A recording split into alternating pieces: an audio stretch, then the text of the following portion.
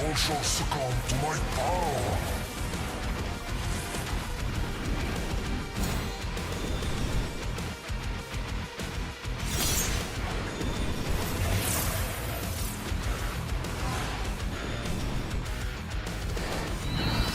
May my rule add some fun to this boring world. Let's see what's beneath these bandages.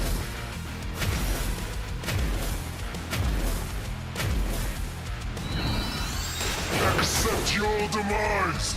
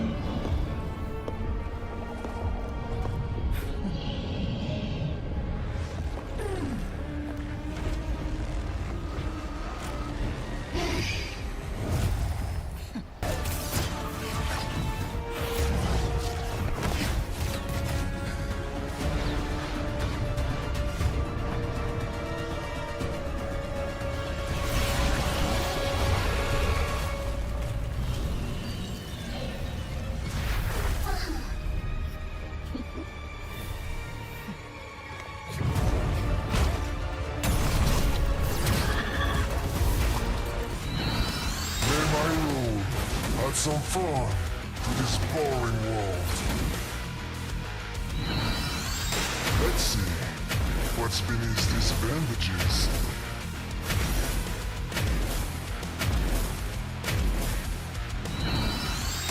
Accept your demise!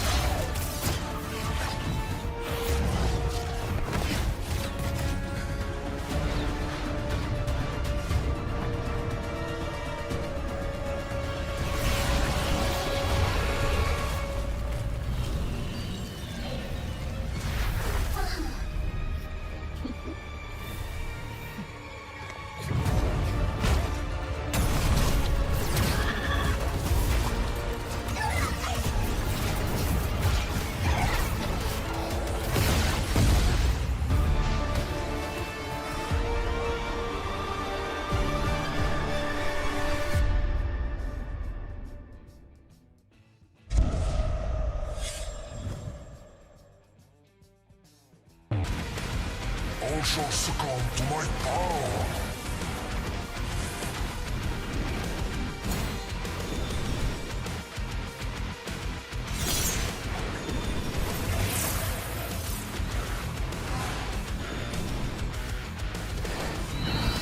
May my rule add some fun to this boring world. Let's see what's beneath these bandages.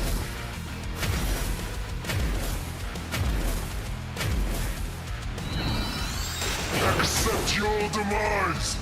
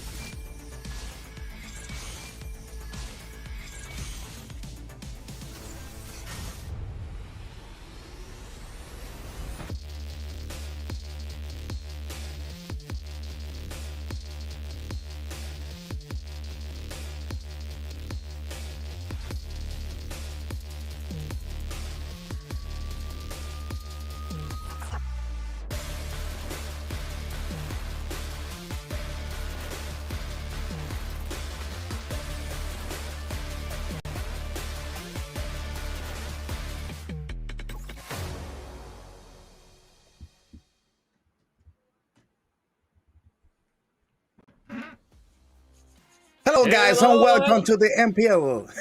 Rico, please go ahead.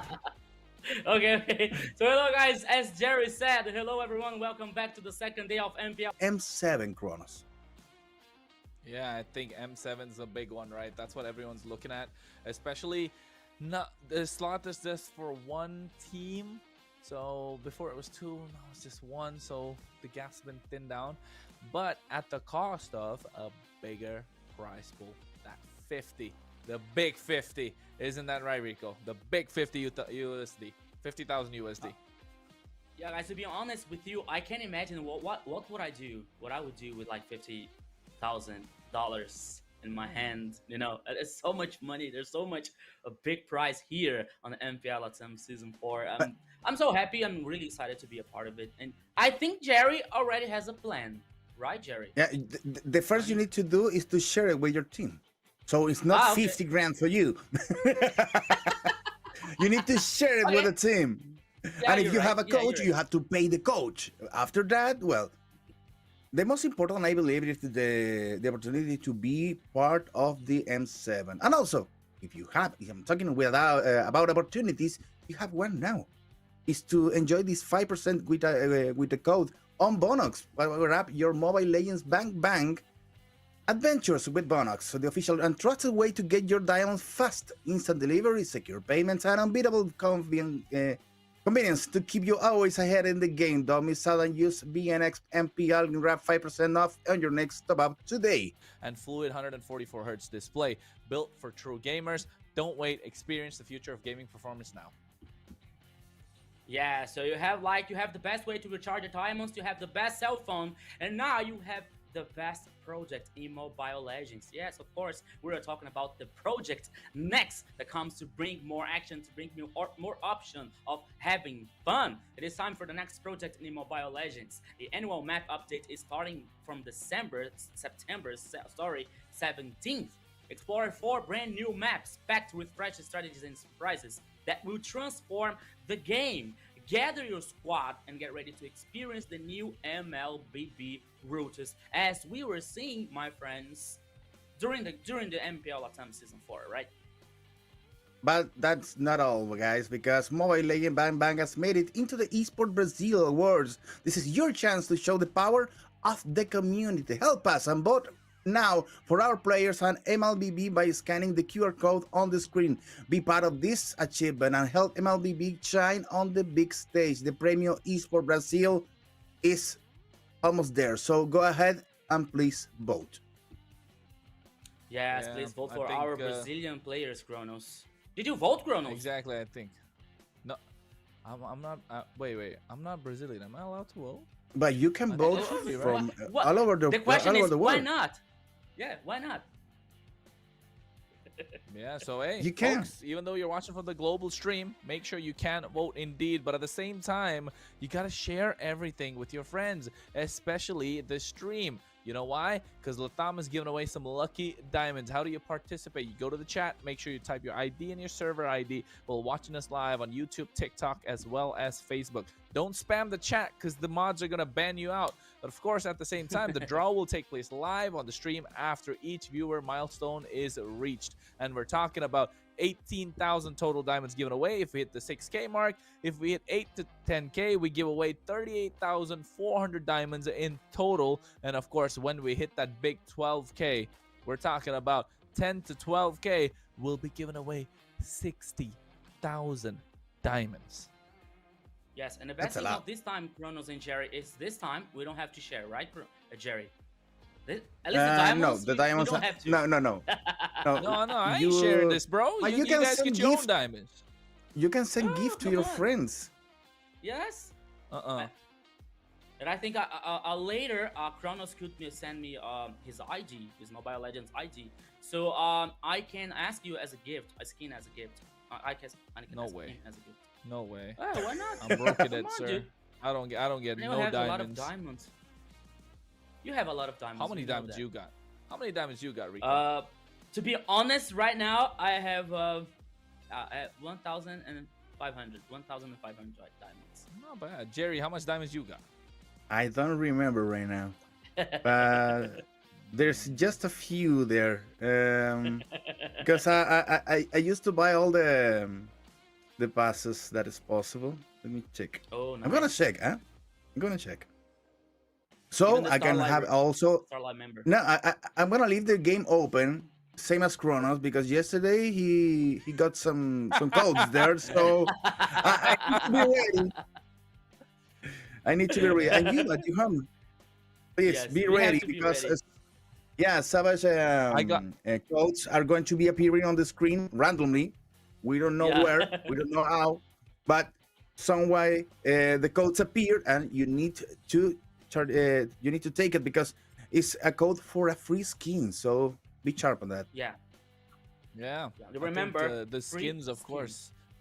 People want the skins. And how do you get those skins? I'll let you know as well. We'll give you a tutorial on how you're gonna do it because I don't know when they're gonna. Oh wait, never mind. They're gonna drop it right now. Right Come So on. now. Really? you go to the game, Yeah. folks. You open the game. Go. All right. You have to And be then you fast. go have to be your fast. profile in the top left corner, and then you go to the settings button, and then you'll see a drop down called redemption code, and you might want to redeem this code so you can get a free skin. It's called U3K5WBTXQ, and when you redeem this code, you just might get yourself Okay. a skin. Let me check. Did you get? No. Too much Really? interaction, please. For later. No. Look at Jerry's Really? actually trying No, to no, get the no. skin. The guys For in me, the it shows the guys in the exceeded podcast chamber. are really quick. Gosh, the guys are so fast. Yep. I mean, But maybe I you're don't gonna even take try for that. Now, I'm seeing you guys trying to redeem the code, and the guys are so fast. So I give up. And I said, You ask about my diamonds. You ask about my diamonds. I have 1,600 diamonds right now. There's just a few. Well, Man, he rich. Yeah, they're You're rich. rich, no, sir. no, not at all. You are Not at super all. rich indeed. Rich guy. Just a few. Yeah. People confuse this as a marksman as a melee hero, you know, because of the ultimate. So they're always getting melee to the enemy and say, "Hey, you're a marksman. You're not a melee hero. Come on, stop playing that. Stop doing that." You know, there are people are like getting confused about that. Well, that depends on your ranks. There are some ranks where people play marksman as a melee heroes always, so you're gonna have to be surprised about it, guys. So getting into the game, getting into the format, we have the Yes. Swiss round format that is being part of this MPL. So if we're going to be watching right now, yeah, The battle let's for take a look what glory happened begins yesterday. now. Welcome to MPL LATAM Season 4, the road to the World Championship. 8 teams enter the regular season in a Swiss format. Most matchups are best of 3, with special best of 5 duels in round 3 for the 2-0 and 0-2 series. The 8 teams advance to the playoffs, with seeding based on the number of wins in the Swiss stage. The top 2 will already be 1 round ahead in the playoffs. The upper and lower bracket system gives teams a second chance if they lose a series, making every match matters. And remember, the lower final will be a best of 7. And it all comes down to this. The grand final. The champion will raise the crown and secure a spot at M7. Who will become the king of LATAM? Follow MPL LATAM Season 4. The battle for destiny begins now.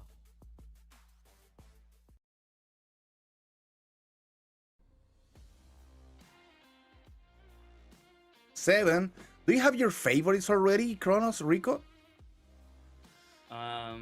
Kronos, please. Hey, Rico, go first. Go first. After you. After you. Okay. I think that DreamX is gonna cause many troubles. This edition this year, this split. I think that DreamX is going really far. I think the Sure. team are getting a good synergy. I think that they're gonna go far. Let me Kronos? tell you, I had to take a sip of my drink there, right there, of course. But let me tell you. But however, I do have another favorite, and honestly, this time they might just be able to take it as well. Influence Rage. It's got to be Influence Rage or Alpha 7 Esports for me. But then, before we get into their games, let's take a look at the schedule today, Jerry. Yeah, for the first time, we have Chilean versus Peruvian guys. Well, the team is from Peru, but we know already that the players are from Argentina and Brazil. BSE is taking their chance with Entity 7. It's the first match for today. After that, ULF against Infinity, and then Influence Rage against DreamMax. And finally, the last meal of the day, we have Alpha 7 with 9Z Global, and that is my favorite for this year, 9Z Global.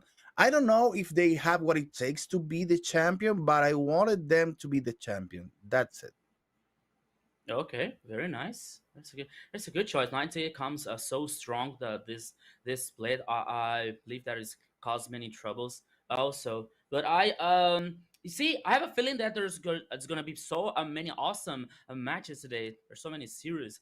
Doesn't matter if we're losing or seeing the losing teams bracket here with as Black Santos and Entity 7, for example. It's gonna be there's has a potential to have a lot of all the 3 games. If Black Sentence and Entity 7, I have this feeling. So all the ones, okay, I know that sometimes that the team are not in a good day, and maybe they lose as like a 2-0, for example. But I believe that I have a potential for all the series have the 3 matches. Especially the winning ones, especially the victory ones, like Influence Rage and Black Sentence. Sorry, Influence versus. Let me guess here. Let me take a look. My memory is not so good. Okay, Influence Rage versus DreamX and Alpha 7 versus 9Z Global. Well, I was talking that I wanted to be Nancy Globan as a champion because they had a little taste of being on a final already, and I think it's good to have some changes during in the region. But today is the day to prove that they are worthy to be on the final, because they are going to be against Alpha 7, and Alpha 7 is the strongest team that I haven't seen that we saw yesterday. just one day of competition, and we already have some stories to tell. Yep, we do indeed. And taking a look at the Swiss bracket as well. Yesterday we started out with 0-0. That's the results of yesterday. Influence Rage taking away Black Sands Esports 2-0. Same thing, 9Z Global into Entity 7. And of course, DreamMax able to make that reverse sweep with a 2-1 victory over Infinity. And the same with Alpha 7 Esports. They were able to bounce back after the first loss and then making it 2-1 in a reverse sweep. So you can see it's split into the 1-0s and 0-1s. The 1-0s being the 1 wins and 0 losses, which is Influence Rage, DreamMax, Alpha 7 Esports, and 9Z Global. So they'll be going head-to-head against each other today. And of course, on the bottom side, you can see the 0 wins and 1 loss. That will be Black Serpent Esports, Black Sentence Esports, and of course, Entity 7 and Ulfnar and Infinity. I keep screwing that one up. But then, after today, for next week, you will see the 2 zeros. So the winner from the 1 zeros will start facing each other, and they will already qualify. While the losers from today's 1-0 matches will go head-to-head later on against some of the winners of the 0-1s. So it might be mixed up. Not sure how the fixtures will be, but you can see it will come through. And then, of course, the 0-2s will face each other, and the losing team will head to relegation. So, hey, it's a stacked one, but then I think it's going to be exciting, Jerry. Yeah, today we're going to meet the team that is going to be there on the edge of the abyss, because just one game and they are absolutely out of the competition. So let's hope that the Chilean team goes one step ahead, and the same for, I don't know, maybe Ulfanar, because they come from the MDL. I believe they need this as some cheering for the team. The team needs to believe on themselves. So one step ahead is going to be good for them. So I hope it's good. It will be a nice day for Ulfanar and also for the Chilean team. Yeah, so as Chrono explained very well here, it reminding you guys the 2-0 teams are going to fight a best of 5 to decide the seeds, and already qualify for the next stage is the playoff stage, and 0-2 teams are going to fight a best of 5 to still survive in a competition. So the 0-2 teams are not allowed to lose the third time. So if also happens, there is also out of the competition. So that's what Swiss stage is so interesting. They're so attractive at this point of the tournament to make things more exciting and important for all the teams here that is allowed to participate and competing for the glory, for the prize, and for the space for M7. And now, guys, we got here the Entity 7 lineup with Black Mine, Sagan, Erwin, and Roaming, and Chimera, the gold lane Jerry. Entity 7 who lost yesterday, but it shows us a very explanation to grow, improve in this competition, and maybe win at this time. Well, the thing is, both teams that are going to play right now already lost 2-0 yesterday. So they need to prove that they already have what it takes to be part of the MPL, not just the team and the players, but also the bravery to be part of this highest competition in Latin America, Kronos.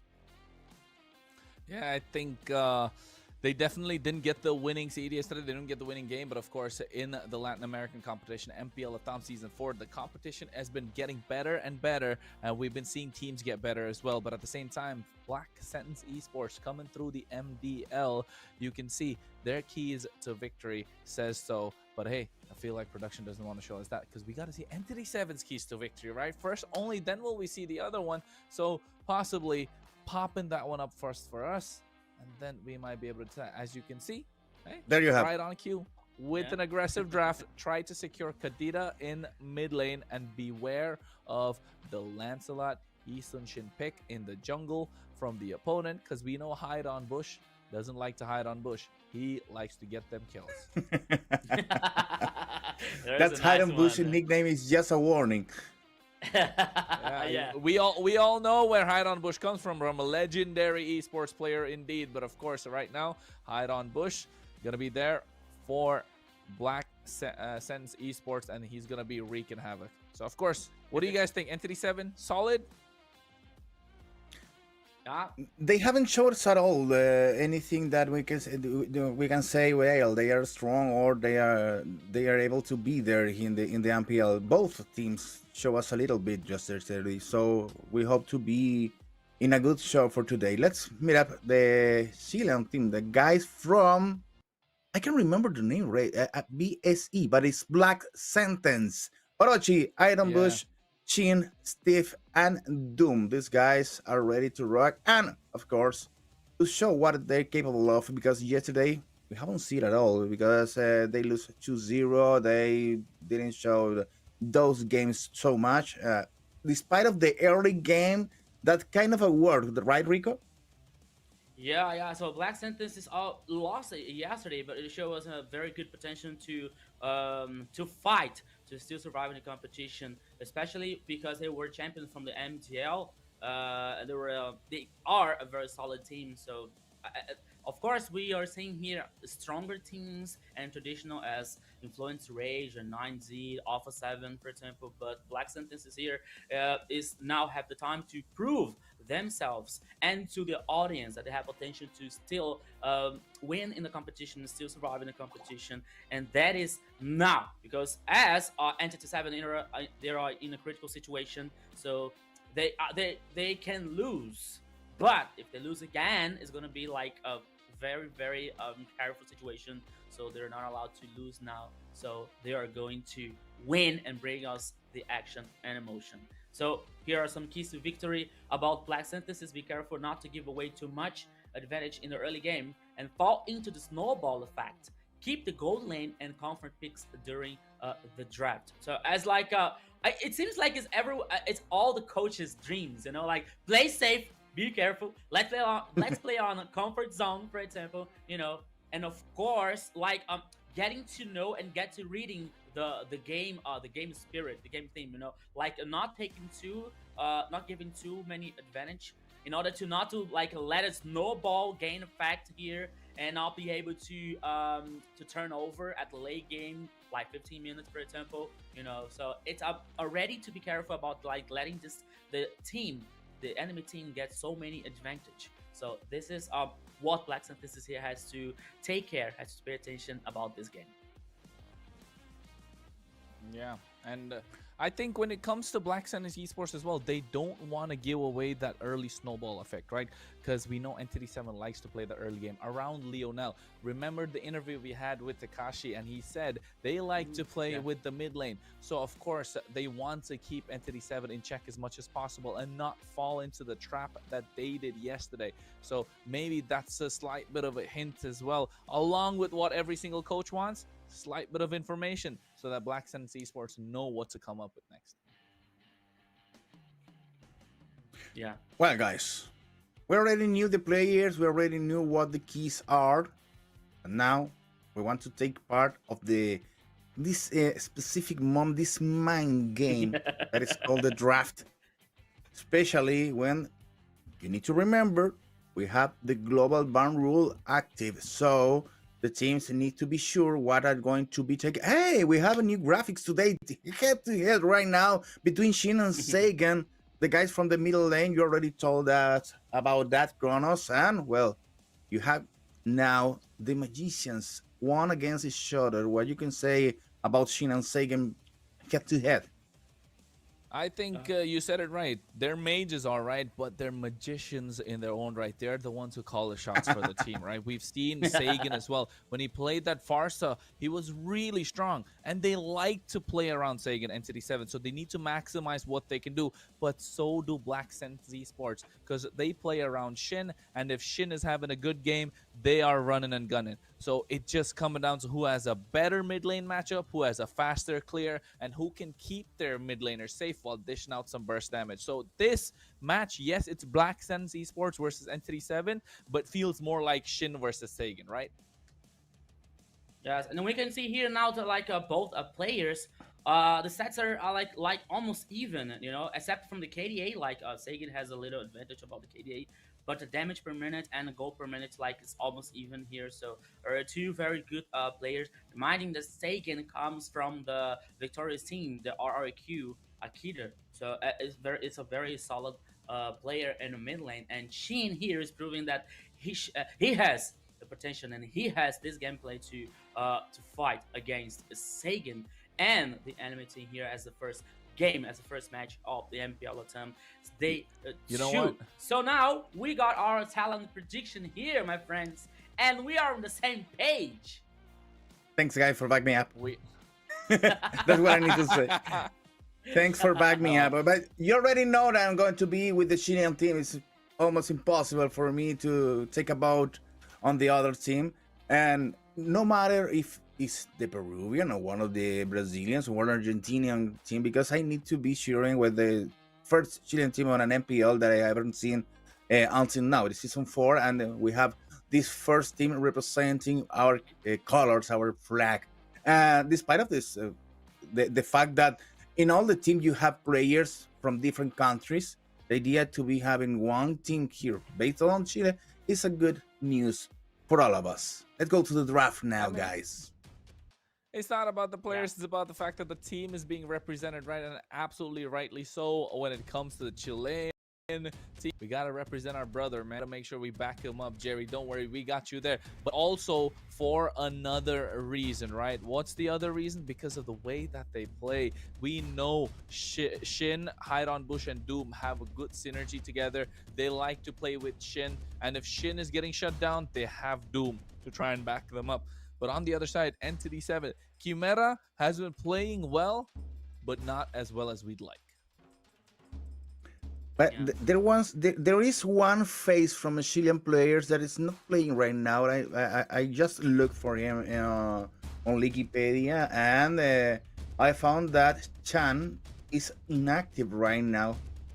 Unfortunately, it would be a good element to add to Black Sentence, maybe.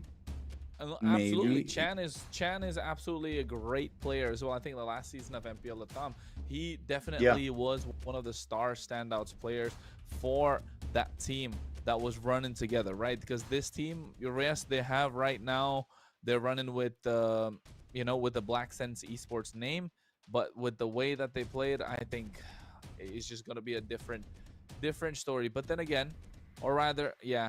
But then again, now with the draft, Rico, you look in, you find it anything funny? Because don't forget, folks, we're watching global bans once again.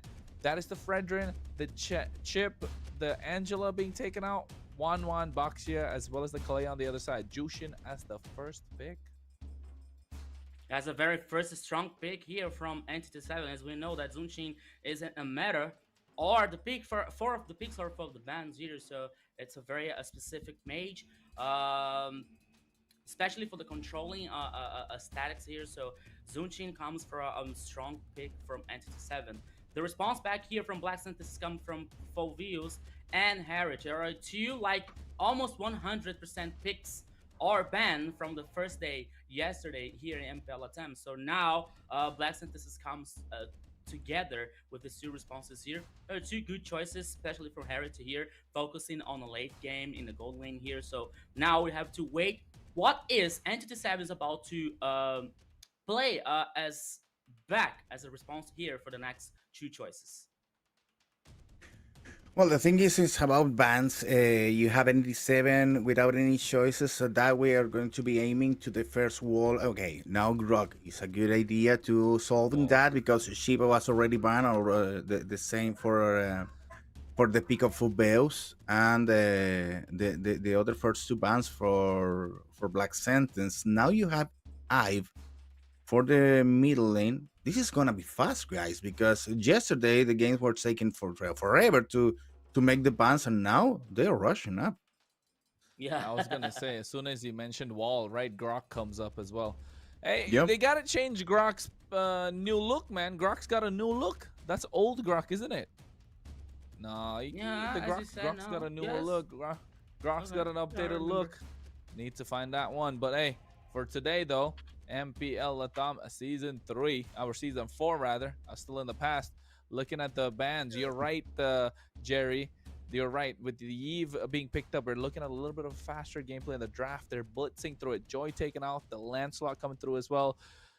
The Yi Sun Shin still up for grabs, so I'm not sure if they're going to take out the Yi Sun Shin. Boxia's already taken out. Fredrin's taken out. Maybe ban the Akai. Oh, the Esmeralda. We saw what the Esmeralda can do. But I think here it's got to be the Yi Sun Shin, right, Rico?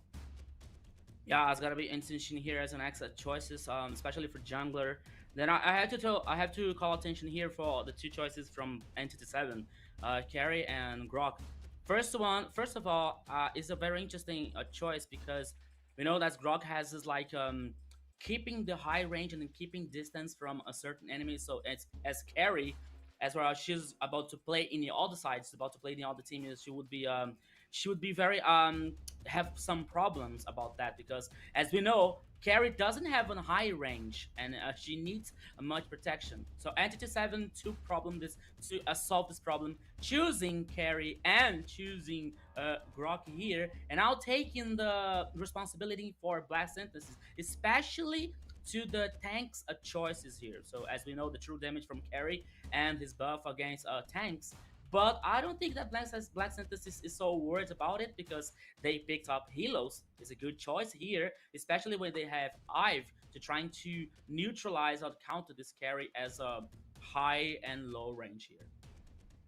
When both teams started looking different things. In the case of Entity 7, they were looking pure damage on the first choices, and after that they choose Grok as this first line, this wall needed to have peel for Sujin and Carry. But on his side, Black Sentence looked immediately for some interactions between the heroes, Foveos and Harry, that already have some synergy there. And Knife is going to complement that. Hylos looks for Carry. The idea is to solve that first line problem that is going to be harder now with Uranus and Yi Sun Shin for the damage. Okay, Uranus and Grog on the first line. That's hard to deal with. So Hylos is going to need to pass this out. And also with the response on Hayabusa, they have the choice also to jump over there and goes against Carry and Yi Sun Shin quickly as possible.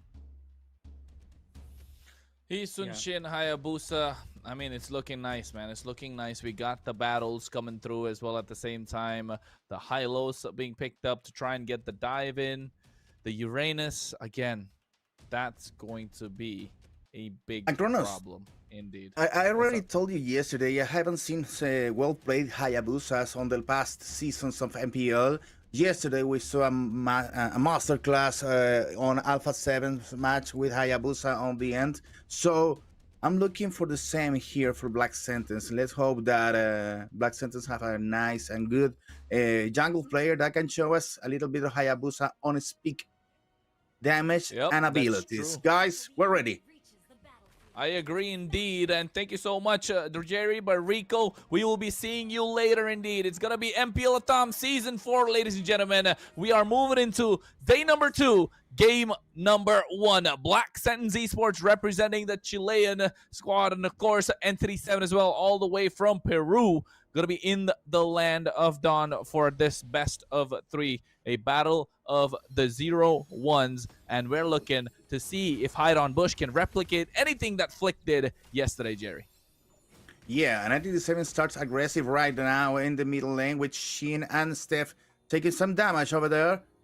They need to pull back because they can't fall on the first minutes of the match. It's already just 1 minute and Shin is already on trouble, Kronos.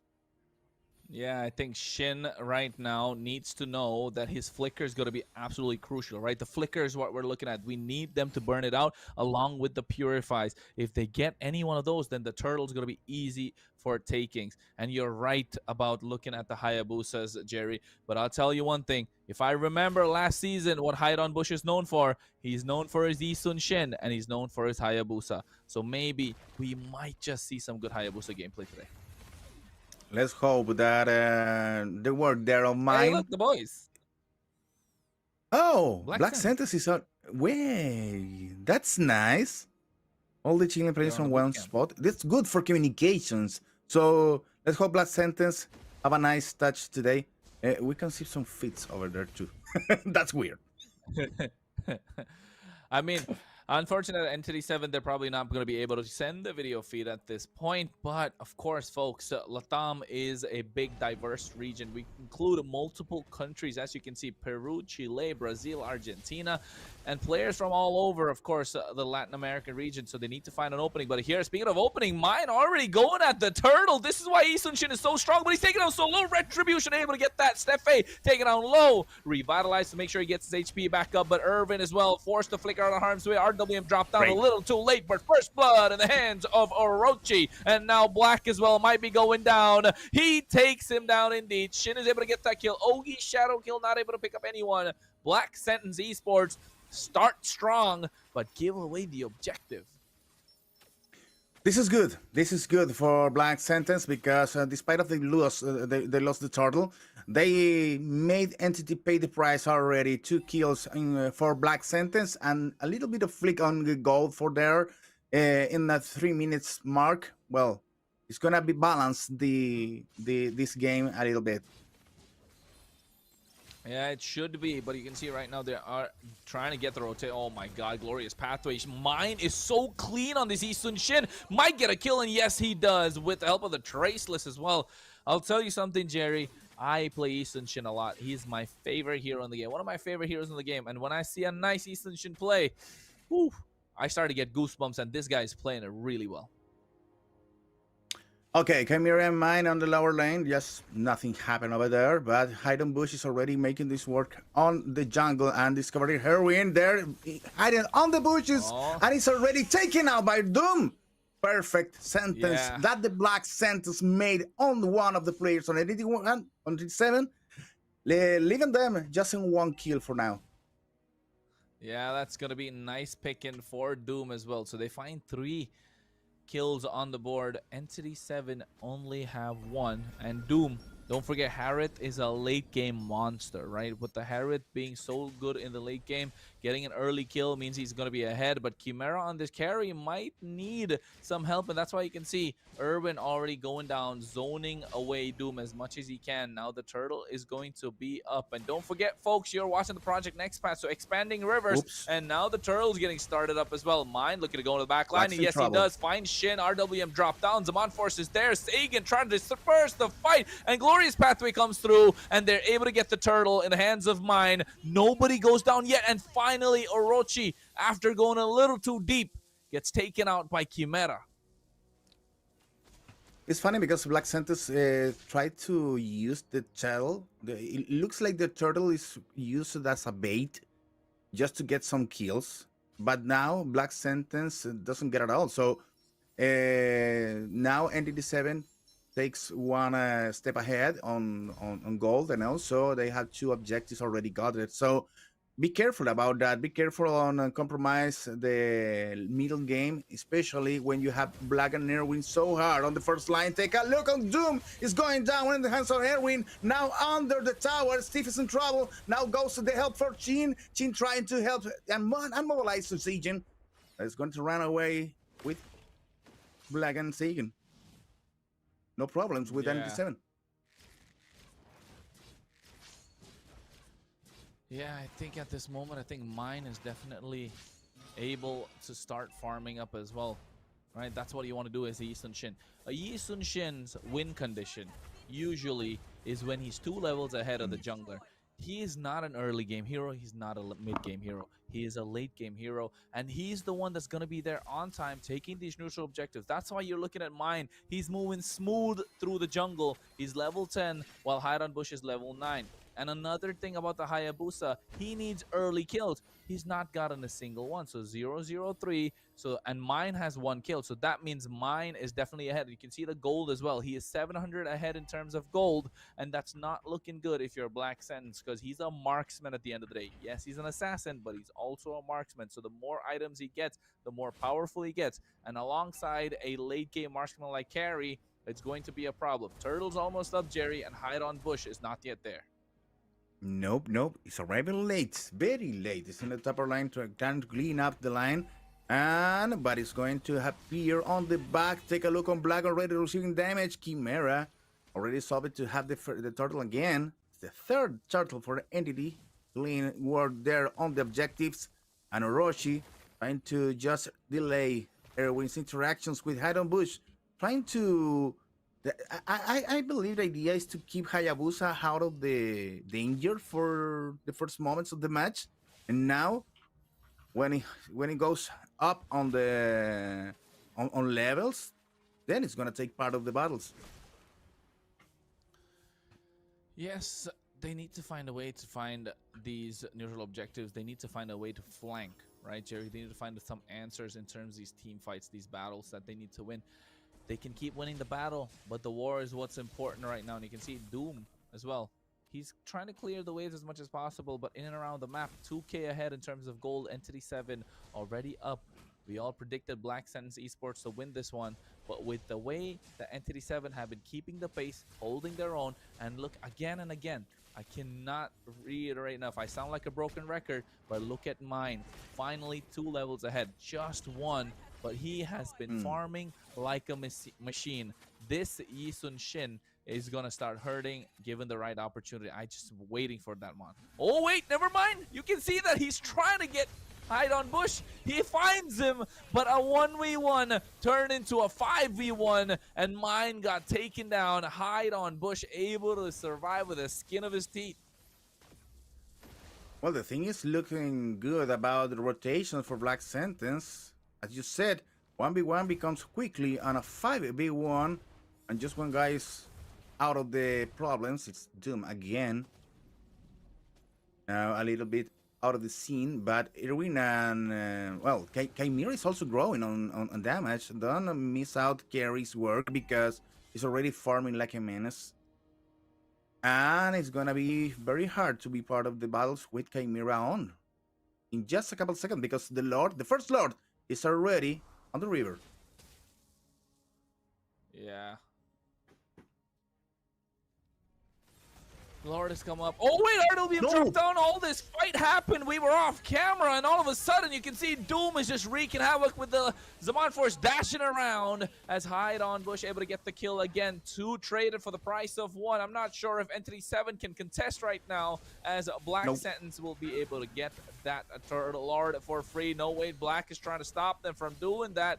But I don't think he's going to try and pick this fight because Doom is there, and so are the rest of Black Sentence Esports, and they're able to get that kill onto Black. He had no business being there. It was not his territory, and Black Sentence will be able to get this first Lord less than 10 minutes in.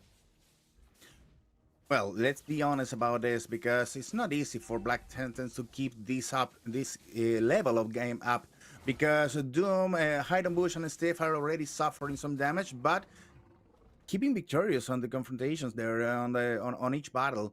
I believe that the idea to keep Hidon Bush out of the scene for a little while, pay the price already. Take a look at Orochi already taken out. Oh, mine already taken out low. Traceless not gonna help him get away. Doom is able to get that kill, but you can see the Ogi Shadow Kill. Hidon Bush gets 1 of his own as they trade 3 and don't give anything back. Some people would call that a scam, but the way Black Sentence Esports are playing, oh my god, they've been clinical. Yeah, just a little. The idea to Black Sentence is to keep the numbers against 87. They have 3 players out right now, so it's a good time to push on the middle lane and also to push on the Black guy, the guy trying to defend the advance of the Lord on the first tower. The first tower on the base is already taking damage, and Entity 7 goes on to the base just to defend. Well, now the Lord has been used up, right? And the Holy Shields that's there is already popped. So it's looking like it's going to be a slight bit of a slight bit of a difficulty for Entity 7 to hold their own. We all know Black Sun Esports are going to be really aggressive with the fact that they have an assassin Hidon Bush on this Hayabusa. And you know what, Jerry? We're 11 minutes, 30 seconds in. Are you liking his Hayabusa? Yeah, by now it's useful, but I believe the protagonism there is being taken by Doom because their early game has been on point, and but Hidon Bush is just saving energies for the maybe middle and late game that is already starting in just a couple of seconds. Yeah, and now the Yisun Shin, right? I was talking about how the Yisun Shin is going to be a problem, but when you're in your base, you're not much of a problem, are you? 1-2-1, Hayabusa's already gone ahead. The Lord is going to be up in 40 seconds. They're all on the opposite side looking to find an angle. Hide on Bush tries to go through, but Sagan using the flicker to try and survive as well. So Black Sentence Esports are doing everything right today. Hopefully Entity 7 will find a different angle for them to do. And I'm looking at Black, right? We've seen 2 Uranus games yesterday. Absolute monsters. Today, quite underwhelming. Is either Black not doing something right or Black Sense Esports are putting in a lot of pressure. No, I believe that Black Sentence is making this work okay because they don't care about Black during the battles. They just care. They take place over the damage dealers and forget about Black. They don't need to rock their arms or their hands trying to hit the tank because they know it's impossible to take care of Black before the damage dealers. So the focus on Black Sentence is quite well today. Yeah, and at this point, maybe they will be able to find an opening, but look at the wave pressure, man. They got to respond. The Lord is already up. Entity 7 don't know what to do. It's like a headless chicken walking around at this point. Everything being used up. The Lord is just being toyed with. It is a big bait. Will they bite it? Look at Doom. He's trying to find the damage as well, but it's a lot of CC coming through. And Black in the back line has to flicker out of harm's way, but look at Doom. He's still going through. Hide on Bush gets knocked up by the tectonic charge. He gets taken down. Irvin, this Grok is on a double kill. He will not take it in disrespect. He wants the wall to stop all of them, and now they're looking to go in. Irvin finds another, and Mine is dishing out the damage, but Doom comes back with the Zaman Force. He's on a mega kill, and I don't think they should have gone in so deep. Now, finally, they turned their attention to the Lord. Was that a little bit of a time waste there, Jerry? Could have Entity 7 have just taken the Lord instantly? No, fortunately, Black Sentence just gained time there. Despite of taking a huge battle behind the line, the enemy lines, they tried to keep up with the pressure. So Entity 7 kind of take the Lord easily. Now Doom is on their hands. They have the chance to secure the Lord. Yes, that's it. Shin take it. But the importance is for Black Sentence to have a new Lord to push against Entity 7 that couldn't comply. It couldn't achieve anything about that battle that goes wrong for Black Sentence because they made a little mistakes there and maybe overextend the battle. And after that, well, Entity 7 can't solve how to improve their manage there and keep lower on the gold and also on the aggression. Yeah, the aggression, the gold, all on the side of Black Sentence Esports. But look, it's not that much far behind, though. The only problem that Entity 7 are facing is that the Lord is marching down the mid lane, but the clear is not coming through. I think they're rushing this Lord a little too early. So the waves are not going to be synced. This is not good discipline coming in from Black Sentence Esports. This might just be a good idea for Entity 7, and now they're trying to force it. No minion waves are going to be crashing, but what a charge from Irwin! He finds the opening and take down Shin, and this is what I was talking about, the discipline not being there from Black Sentence Esports. And you were right, Jerry. They need to keep this high level of gameplay alive, and now you can see they go through again, and Mine finds the shutdown on Doom, and Entity 7 are looking to bounce back. Yeah, they need to be careful because Heidenbush couldn't go under the tower to get some more aggression on Black Sentence. Just keep there behind with the power core on their hand, just watching the battle. And after that, well, Doom was obliterated for Entity 7. They disappeared on the damage that Entity 7 provides. Take a look there now under the Black Sentence tower. He cleared it. He cleared the minions. That was the goal. Hydon Bush didn't want them to push through, and they didn't have a minion. He used the Yogi Shadow Kill with the Retribution just to clear the wave, so maximizing the utility that it can give. And right now, again, with Mine on a Eastern Shin, it's a marksman, folks. Don't forget, so they have 2 marksmen, but Hydon Bush has been playing so well on this Hayabusa. So has Shin and Doom as well at the same time. And they have good frontliners, Orochi and Stefe. So the pressure and controlling the river has been really good from Black Sentence. Yeah, now the rotations again a little bit looks more coordinated for Black Sentence, trying to look some guy out of place there in the river, and we have 24 seconds before the next lords appear. Maybe mine. Well, it's clinical there again, trying to provide some damage and to bait someone to Black Essence to Oh, take a mid bad lane, step mid lane, mid on the lane. bushes. Ooh, hide on bush, almost getting that kill onto Black, right? Almost, but he's a Uranus. He's so tanky. But one good thing is now he doesn't have the flicker, Jerry. So in the Lord fight, if he goes too deep, they will punish him. Yeah, mine again trying to check there on the Lord. That's not taking care of the Black Sentence guys. Or they're just waiting for the next player to make some mistakes again. Oh, wait. Oh my god, what a play coming in from Irvin. He finds the right knockup as well, shutting down Hide on Bush. Now it's a 5v4, and they might be able to win, but look at Chimera, he gets melted down. Doom is the one that gets taken away. Mine is still left standing. Orochi with the Infernal Pursuit goes in quite deep, and now the two frontliners do not have their damage dealers. I think they were a little too aggressive. Black Sends Esports respond with a double kill in the hands of Shin. And that is how you make a possible comeback. And oh my goodness, the play from Irwin was so good. But Black Sends Esports were just one step ahead.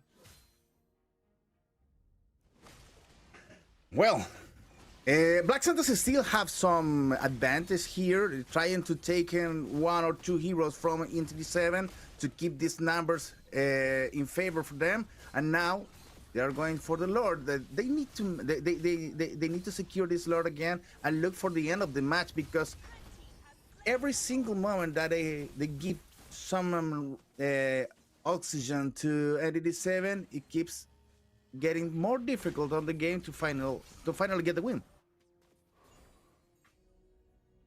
Yeah, and I think this game already 19 minutes in, Jerry. We thought it's going clean today. We thought we were going to get out early. They said, no, you're not getting out early. We're going to keep it coming. The matches are going to get harder. The games are going to get longer. And you will need that evolved Lord to make a difference. And that's what Black Sends Esports have right now, Jerry. Yeah, they need to close the game right now. They need to close the deal. Now the Lord is pushing on the top line. And in the bottom one, hey, Black's already suffering. Just 2 hits. And his energies go down. Looks like this is the end, Kronos. Yeah, this looks like it's going to be the end indeed. The Lord is quite tanky. 30,000 HP. Hide on Bush goes to get a quad shadow. Oh my god, mine taken out so low. Ogi shadow kill being used as well. And you can see Irwin is the first one to fall. Doom has the damage. Shin takes him out. And now Doom is a double kill monster. At the same time, they are able to get the base crystal. What a victory for Black Sends Esports. It was coming, but it took a little longer than we thought. Yeah, we was sure that this ain't gonna be easy. That was for sure. Black Sentence made it work, but they need to rush when they have the advantage, because today it looks like they're just giving water to Entity 7, extending their life, and they need to close the deal quickly until or before that Entity 7 goes up again. Chimera and Mire were very dangerous indeed if they got to the late game. So good victory for Black Sentence, but they need to be more careful on game 2. What do you think about this, Rico? Yes, my friend, it was an epic game. It was insane. You know, it's like wouldn't even a game until like the last minute of this game. And Black Sentence has the resilience to take a look and rearrange all the squad here and leads to victory. But oh my goodness, what a first epic game that we saw here. It's about like we have to talk about the MVP later, but here I have to mention what Orochi has so importance to this composition, because this 4 views was supposed to take back and take control of many critical situations for Black Sentences here, especially in the top side. But reminding you guys that you are able to vote for the most valuable player here in our social platforms, broadcast platform here, so you can vote now.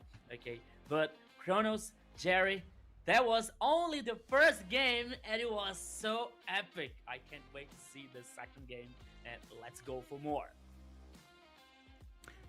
You know what, Jerry, Show me. Rico, we're at the highlights. Who do you think the MVP Okay. is? Okay, but we're still receiving the sound of the highlights. It's a little bit loud, but I can say that well, if it's difficult to choose one MVP for Blank Sentence because they made it work just for teamwork. You can say Doom for the early game, but after that, as Yeah. Rico said, Orochi takes protagonism because it made things possible, like with all the servants there helping to make the things work. And after that, Hide and Bush wasn't the Hayabusa we saw yesterday, destroying everything on their path, but it was good enough to take the Black Sentence on the highest peak. So I believe it's between these three guys. Yeah. I agree There's as a- well. I think it's gonna probably between Doom, Shin, and Hide on Bush. I think these are the three that kind of make a difference. But then again, it was just pure teamwork. Without Orochi and Steffe, they couldn't have made it possible. What do you think, Enrico? Yeah, I totally agree with you. Like we were saying about Orochi, especially for that top side team fight that all appears to seeing everything lost for Black Sentence after the hard engage, the very good hard engage from Irwin and the Grok and the carry to win the game number one. So here, Black Sentence, as you said, is about like we have all the five players played so well, but it may be on Hide and Bush and Doom, as Jerry said, Doom at the early and mid game, he was very well, but sometimes he was like that his position was not so cool. So Hero got some pick offs, and it was the critical situations there that Black Senses needed the magic damage, but that was okay because they got win in the first game. But I don't know, maybe for me, my MVP would be Orochi, but it's very I think it's very hard to choose him as a MVP now, but all the players in the Black Synthesis play very well. Well, you had the chance to vote, guys, already on YouTube. We are already voting right now, so make your vote count. And now we are going to be checking the stats for the game. It was a really close game after all. On the end, maybe Entity 7 was able to make the comeback, but well, I believe, and I know it can be just a little detail, but to have all the players in one place improves communications. And if Black Centers wasn't able to get all the players in the same place, they haven't able to get the victory on this game because they need to be very sharp on communication, especially with a hide and bush appearances. There wasn't a protagonism at all, but it was good enough to be part of the victory. Yeah, you totally definitely. right, Jerry. Yeah, Kronos. No, I mean what you're Okay. saying is right, and I think at the same time as well, I believe Shin definitely. For me, Shin would have been the MVP for the way he's been shot calling the entire time.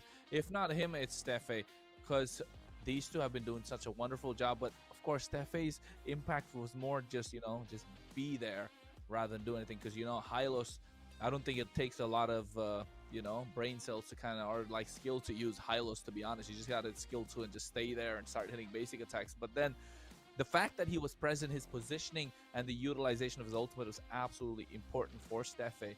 But again, Shin, I think, coming out with I think my MVP with the way he's played the Eve, and we spoke about it in the draft as well, is going to be a fast or slow game with the way Shin plays. And again, even in the head-to-head, it was between Shin and Sagan. So Shin making the clock work for his team. I think Shin definitely might be getting that one from my side. But looking at the damage stats, looking at the damage taken, and looking at the kill participation, you can tell 100% from Irwin. He was all over the place for Entity 7. He has been making Entity 7 like last long in games and making it work. Yeah, and it's a little bit fault of on black with the Uranus. I just said that before. This Uranus was different from the one who saw yesterday. There was a very protagonism and also a huge tank impossible to deal with. Now Uranus went down a little bit and also wasn't able to participate on all the team fights.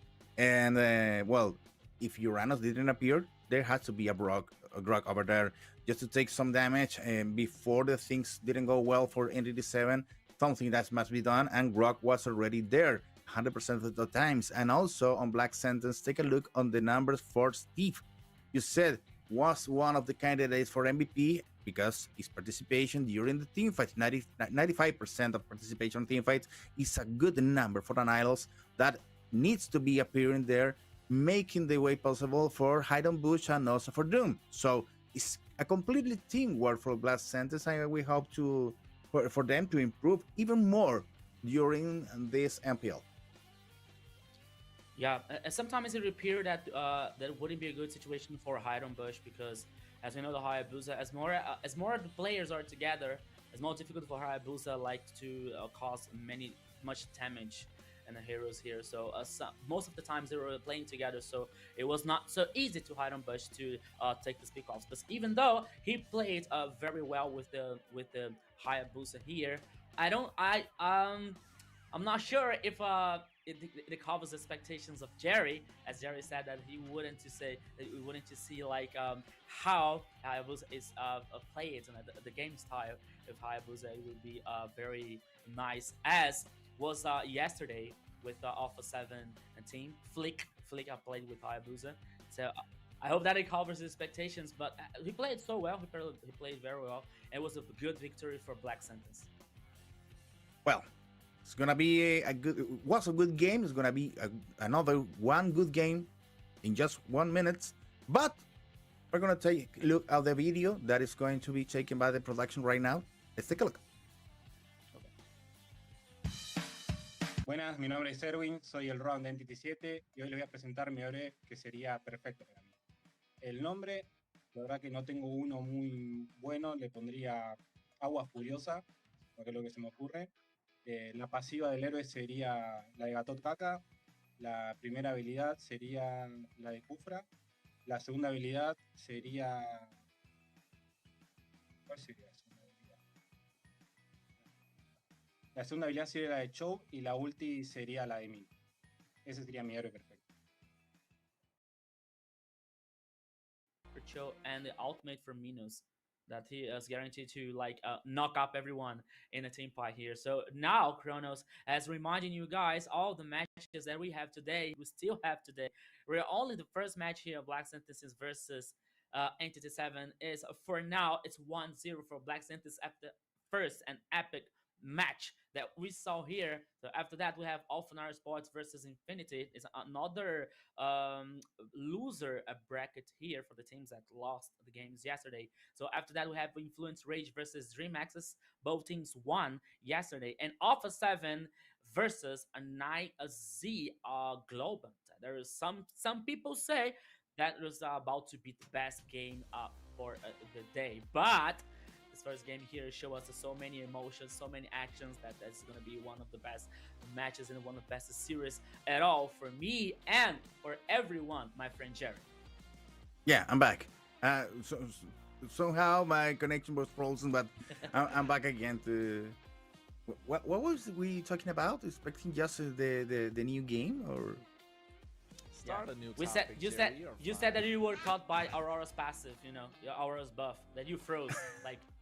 Yeah, I was saying that I like the new point of view on the interviews with the players, that trying to be more creative, playing charades, and also inventing something that could come on the game. So let's hope we were even more creative, maybe inventing some skins for the future. I don't know. MVP for this game is Shin finally. Kronos, you got it. Called it. He's the shot caller, man. 4, 1, and 12 on the KDA. 37% damage out of the entire team on a Eve. Oof.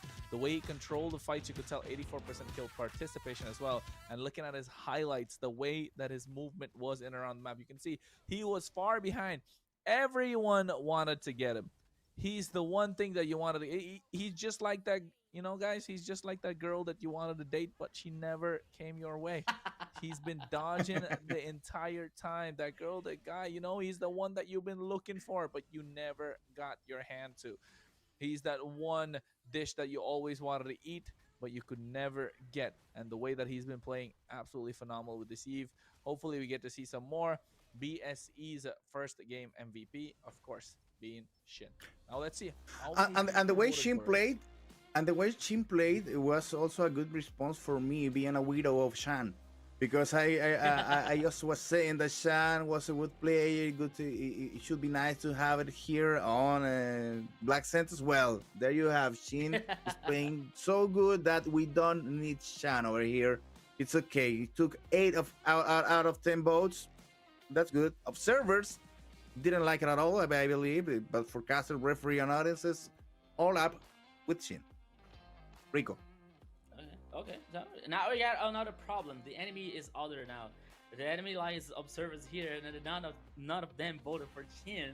But that's okay because he's played very well in the first game here. Like 8 of 10 from the most valuable player so far after the first game. So Shin was responsible for a very well played with Eve.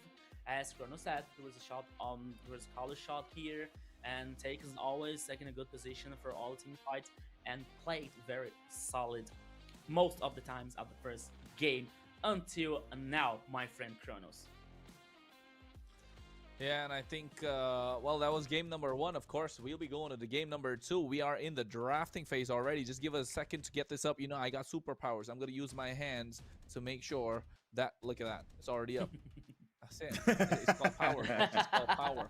But this time, hey, guys, wait. But you're lacking a little bit of power because we don't have the global bounce over here. I'm going to say, I haven't got that up yet.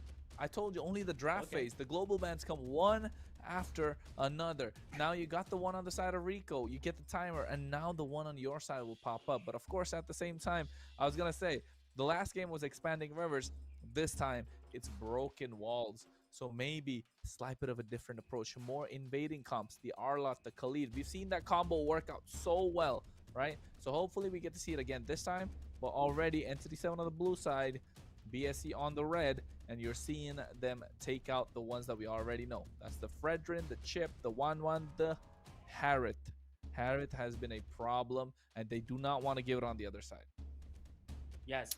Well, as you all guys are taking note, that 1-1 so far is a 100% banning from still from yesterday. So well, another thing that I'm not sure that GM Obsidia was talking in the chat, if Harriet and so far is 100% also ban and a pick up phase here at the second day of MPL LATAM. So I can take a look.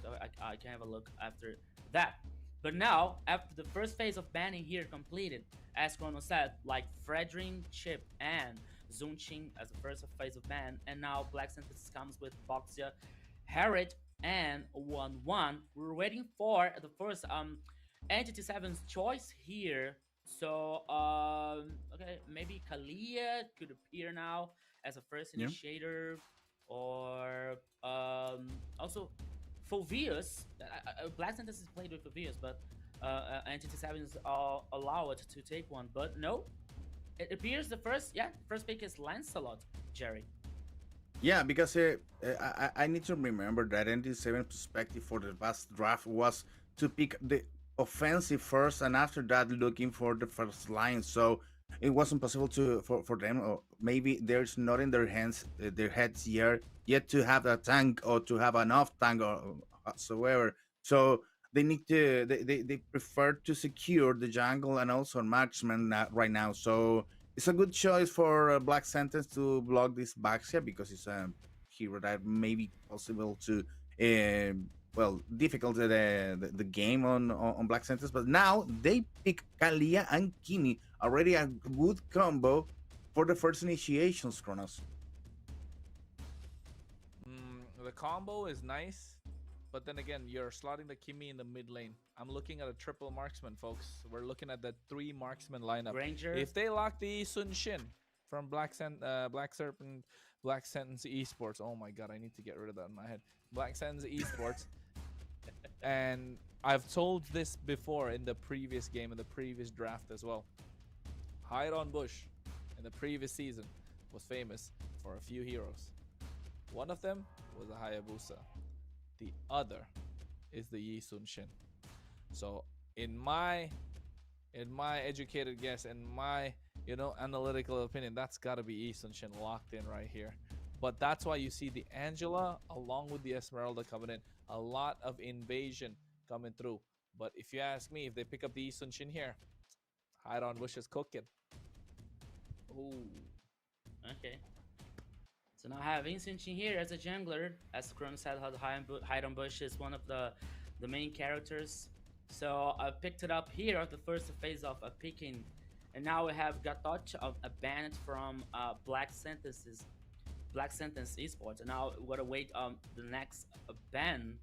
Maybe focusing on a gold lane with the possibility we have the 3 marksmen here in Black Sentence's composition. So we gotta wait. Maybe Granger could be banned now from Moscow. Okay, so the gold is being focused, and maybe the last ban from 87 could also be another gold laner, Jerry.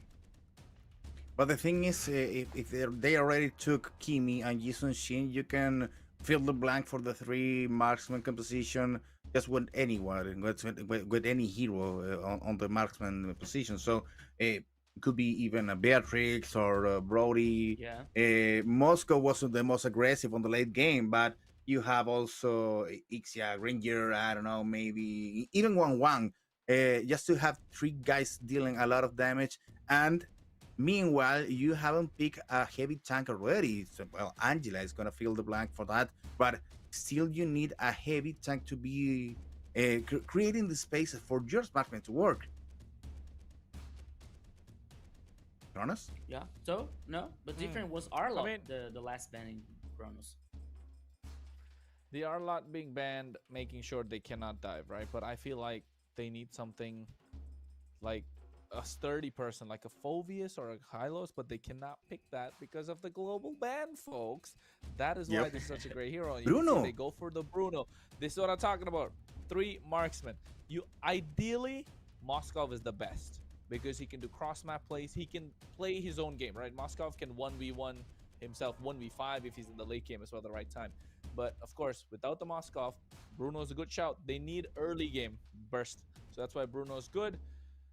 But here they need someone to stop the Esmeralda. They need someone to, be able to stop this Lancelot, and they need someone who's tanky enough. I'm looking at a Boxia maybe, if that's possible. But Boxia is already banned out. But on the other side, the Granger comes through. And now we find out. Is this going to be Angela They don't mid-lane? know what tank Angela to pick. They don't know. Hilda. Hilda's okay. Hilda's good because you get to dive onto Yi Sun Shin early on, and a good synergy with the Angela also can poke enemies down for Lancelot to finish. I know, Jerry, you're smiling, you're laughing, you're like Kronos is just talking something right now, but I mean maybe, but see that's what I was talking about. They need a front line, and they get that front line. This Uranus, looking at Black Sense Esports lineup, they look super strong, but if this Uranus is shut down early, it's game over for them. Yeah, but maybe Kali is gonna be taking care of the first engages and the to be the role to be an initiator for Kimi and even Yi Sun Shin. Bruno is gonna be on the line, just covering up, trying to get Ranger busy. So Uranus is not gonna have any problems at all. I should have been more aggressive even on Black Sentence on the last pick. I came up with a crazy idea. If they pick up Bruno, why no Edith? Well, okay, you have a point, but I don't know if there will be too much aggressive, But something that I'm missing, I'm missing It's, the it's something engage. you can do if you're Having in the winning. position. You already have Okay. one game on the pocket. Yeah, you're You right. can Oh gamble a well. little bit. Well, gamble or no gamble, we are gonna go into the game. Indeed, it is the second game of the first match. Black Sentence Esports already one game in their hands in this best of three. Entity 7 looking to bounce back and take one in their favor. If you ask me, Jerry, the way that Black Sentence Esports have got the lineup, I don't think it's possible. Why? Because Hide on Bush has a track record with Zi Sun Shin. I don't think he's ever lost with this one. It would be nice to know, but I don't know if even Wikipedia have the statistic for that. No, he's lost. I was just hyping him up. No, He's it's lost a on Zi Sun it's Shin, a I track. remember. No, it's a track too big to be taken care of. Well, in the top lane of Orochi against Erwin, I believe no against Black, and Orochi is already taking care of the line and pushing up some buttons there over Black that is already in trouble, and the lower lane Shin against Erwin again with the Doom participation and mine just taking care of the jungle. It looks like Black Sentence is going to be taking a little steps ahead right now, even pushing more on Entity 7 to make them make more mistakes. It's with the first blood on the middle line, Tegan is the one taking down Kronos. Yeah, I think right now able to get that in their favor. That's looking good for Black Sands Esports, right? Again, don't forget, Jerry, 3 marksmen. They're winning the early game with 3 marksmen. So come late It's a game, lot you of- know it's going to be danger. And now they Oops. go through with the Falling Star Moon. Black already there. You can see the knockup coming through as well. They're able to get the turtle in the hands of Steffe. Retribution not coming at the time on Hide on Bush. And he's able to take down Lancelot, who's supposed to have the early game damage. And already Black Sands Esports are getting the snowball going. Machine damage is insane. Just to be starting with. And Chimera can be part of the game again. Just stuck on the lower lane, and Shin and Steph now are planning. They have bad ideas. They have an evil plan for the lower lane. Kronos, it's good to watch a Chilean team to be playing like this, especially against Entity 7, a team with a history here in the region. I agree. I know you're feeling proud. You're feeling really proud. Oh my God. Speaking of proud, what an engage coming through from the Kalea. Steffe flickering forward with that title strike. Tsunami Slam 3v1. And that was something that Black did not expect. Gets burst down. And look at Hide on Bush. He's moving. They might be able to get this tower. No, they just don't slightest bit. But that should be going down soon enough. They're actually trying to force it as well, maybe. Yeah, the idea is to keep Entity 7 pressure under pressure. And Orochi is helping out there, cleaning the line on the bottom side. Doom is just alone receiving some visitors, but without any problems and dangerous at all.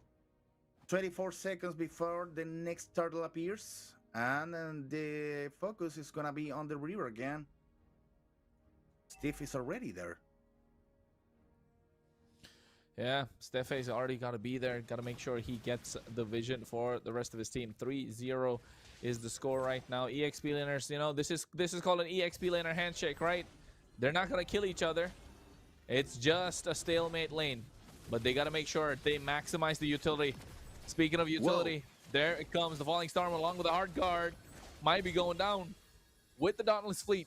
Not able to get a single kill, but you can see they are okay giving up the turtle as long as they get something in return. They might get 2 kills. Yes, they will. A double kill in the hands of Hide on Bush, while Mine able to get the turtle, but gets knocked up by Stefan. The damage coming in from Doom is too much.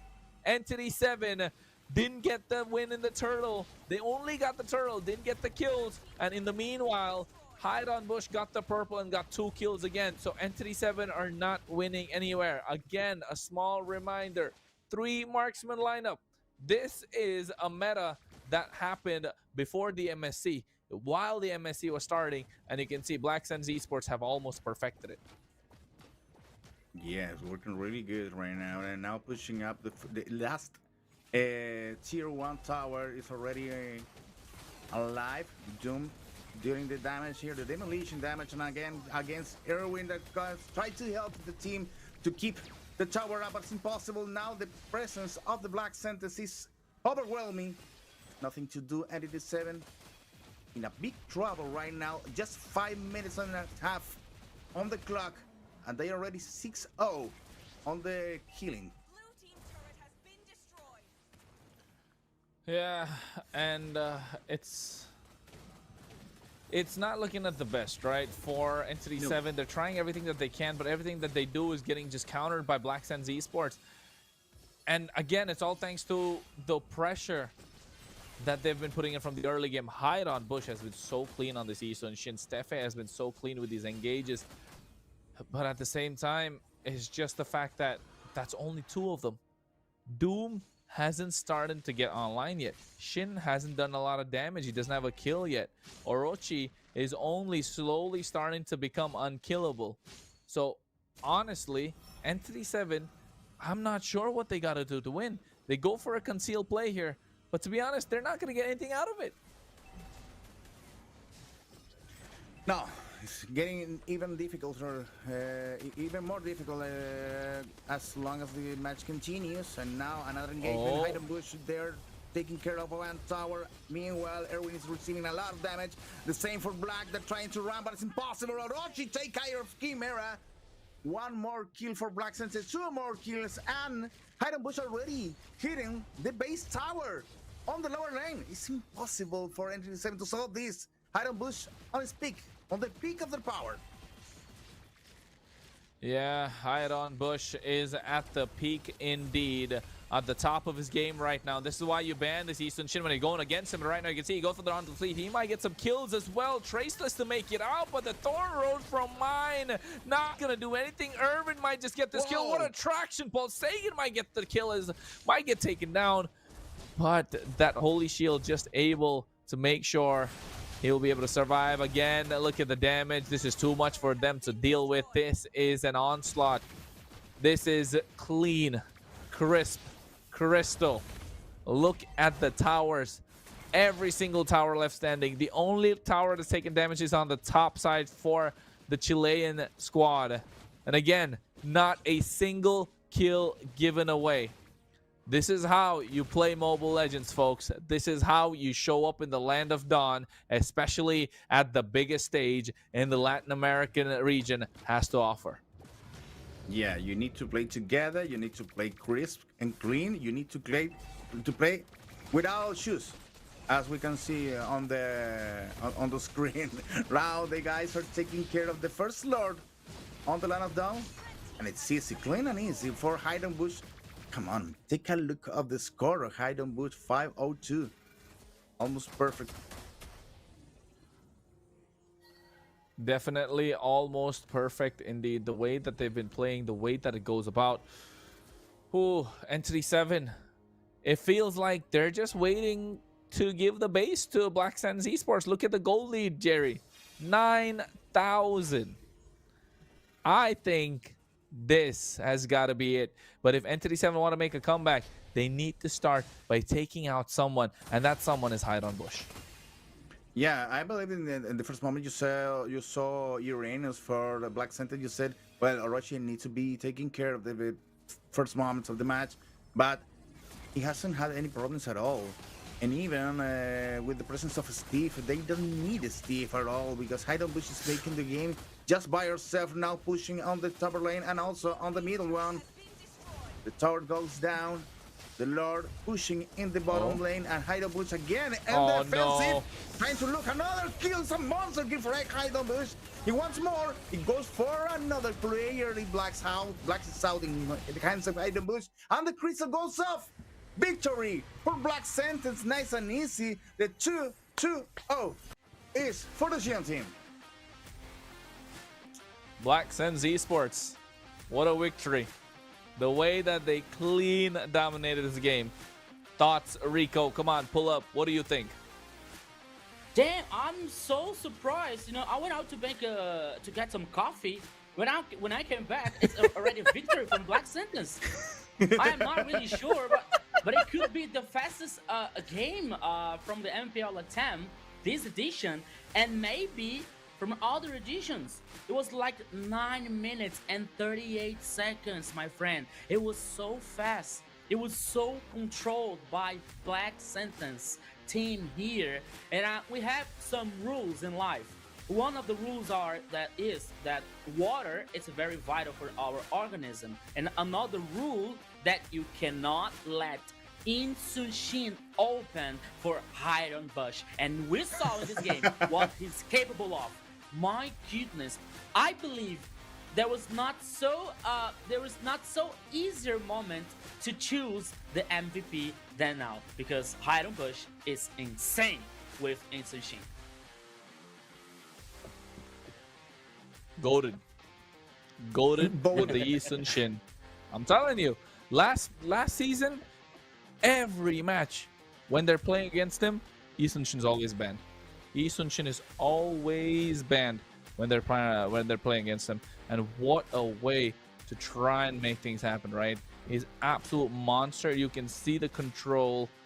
You can see the absolute control that he's getting throughout the entire game. Usually they say jungle position, you know, you don't have to do a lot when the team is doing so well. Well, the team doesn't have to do a lot if the jungler is playing so well. Yeah. Well, So always. I so think as- that maybe there was a chance. Kronos, I believe you're out of your camera angle. You can fix that. Yeah. Well, the thing is, I'm proud of Black Sentence. I think they made a great work right now. They need to be even better to get into the competition here in the MPL. They need to grow even more because as far as we know, they just beat one of the teams that was already losing yesterday. So they are needed to be sharp and to be ready to be part of the new other encounters for in the future that may Yeah. involve teams and players with even more experience in international competitions. So they need to improve even more and keep this team play on point because they showed us today that when they when they have this opportunity to be playing as a team, they work really good. Yes, Jerry. And as we were talking, Black Sentence has all the potential to prove themselves that they are able to play even with all the teams here in MPL time season of 4, as we saw now against Entity 7. You know that even though the game from yesterday that they lost, but we saw that they have a very consistent play game, a very solid one, and they have also good players. You know, maybe the matureness that Kronos was saying yesterday, and the fact that they don't have experience in some international events. But now this victory could be very important can be very important for Black Sentence as they gain And it confidence, will. as they gain experience, and it will to continue in MPL Latam season 4. As we were saying about Lahiron Bush, Jerry getting this into machine, and we were talking about the composition with 3 marksmen. Chrono was talking about that too much, you know. So a composition with 3 marksmen, and the other side, I was able to tell you that I was missing some kind of engagement on this Entity 7's composition, you know, with Ilda and Angela. I didn't see the coming, so I didn't see this engagement system because I missed them. So it was very controlled game Black Sentence here. So as we can see now in the highlights with the 3 Mossman composition. But why 3 Mossman composition? Because they didn't have any dangerous situation. Because there was no engagement from the other side. So Black Sentence is still so confident, felt so comfortable to play aggressive, to play her really pushing and forcing objectives that it could very well to Black Sentence, and that we saw the result here 2-0 for Black Sentence. Welcome back, Chronos. Hey, I was always here. I never went away. I was about to say, my camera looking fine, sir. I don't know what happened there, but anyways, it is a dominating victory for a reason, right? And I said it before that the Yi Sun Shin has been the bread and butter of Hide on Bush. It's like Brazilian football. It's Latin American football. You cannot separate them. You know, they're known for it. They're known for it. It's like, Brazilian. and that's what the Hide on Bush is known for. The Yi Sun Shin. No matter what you do not give that man a Yi Sun Shin. And I think there's not going to be any disputes when it comes to, you know, the MVP as well. But the stats of the game, of course, Black Sands Esports, this is a dominating victory. They didn't give away a single kill, right? 13-0. And I don't think any team, I don't think we're going to see that quite a lot coming throughout the entire season. Orochi, Hide on Bush, Shin, Steffe, and Doom. What a performance. Yes, so as we are seeing here in the stats, especially from the emblem, so we can see like a Doom here with Bruno with Quantum Charge, like Stefan with Concussive Blast. Also Quantum Charge here for Chin, that like especially for again this speed movement for Kimi and Bruno. Also, he also got like a killing spree with Instant Shin that the hands of Hiram Bush here. So the gold lead, as Ronald was saying, like it's almost 12,000 for a Black Sentence. All the objectives now, okay, a one turtle, one for both teams, but one lord for Black Sentence is all the almost all the turrets, 7 turrets in favor to Black Sentence here. So we couldn't see the Entity 7 playing this game. Black Sentence is a rule. The second game here took the actions, took control, and won from the first minute. From the early game to mid game and late game, it was only Black Sentences so far. Now we are here to see the items also with Doom here with the House Claws, the Berserkers, the Green Oracle here from Steffi and Bush with War Axe, Endless Battle, and Blade of Despair. You see, the game duration was 9 minutes and 40 seconds. Probably the fastest game. One of the fastest games in all MPL LATAM's edition here. So it wasn't time enough to a full build from both sides here, Jerry. Yeah, well, I was taking care of the interviews that we're going to be. That we're not going to have an interview now, but well, we are going to be doing maybe in the future. The thing is, well, I really want to know what the players are feeling right now. That's the idea for an interview because. As we said before, and we said yesterday even, the team that already lost a game yesterday, the lost match yesterday, not just a game, they lost their match yesterday. They needed to have this peak of confidence today, winning one match. So it's important for both teams. The game that the team that wins the game, the team that wins their matches today, they're going to be able to even grow more on confidence for the future, for the next matches to come. And in the other hand, the team that loses yesterday and losing today again, ND7 is going to be in a very bad place because they are playing for survival in the next week. So it's important to know what they are feeling right now. Maybe not only with the winners, but even with the losers, when the loser team, we want to know what is happening on their heads right now. I mean, unfortunately, Yes. we never get to see that. But what we get to see at, of course, is the MVP. And did we even have a shadow of a doubt? Hide on Bush, 704, 27% damage, 85% kill participation. He had a difference of a 4,405 gold towards the end of the game. I mean, he wasn't even full build. He didn't need full build. He just needed the Yi Sun Shin. He could have killed everyone in level 1 the way he was playing. And this is his first MVP for this season. Oh, wait, this is his second MVP for this season because he's already got one before. Yeah, so as we can see here, my friends, so with the fancy hair, the MVP is Hide on Bush. And wait, guys, we here. Please don't. We don't want to see here at least 10 by 10 for all the votes, for audience votes, referees votes, casters votes.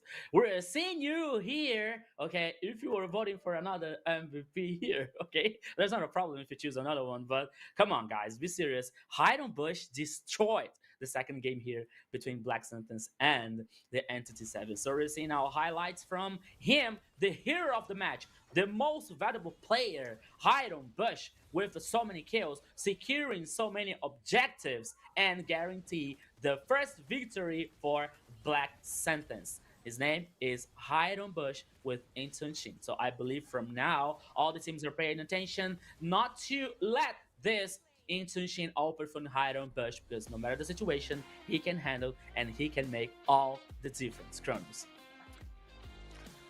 Yeah, and I think definitely being the difference maker, the way that he played, I'm just telling you, it's good that they got the victory, but also at the same time, now every other team knows, like, hey, if we forget to ban Isun Shinwan playing against Hydon Bush, let's not forget that, because that's a hero that they don't want to give to him.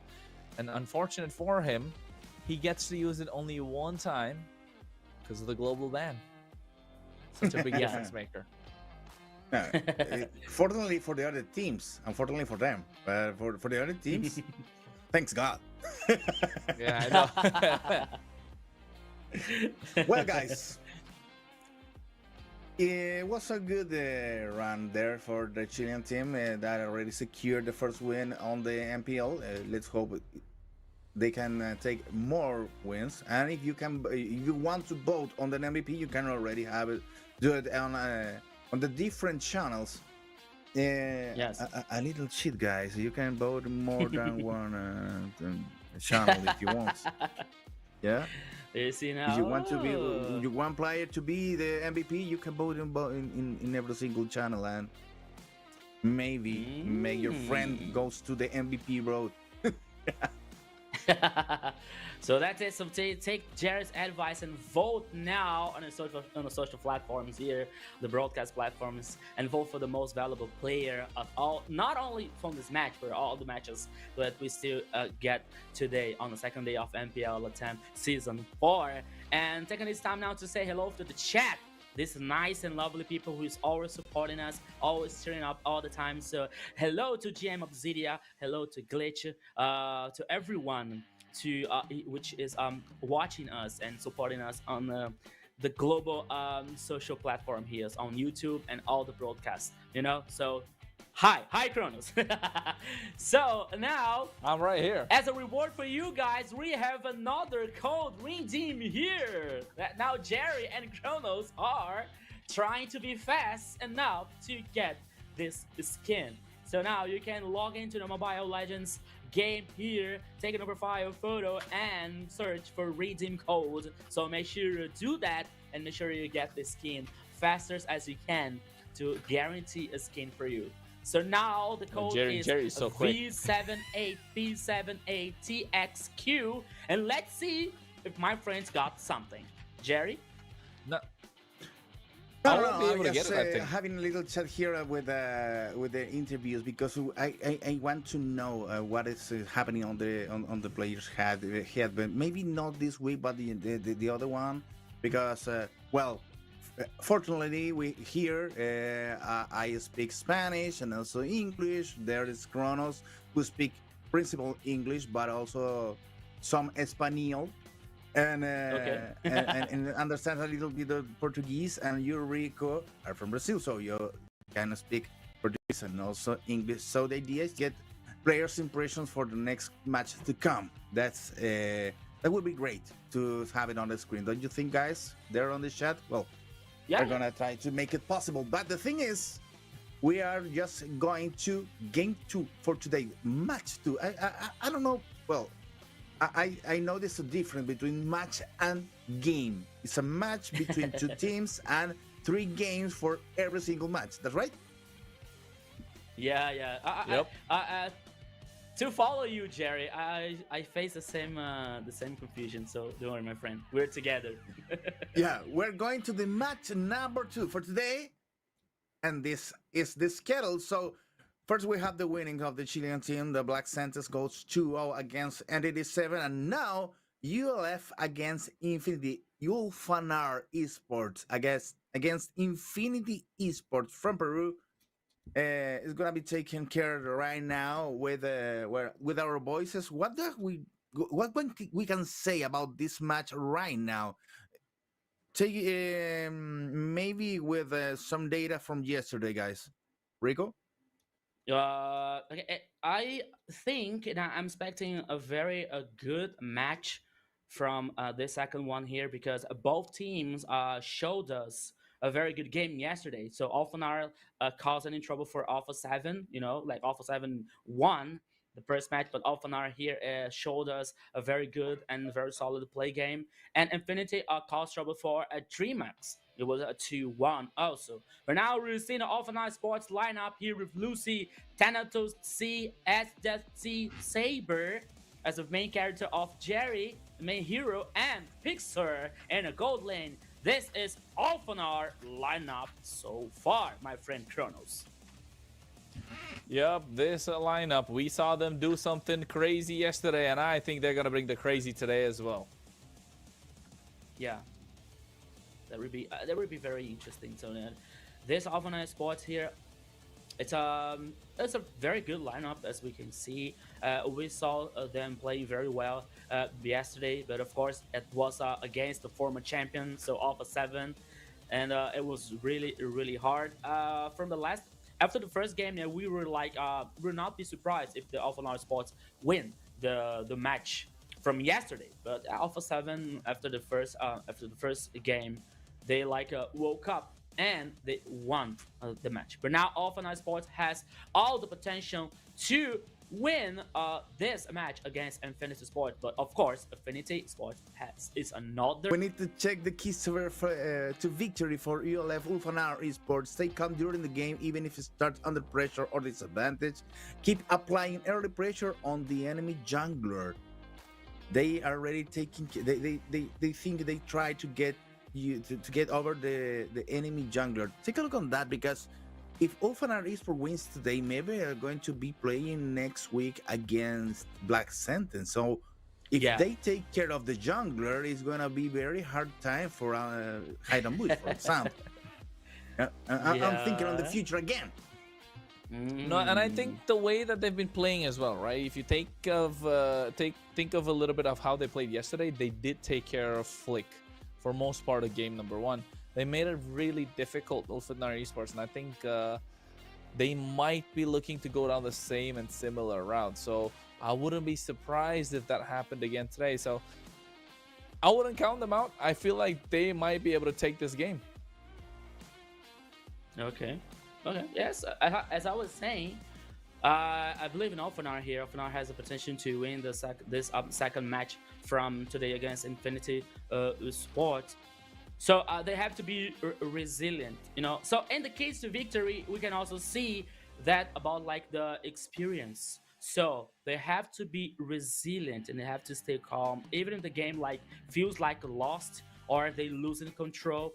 But they showed us yesterday against Alpha 7 that they are really able to do that. So they have to be patient and they have to be resilient against Infinity Sports today, because one more time, it's a very important game. But now let's talk about the Infinity Sports here with his lineup: Marquino, Oz, Lionel, Fanboy, and Zablax. Yes, that's Infinity Sports lineup here that played very well against DreamX. I can say in my opinion that I felt I missed just a little bit from Zablax's performance yesterday, but he's a very good gold laner player, so we can see his potential today against Alpha Sports. So this lineup has a lot of potential also, especially with Lionel here. Maybe he taking a little bit more experience and maybe taking calling more attention to this lineup from Infinity Sports. Kronos. Yeah, Infinity, the way that these guys played, I think gonna be a slight bit of a different story, especially knowing that Lionel is the one that calls the shots for them. So I feel like it's gonna be important. Of course, looking at the keys to victory. Again, coming in for Infinity. I would like to see what it is, because the way that they've been playing, I mean, kind of lackluster. It was that was the most bizarre game we could think of from yesterday, right? So pay attention during the draft to avoid building a comp that relies on only one play style. That is the same thing, which can be easily countered. And that's what happened yesterday, Jerry. If you remember, this was a weird game, right? When Infinity had a game. Yeah, I think Infinity showed just not so much. It showed just a little bit what they are capable of, and also because Infinity is a team with history there here in the region. They used to have Doom on their lines also. Don't forget about that. And despite of the fact that they are a Peruvian team, well, Infinity is based on Costa Rica, but Infinity Mobile Legends is based on Peru, and they used to have even more Peruvian players before. Now they have 3 Argentinians and 2 Peruvian players, and Mobile Legends is a really strong game there in Peru. You have a lot of talent to gather there. So Infinity show us just a little bit what they are capable of, because they have Marquinhos, CC, Lionel, Sablax, and Fanboy. Fanboy is already an experienced player, also CC and Marquinhos. So we hope to see more on their hands today. Here's the head-to-head between Sdetsi and Lionel. Well, you said yesterday they played a lot around Lionel, and maybe it's not such a good idea to play under just one line.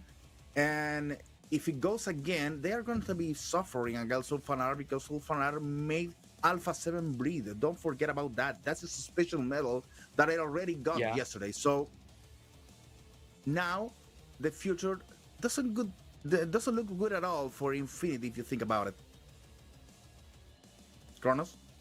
Yeah, and I think it's not looking good for the way the stats wise, at least Ulfidnar. But then don't forget, Ulfidnar are just a up and coming team. They're new. They just made their way into the MPL through the MDL as well. While Infinity on the other side, there's more stats about Lionel, right? There's more info about Lionel compared to ES.TZ. But so far, that also shows that Infinity like to play around Infinity like to play around Lionel, whereas Ulfidnar, I don't think they really rely on ES.TZ so much. As you can see, our talent predictions showing that all 3 of us are going for Ulfidnar. Well, my prediction is Ulfidnar. That mad guy over there thinks Ulfidnar too. It's a grumpy old man there. The only thing that's lacking there in that picture is a glove there saying, "Get out of my lawn." I feel old and grumpy there. Yeah, very nice. You know, it's a first impression here. That some people said, what counts as the first impression, but that's okay. I need to tell one more thing about first impressions. You guys over there are with a tie.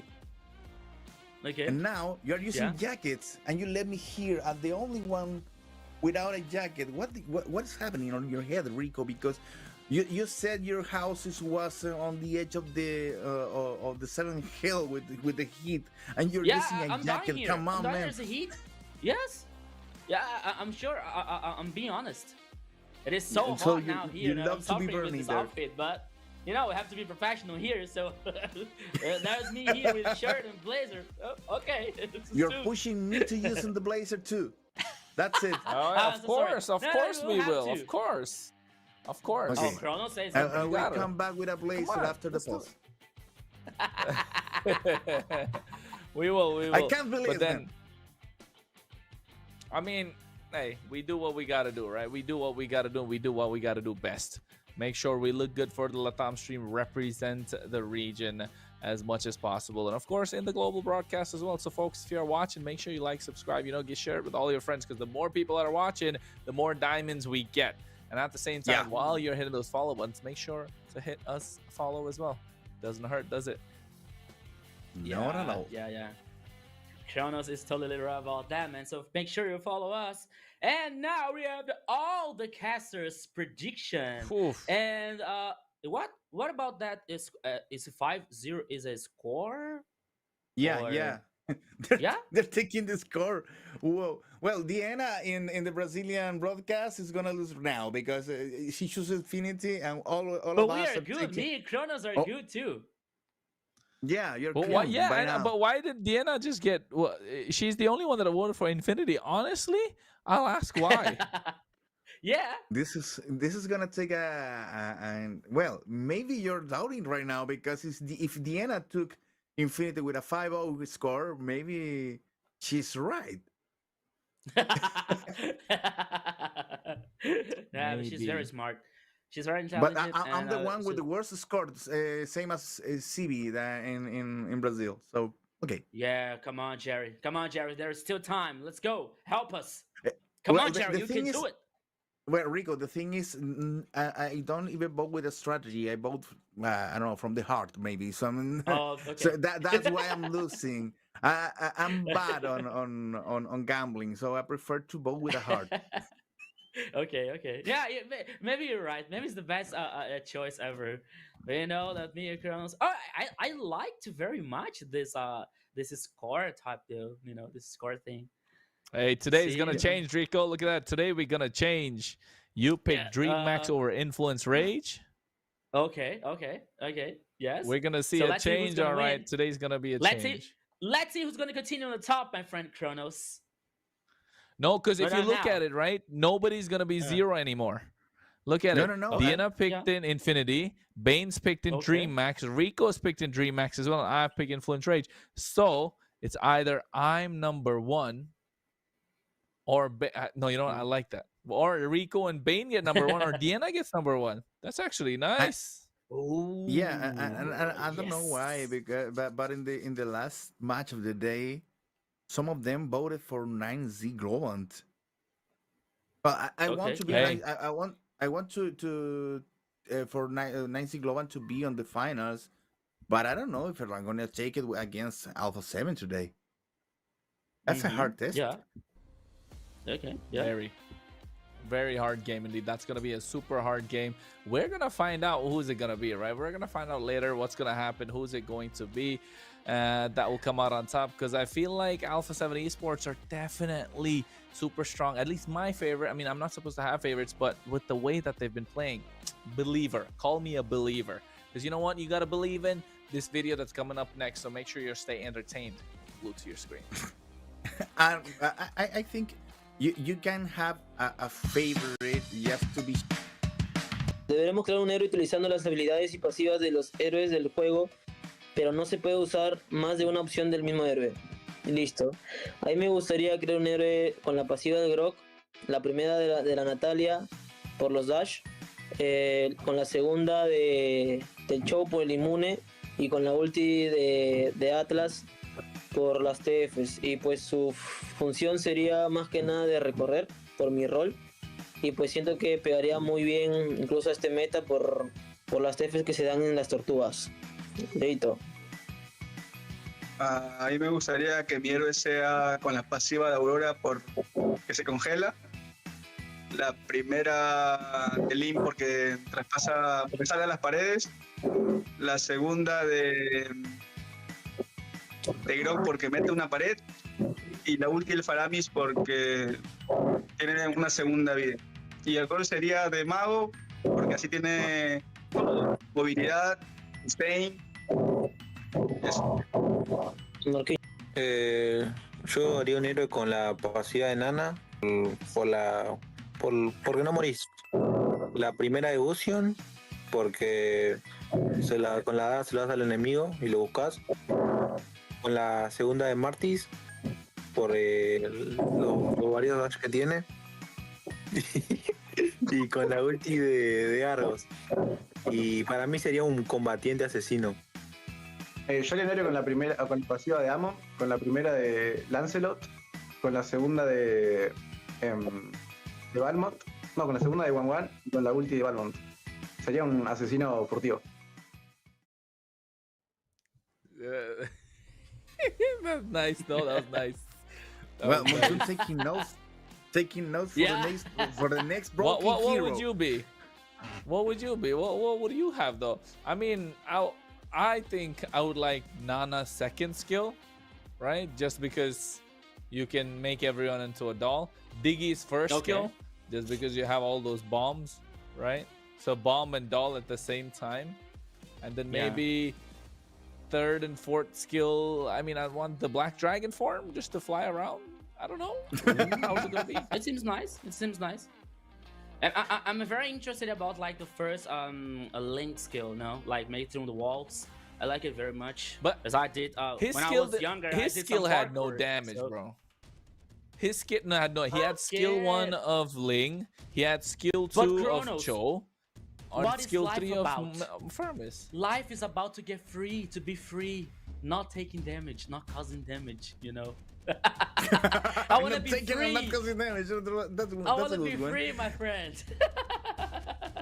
So let's talk about the draft from the second match, my friend. Here now we have Alpha 9 Sports versus Infinity, and take notes because once again 1-1-1 pass is gonna be 100% here of the banning in this MPL LATAM. On the other side, we have Harriet Bennett from Alpha 9 Sports as well, Fovios and CC.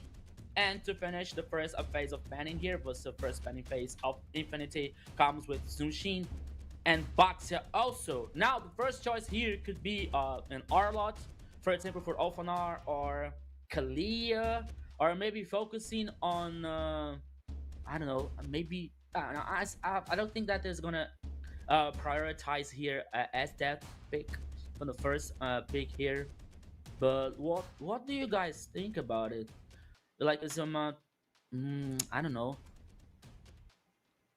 maybe the roaming pick, I guess, right? CC, Grok, Eason Shin, Lancelot.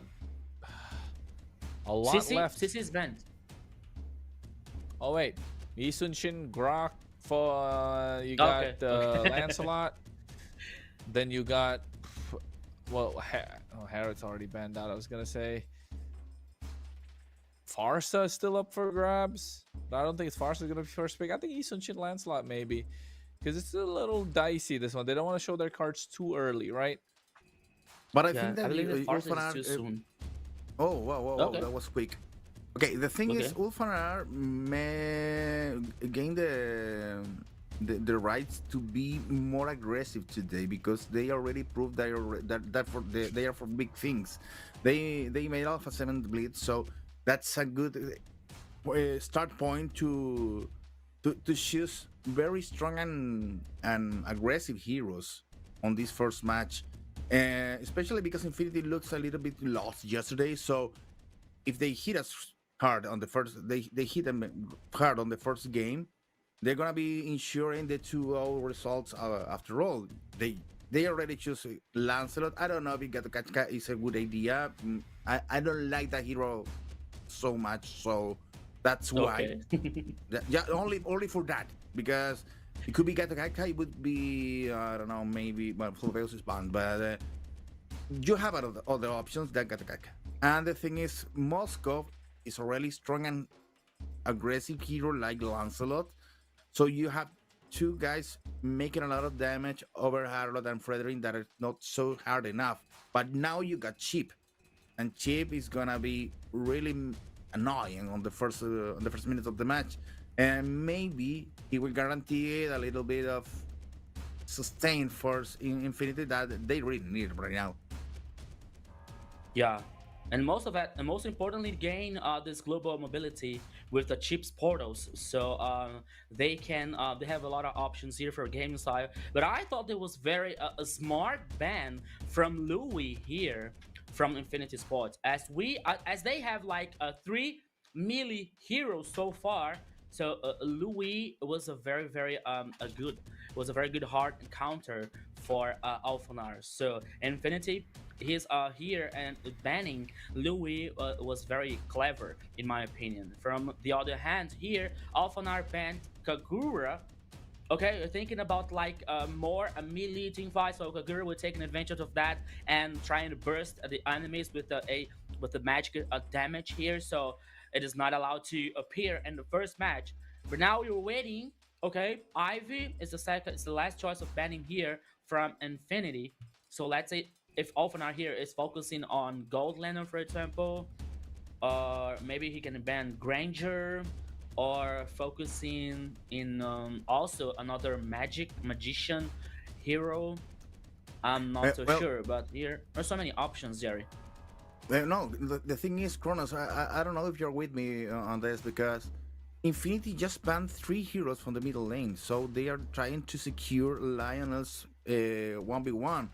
They are making the same mistake than yesterday. They are playing around Lionel, and it's easy to be aborted. It's easy to solve even more when you have Lancelot and Moscow too aggressive that can go over Lionel and make him explode. And at the same time, Wolf and Nara are saying the same thing, right? We know you want the Farsa. Let's see you pick up the Farsa in the face of a Lancelot, Moskov, and a Gatot Gacha. That's the big difference, right? That's why you see they don't ban the Farsa. They ban the Kimi, they ban the Kagura. And you see there's 5 mid lane bans. 5 mid lane bans right there, right? In the total game. And they go for the Nathan. I think this is Nathan in the gold lane. So they're holding for Lionel's pick until the last second. So I think Infinity understand that, hey, you know Ulfidar are targeting Lionel. Ulfidar already know they like to play around Lionel. That works out. Already this map is going to be played grass. So here Nathan going to be in the gold lane. So they have magic damage. Nathan can be played in the mid lane, but I don't think it's the best in my opinion. It's a very old strategy. Shouldn't be in the current meta. But here, Ulfid have the Farsa. Farsa is great, but again, against Chip, against Arlot, I'm not sure if it's the best idea. What are you thinking, Rico? Ooh, would it be crazy? It would like love okay. that. Okay. I love the Vexana. Let me explain. Let me explain. Chip, skill 2, skill 1, ultimate, right? Vexana, first skill. Everyone's just dancing around. That's what it's gonna be. Yeah, I would say I would ask you guys. It would be crazy if Alphanar appears and choose a Kadita, for example. Like, trying the Faramis though. I don't know. Right? The Faramis being picked up though, Rico. And I think I see it, Jerry, and I think Lionel's such a good carry player. Like, you know, like he carries the game, not like a carry the marksman, but on this Faramis, he's gonna be more of a support role, right? That's what I'm thinking as well. He's gonna do damage game. He's gonna do a lot of support, but the Faramis is such a direct counter to the glue on this Nathan. He's gonna have so much protection. It's a hyper carry in the form of the Nathan in the gold lane. Yeah, but the factor, but in my opinion, the factor here is Zablat has to play very well this game. You know, as we saw yesterday, Zablat didn't have also a very good performance. So now the Infinity Sport is counting on him to play very well and bring the victory in this first match, my friend Jerry. There is a pause. We can continue talking, man. You have to wait under the first 10 seconds because the pause can come, and you know what? We will have a lot to talk about yet. The thing is, well, they're playing around Lionel, but Lionel is not going to be playing the carry role here, trying to improve even their marksman abilities and the marksman, I don't know, persistence during the game. And well, Infinity made us believe that they are going to be taking Lionel as a carry, and it worked for us. But what for ULF? It worked for them. That's the important thing, because if ULF didn't bite the bite, maybe they are ready to eliminate this idea of a new strategy that's trying to make Infinity. Yeah, I think Infinity strategy trying to play around Lionel, and Lionel being the shot caller, maybe it's going to change, maybe it's not. I'm not really sure how it's going to work out, to be honest. But of course, Ulfidnar understand the strategy. They know what it takes. They know what the game plan is, and they're going hard with their game plan. Hopefully, they're able to dismantle Infinity for us to get our predictions right, but then Yeah. it's not about the predictions, right? It's about the team showcasing the best talent that they got.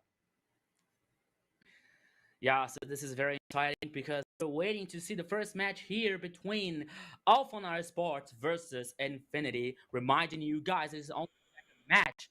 We still have all the 2 matches from the second day of MPL LATAM, and make sure you're following us on the social networks. Make sure you are watching us on all the social broadcasts, on all broadcast platforms, because as more as you're watching, as more rewards you get, such as diamonds and other stuff. So make sure you're watching us. Make sure you're cheering your favorite team and bringing all the action on the second day of MPL Latin Season 4. We're in a pause now, but for a few moments, we're going to see and we're going to bring all the action for the second match. Alphanar Sports versus Infinity. And hey, kitty kitty. It's a dog pause. Sorry, but Okay, it's a dog pause. what's possible for of the room? How many pets do you have, Jerry? 3 dogs. 3 dogs. They're 3 called, dogs. Oh my. yeah, they're called I have one Titan, dog. Kraken, and Freya. Ooh, okay. I have one dog and 1 cat. Lila. Oh, you see, Lila is my dog's name. You know, and I named Lila before I knew MLBB. Yeah, so I didn't put his name above because of the marksman. Okay, so in my defense, so her name is Lila, and the cat's name is Akin. It's my mom's idea, so that's okay. And what about you, Kronos? I have a few pets indeed, but hey, they're not here with me. But we're forgetting about that. Let's just go to the land of dawn, because hey, MPL LATAM Season 4, match number 2, game number 1. We are watching Alphanar Esports versus Infinity. Take it away, Jerry and Rico. Yeah, we're back to the action, guys. Ulfanar against Infinity. Let's take a look at what Infinity has to offer with this new strategy. They made us bite the bite again, trying to look the way to. They are going to be controlling Lionel, but Lionel is going to be helping finally to Nathan shine. Maybe in this game, guys. 1 minute, and nobody has died yet, Rico. Yeah, so we can see all the emblems here now. Fred Dream here with us, with Imperial Rage, Concussive Blast with Brave Smite, sorry, with Arlot. Oh my goodness. First movement here in the mid side. Saber, what are you doing? He makes it front line. But that's okay, he's like a Tachacha, so he has a lot of resistance. So he gains some space. He now get back in reposition, and a 2v2 can make it 2v3 and 3v3 now. Lionel is also here, but now, oh my god, Saber, what are you doing, my friend? He is taking a lot of damage, but the first blood here is in Lancelot's hands. But now, even 1 kill for each team. Us and also Thanatos, the both junglers, are in the first kills here, my friend Jerry. Well, thank God Hals was over there trying to take revenge immediately after his partner went away. Well, and the first turtle is already undisputed. Thanatos is kicking it. And now, yeah, this is gonna be really important because his death with the summon is gonna be messing around on Lionel's game during the whole game already, and it's now making some important contributions there to help control the situations. It's the first ultra for ULF, Ulfanar Esports, and with a little freak of gold in favor of them.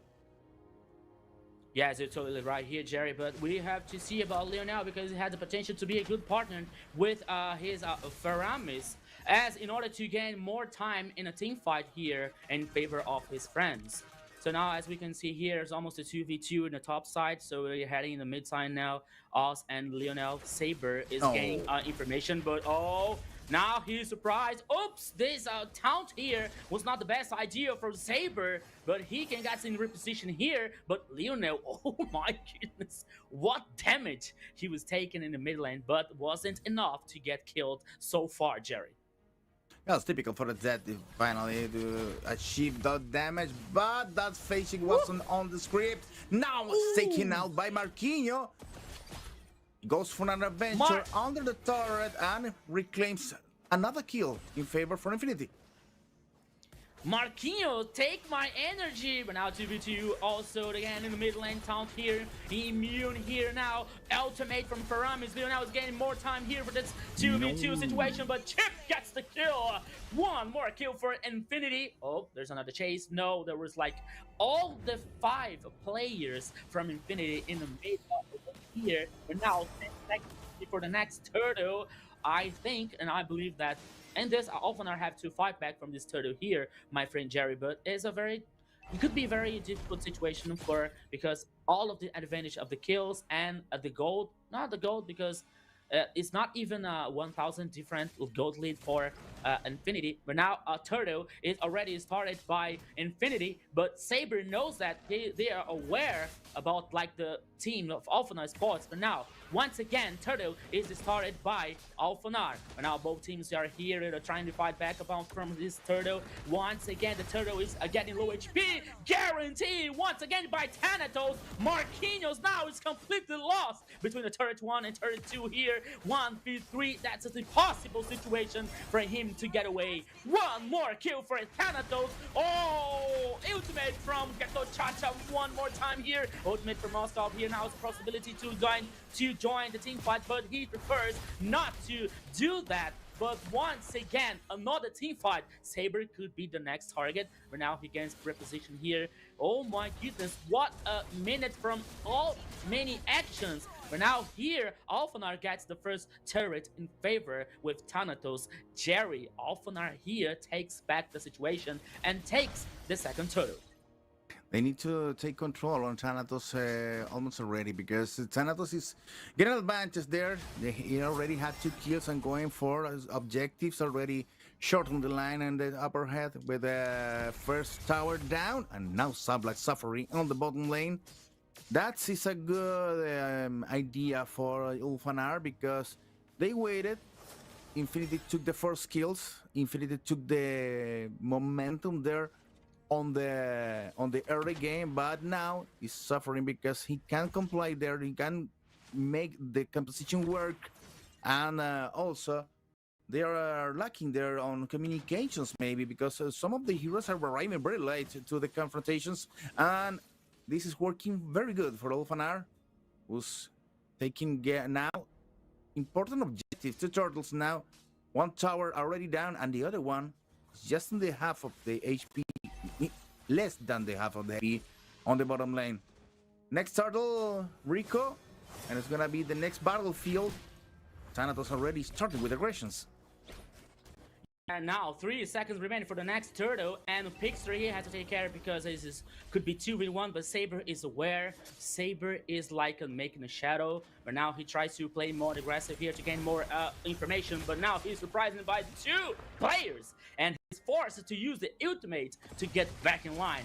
Even meanwhile, the turtle here is being guaranteed now once again by Thanatos, but for Alphanar, the team fights can explode again, and Saber in the pit, but the kill ends in hands of Gato Chacha. The team fight here continues. Marquin could be the next target. That what happens. Lionel could be the next one. Goes again with the chase.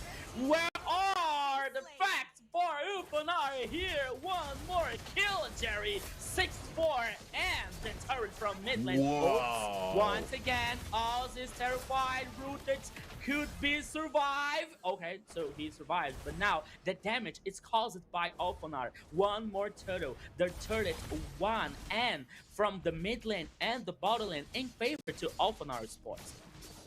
Man, well, Infinity needs to feel the alarm already beaming over the land of Dawn, because Pixar is already on a killing mode. Already has 1 kill and is making a lot of damage in every single battle that it comes on their hand. So they need to be very careful. Also, Saber is impossible. They're able to kill or making their contributions for participations during the kills. 2 kills on favor and 2 kills against, but it's a catch. Their role is to die in favor of the team, and it's already working. 6-4 on the killing, and the composition is already working because they have 4 5k on gold on favor for Ulfanar. So really taking care of every single line. Take a look at the top line again because Moskov is already advancing and Marquinhos fanboy going to defense. It's gonna be another battle here. Yeah, that could be another team fight here. Once again, hard engage with against Saber. Once again here, forced to use its ultimate to survive. Once again, it's a thing, Jerry, that I always used to say that if I have a composition with Gato Chacha, and when you see this Gato Chacha always using Pixar, ooh, he's using the flick now, but he can't be surprised. There could be 3v1. But he sensed the danger. No, he went through that. He can be killed. That's what happens. Even though the turtle, no, the Lord, sorry, is guaranteed by Thanatos. The team fight starts here once again. It's one more kill superior numbers for Alpha Sports. It continues to chase here now against Leo. Now he will be able to survive the chase. He's running away, but it seems kind of something impossible situation. Nope. That would happen. One more kill to Lucy with this strong glue. It doesn't stop. They non-stop here once again. Thanatos now forcing, zoning the players of Infinity. Alphanar Sports here takes the action, control, and the Lord, who is heading away in the mid lane, my friend Jerry. Well, you have a Thanatos when you have a Pixar with the Moscow already on killing mode. You can't be just trying to mess with him. Thanatos already dead there, but it's a confrontation that is gonna take one tower down, one more tower down because this tower is about to fall. The pressure on Ulfanar, on Infinity by Ulfanar on the middle lane is gonna take another tower just in a couple of seconds, maybe. Just maybe the line is gonna make it work. No, Leonel and Sablax already cleaned that. But the thing is, when you have this Moskov already on a killing mode, you can mess with him. And in the upper lane, Infinity make 3 heroes participating in a hunt without any consequence at all. Because they have the Moskov here, they killed Pixar, but at what cost? They lost the Lord, and also they received 2 kills against them. So it's not a good business. They are not making counts. Infinity is maybe a little bit lost right now, and Pixar is growing more and more. So please be careful about this. Marquinhos a little bit lost there. Also, Al's not working so good, and Leonel, well, unfortunately, the trick doesn't work at all. Okay, yeah. Yeah, you're right. As I was saying, Jerry, Pixar here with Moskov, he opens a very so dynamic with macro game in an advantage to Alpha Sports. Because as you're saying now, there are about 3 players to kill Moskov, but Alpha Sports guaranteed the Lord. So at what cost? Is it worth it, like letting so many players to try to kill this Moskov every time? So if Alpha Sports has a fight and positive response in a cross map every time, so Infinity have to take care about that. And but it's very difficult because you all know, oops, once again here, some triumph engage with in Fanboy, but it was a chip. It's not very interesting to focus and engage here. But Infinity have to pay very attention about that, because as we can see, a Pixar here with Moskov is very comfortable, and he can also split all the time the game. You see now the situation, Jerry. There are 2v1 in the top side, while here Alphanar Sports has a better position to trying to secure the Lord. You see Pixar is causing a lot of damage in Infinity players, and he is not afraid. He goes into 2v1 here. Oh my goodness.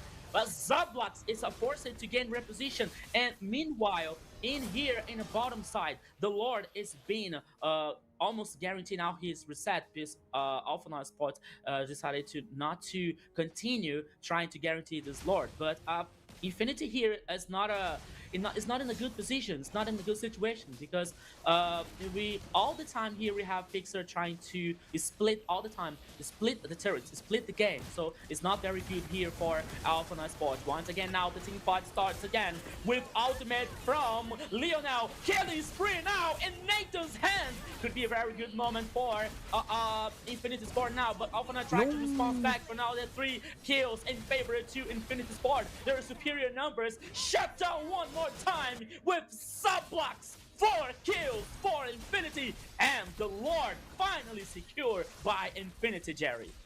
Now, what a mistake for Ulfanar because they get an engagement there on the narrow spaces. Ooh, now Thanatos goes down too. It's a total wipeout for Infinity, and also they got the Lord. Maybe is this the moment that they were expecting, but they need to be fast to take care of this to get this power play on the Lord. Well, Pixar is already there for cleaning. Well, now it's Pixar's responsibility, maybe to split push, maybe to press under the back line of Infinity, maybe to destroy some of the menaces of the Infinity before they're going to the damage. Pixar now cleaning up the lane again. Oh, it's so alone. Fanboy is gonna be after him. A new battle begins. Yes, my friend Jerry. Okay, yeah, I'm back here. There is some lag system. Okay, I'm back. So now we are seeing because there is a fact. There is a thing that we didn't talk too much. It's about like the Nathan's late game here with Zablax. You know, as I was saying that I didn't see a very good performance from Zablax yesterday, but today he's inspired. He's 5-1-4 with this Nathan. So the late game of the Nathan here could be a very game changer for Infinity. It's already been. You know, we have almost a 3,000 gold lead for Infinity. We saw in the stats that Zablax is away far from the equipments, from the gold farm, from the Pixar, for example. You know, so now it's Alpha Now Sports that has to take care and be very carefully about this engage and the macro game because now Infinity has the advantage. Yeah, well, the game was on one hand and now it's in the other one, and also it's already suffering there. And between Thanatos and Saber was even getting compromised there. I believe that both teams are just waiting for the other team mistakes. Saber again trying to reach out your friends there and keeping the lines clean and waiting for the next lord to come up because you have 40 seconds, something that happens, and just they don't want to die in a surprise attack. Just that's it. Ulfanar maybe made a mistake there because they had a middle game on their hands and didn't take care of the possible comeback in Sablax's hands. Now in the top line, taking care of Sablax. Whoa, he's already almost dying, but goes again. And now Saber with the cap position. They're trying to attack Pixar, receiving a lot of damage, and it's going to be falling down the rail. The first kill comes on Alfanar's hand. Sablax is out of the battle, and now Lionel is gonna die again. Yes, it is. Second kill on Alfanar. Now they need to push.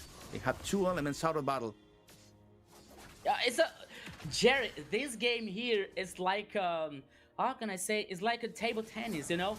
All the time here, the advantage is changing from the side. You know, at one time you see Alphanar taking the advantage, and the other time you see Infinity. And once again, you see a very good engage. But now we have another possibility of team fight here. There's a hard engage from Alpha Sports trying to get a kill to be superior in number, but it wasn't enough to kill someone from Infinity. Now they're heading back to the base. They're waiting for the Lord because they have a very good pressure now with the Lord, which is heading up from the top side. Could be, I don't think that could be the end of the game, that it could be a GG for an Alphanar, but at least they could use the Lord's pressure to open the base in favor to Alphanar Sports, Jerry. And take a look at the equipment information down there because we also have some information about the gold gathered, and Okay. you have some advantages in one team and another already respond. They don't have the team with advantages at all, and Sablax now suffering again, trying to defend against the Lord that is advancing on the top lane. Thanatos gonna be helping also the Lord to deal with the tower, and Pixar already destroyed another tower on the middle lane. Now the pressure goes against the base of Infinity, Rico. Yes, my friend Jerry here now. Possibility for hard engage. The Lord destroyed the turrets. Now we guarantee super minions in the top line. Here, the team fight is continuing, but Thanatos caused a lot of damage, but he's forcing to gain reposition. But now, all the base, as I was saying to you, Jerry, all the Infinity's base are open. There is no line of defense. There is no turrets available. Now, Alphanar has to. I think they're gonna wait to another Lord and deny this denied farm and guarantee the pressure for all the three sides from now. Because there was a very good engage, especially from Saber with this Gato Chacha. I would say to you, Jerry, in the field a minute ago, that something is wrong when you see Gato Chacha always using ultimate to survive, you know, to run away from a team fight, for example, or for a possibility to from a pick off. We were saying twice or three times that Saber did it. That Saber always using the ultimate to run away. And when I see in the situation, in my opinion, there's something wrong. But now we saw twice or three times also Saber hard engaging with his ultimate. And now here that takes a lot of real advantage for Alphana's Sports so far. As we know now that Pixar is almost full building so as Zablax with the Nathan. So Alphanar Sports here has this advantage about, especially from the map, from the base open, from Infinity, and now there's another Lord. But of course, that Infinity is going to fight back and is going to take control of the river and trying to contest this Lord. But it's not that easy because now you see Pixar all the time trying to backdoor and trying to split the wave of minions in the top side. You see now Pixar's position, Jerry. He is trying to do something naughty, my friend. Yeah, he has naughty thoughts on their mind. And well, the Super Minions is already on every single line of Infinity, so they need to be taking care of this Moscow doing nasty things on the top line. Meanwhile, their companions are looking for the next Lord, and Marquinhos is the only guy who can confront that, who can say another thing, something different, maybe trying to stall it. I don't know if that will work, but Infinity is against the wall right now, trying to solve it. Another taunt from Fanboy over Saber. Saber gonna receive some attentions over there, and Moscow now receiving visitors too. Sablax and also Alts. They know he is there. But I don't know if it's okay if they find him. Jerry, how long is Pixar able to stay in that grass? Because I believe it is about like 2 or 3 minutes, and it's just stop like a statue. You know, it doesn't move a thing. It doesn't move a feet. You know, you see over there once again, and there are two players who always can sense the danger from Pixar trying to do some split up now. And Alpha Sports here has a better position from the Lord once again. And once again, there are two players also hiding on the jungler. At least it's a funny situation here. He received some assistance there because Gatkacha is going to against Halsa too. So the idea is to catch just one of them. They're in the bushes. Well, meanwhile, Thanatos and Lucy are trying to bait Marquinhos and Fanboy to make a mistake. Even Lionel is there.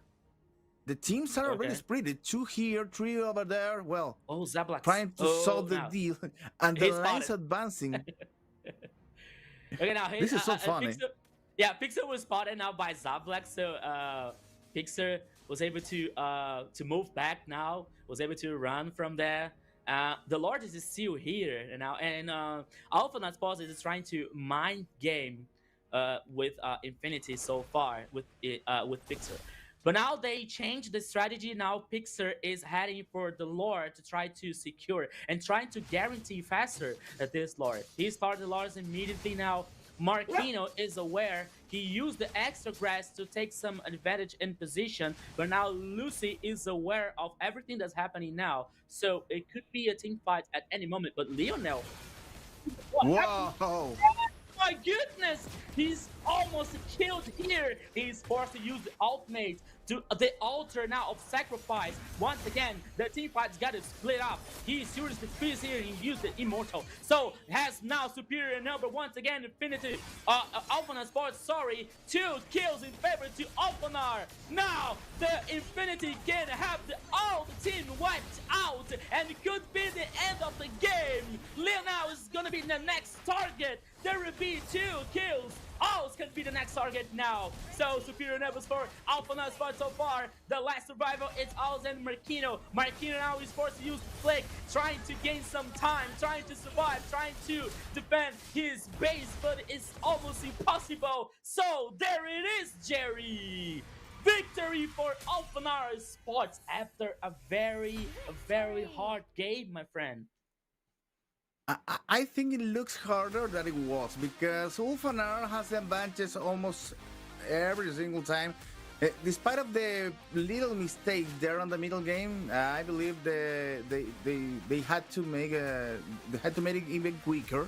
But the thing is, Infinity also fight over there and make his game possible to extend a little bit this suffering because Ulfanar has already the same cards that at the end that they had at the beginning.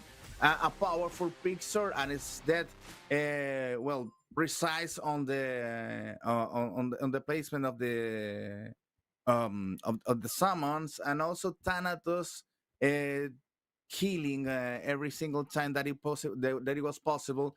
I don't know what thinks Kronos, but I believe that Ulfanar was able to take care of this game even quicker than it was. I wouldn't say quicker than it was. I mean, it went on for quite some time, 25 something minutes at this point. But the way that they dissected, though, they understood, the assignment was understood. You got to shut down Lionel to make sure you can try and take Infinity to the max, right?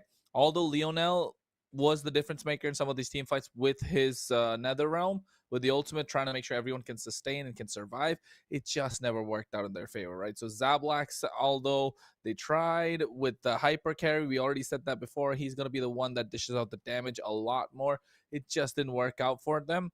But of course, Ulfidnar, I think, yeah, you're right saying that they could have ended the game earlier, though. I think that's the big thing to take away. But hey, you see these guys pointing down below is the MVP vote. So don't miss out on voting for your MVP. Yeah. Who was your MVP, Kronos? For me, I think it probably has to be ES.TZ, right? Has a lot of damage, has a lot of crowd control, and the way that he was making sure the fights were set up was great.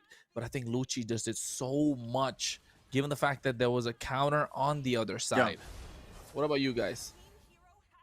Well, yeah, I believe that Thanatos looked very good on the first moments of the match, but that is maybe the player that take part of the most of the fights, and it was very important to taking care of Lionel and also Alts. You said it, crowd control and also a lot of damage. We have it there. Oh, taking care of Lionel, for example, more than one time. So for me, it's that. Yeah, I voted for Pixar only because of the patience that he had in a top of grass. I think that he held like 4 and 5 minutes just waiting for the best moment in the grass in the top side. It didn't work because Zablax spotted him, but I think that Pixar had a very important mind game here against Infinity, because as you see, Infinity was also concerned about like Pixar's position in order to avoid some kind of backdoor or a splitting system or something, But I think, and I'm sure that could be as that or Thanatos the MVP for the first game, So it's it is the best. It's the best thing to do. You know? It's always correct to choose one of these two to be MVP.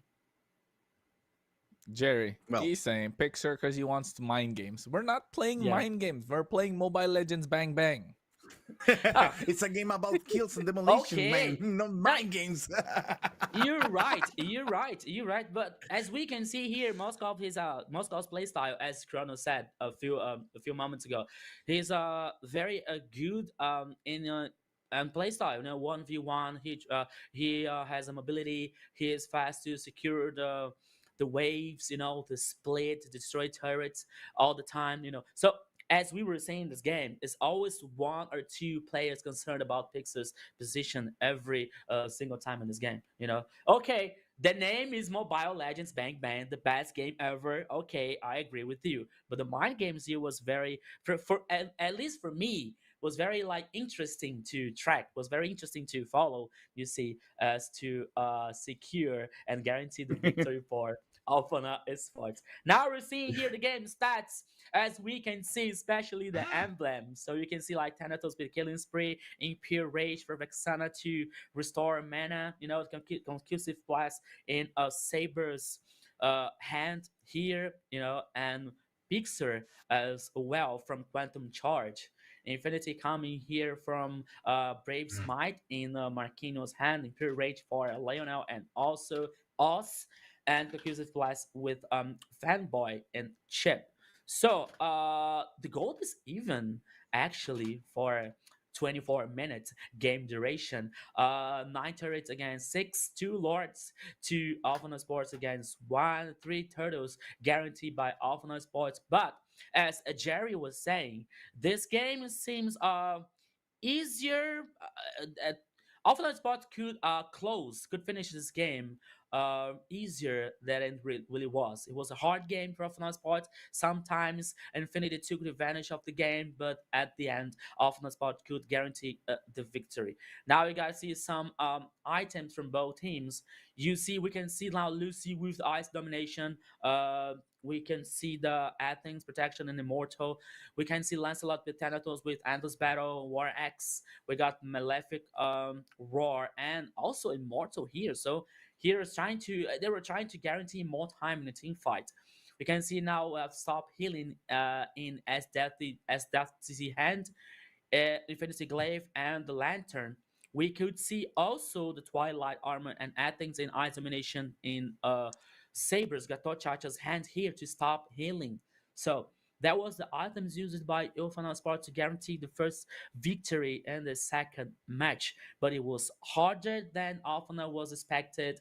But also, we cannot say that Infinity didn't play well, because Infinity played very well and also almost won the game, you know. But I don't think that maybe Lionel has to be the protagonist. We saw Zablax playing very well with this Nathan, okay, but I think that Lionel has to be the carry one to help Infinity to win the next match, the next game. Sorry.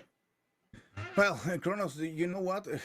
There is something that I would think about this kind of a games. These games that when you are about to win or you're about to make a balti, so make a comeback in a game, and it doesn't work, that well hits you bad, hits you in your soul, hits you in your mind, hits you in your team capability to overcome over a bad time.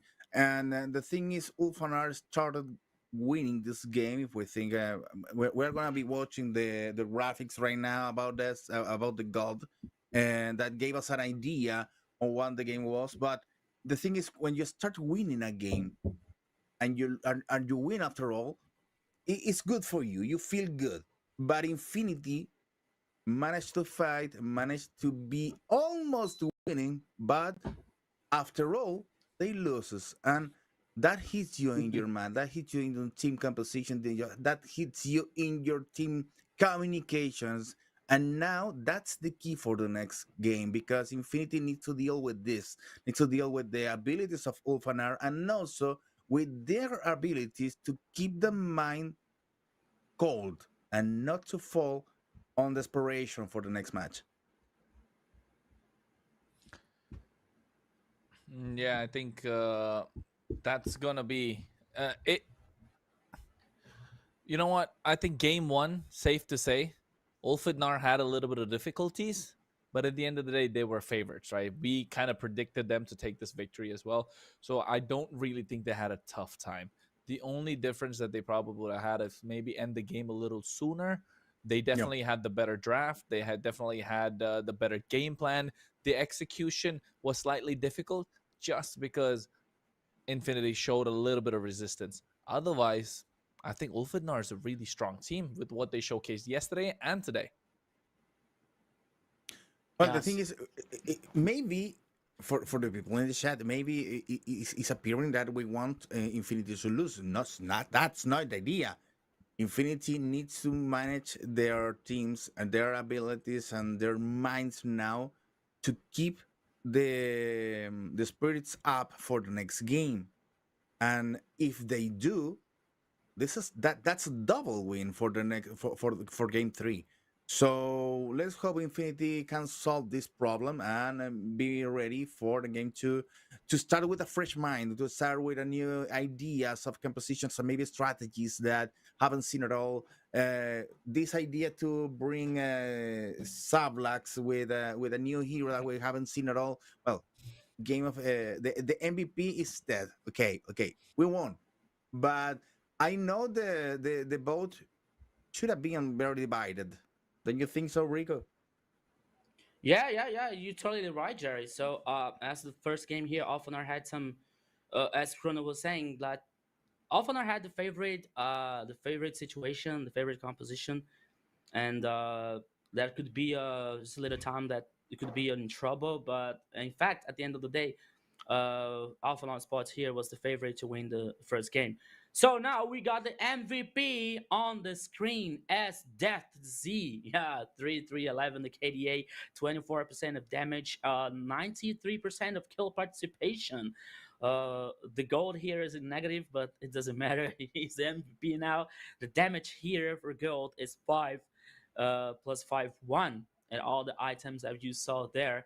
Now we got the highlights from the MVP in the first, as Chrono was saying, like good mage, good magician, good magic, damage, good controlling at the team fights here. He was vital for many times Alphanar get this advantage in the team fights here as the superior numbers to guarantee the objective and gain control on the map every time. So at that here is the MVP choice by the first game.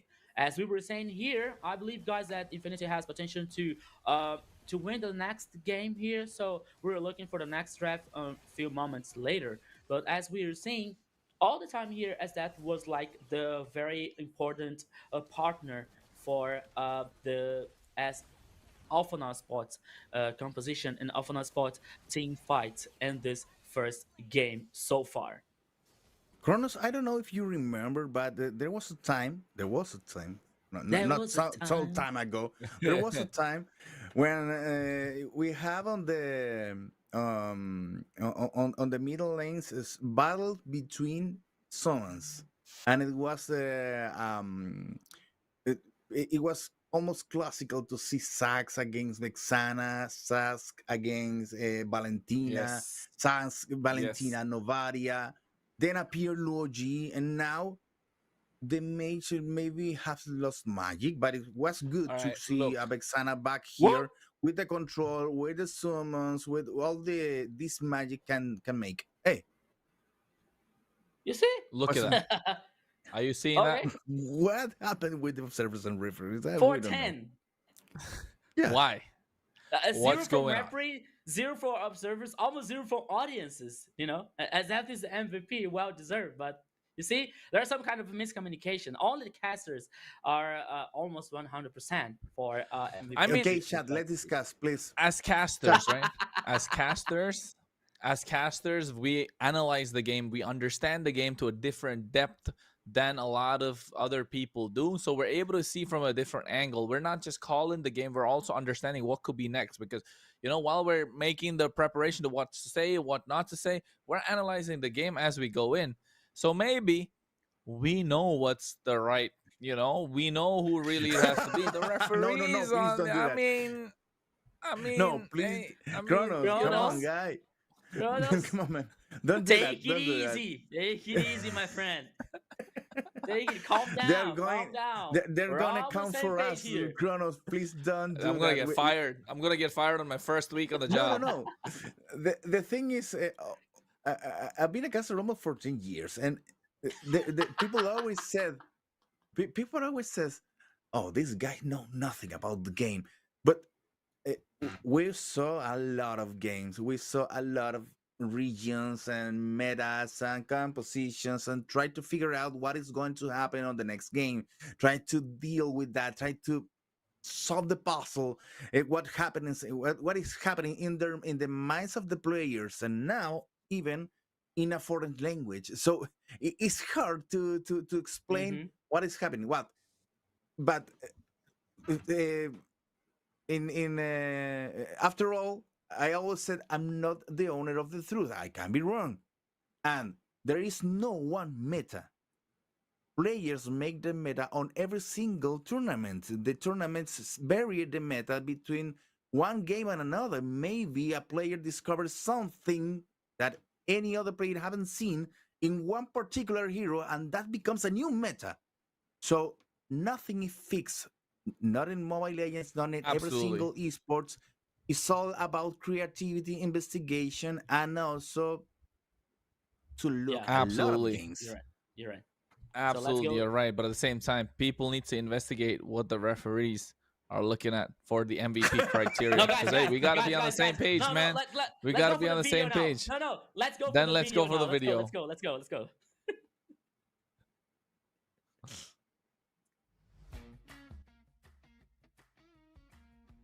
Nossa, calma. Escudo. Ah, é o Micitar. Calma. Acertou. Não sei, o Cyclops. É a Cadita. Não. Nossa, não é sei, Cyclops. Vocês vão ter que pensar um pouco fora da caixa, galera. Mano, Mano, Cyclops. Não. eu chutei o Cyclops também, mas não é o Cyclops. Pai. Tem um pet. Ah, Pô. entregou. É muito óbvio. Entregou. Calma, Esse era óbvio. É o Zap. É o Zap. São ovos? São. Ué, tá simples isso? Não tá simples.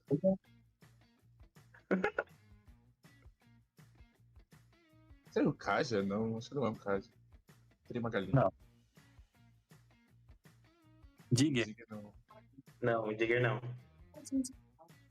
Ó, a dica é o personagem, mas é o personagem com uma skin.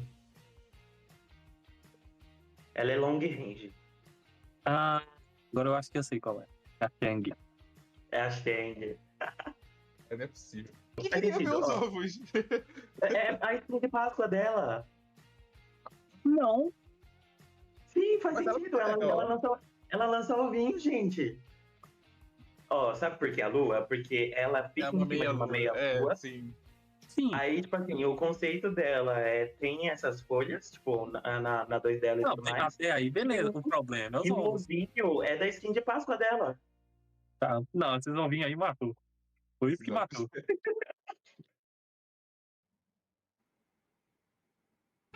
Okay, that's another game. It's another funny game with the emojis trying to solve the mystery of what is the hero. I mean, I Rico, was so confused. No, I was confused by the last game, the last emoji. You know, he sent the eggs. He showed the eggs, and I was like, okay, it could be Jigger. I don't know, because it's like a bird. It's a Shangy because of the skin. I think that Rafaela also have a skin, an Easter egg skin. I guess. I'm not sure. I know. I was like, okay. I was never able to guess if for a Shangy, on the last try. Okay, that's good. That makes sense after his explanation. But now let's go, guys, for the second draft. For the draft of the second game here, off on our sports between versus Infinity. And now we have the first ban phase completed once again. Kalia, Arlott, and Harrod banned by Alphanar. Oh yeah, Alphanar with the logo. No, Infinity. Sorry, No, Infinity. they're switched. They're switched. Yes, yes. And now we got the first ban phase by Alphanar, Baxia, 1-1, and Angela. First pick here, first choice from Infinity is Zunshin. It's a very strong pick, as we know. The response back here from Alphanar, it's CC and In Zunshin. Oh Whoa, my god. that was fast. Okay. Okay, Yeah, it's already opened. yeah, right? production is gonna solve this, but the logos and the flags are twisted. They are changed. So the idea is Ulfanar is on the red side, and Infinity is on the blue side. And Infinity already shows a lot of damage there with Sushin and Lancelot and Gatukacha to take care of the to deal with the peeling. Kronos, what do you think of this if you had Yisun Shin on the other side? I think with what Infinity are building, it looks really solid, right? It looks really strong with the Gatotkacha diving into the back line. So I feel like that Farsa is just not going to come out. There's no chance you can play the Farsa whatsoever here. And that's why the Hylos being picked up as well, to give a little bit of extra speed, extra advantage, extra mobility when it comes to team fights. You can, you can just charge into a team fight. The Eastern Shin, I'm liking it. I like the CC as well. It's just they need to find gold laners. Already 2 banned out, the Herod and the 1-1, and I feel like they'll be looking to take down even more. Infinity will definitely ban out Moskov because they do not want to give a Moskov away. And don't forget, the Kimmy is still up for grabs, right? The Kimmy is still available at the same time. So Uranus being banned out, the Eve being taken out on the other side. So I feel like if they don't ban out the Eve, if they don't ban out the Kimmy or the Moskov, again, we're looking at triple marksman from Wolfid now. Yeah, it looks like. I was thinking of the same because they already have Jisung Jinjishi and CC and Hylos. They don't need to pick another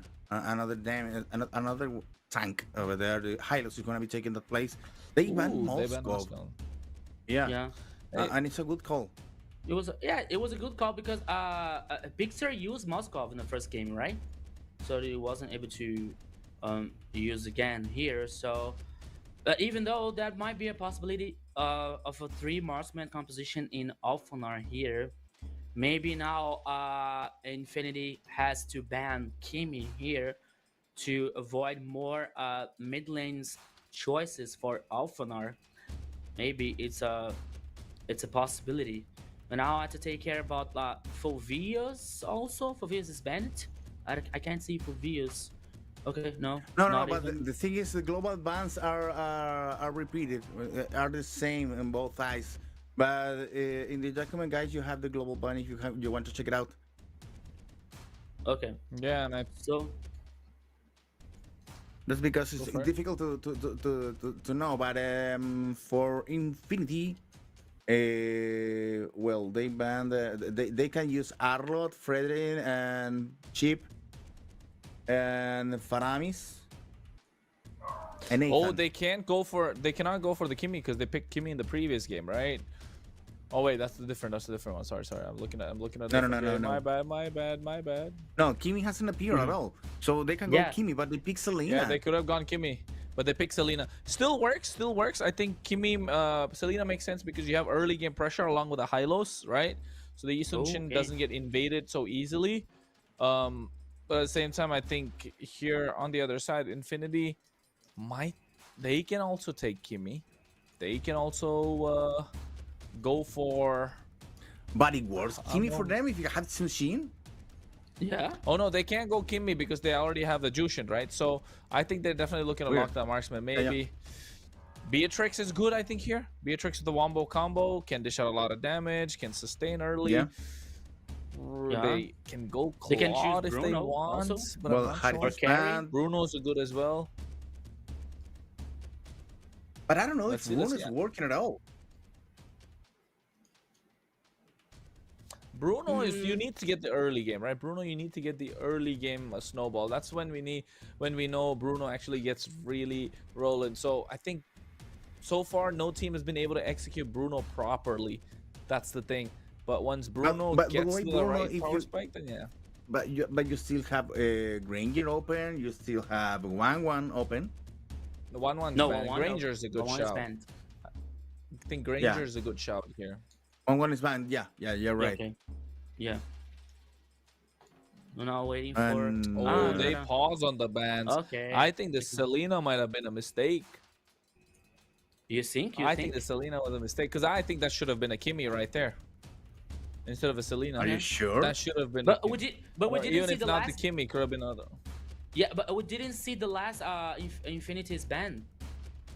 You know. Oh no! Last Infinity's pickups, right? Last time they picked what they had Arlott, Fredrin, Chip, Nathan, and Faramis. And Faramis, While for yes. Ulfednar, they have Lancelot, Glue, Moskov, Vexana, and Gatot Kacha.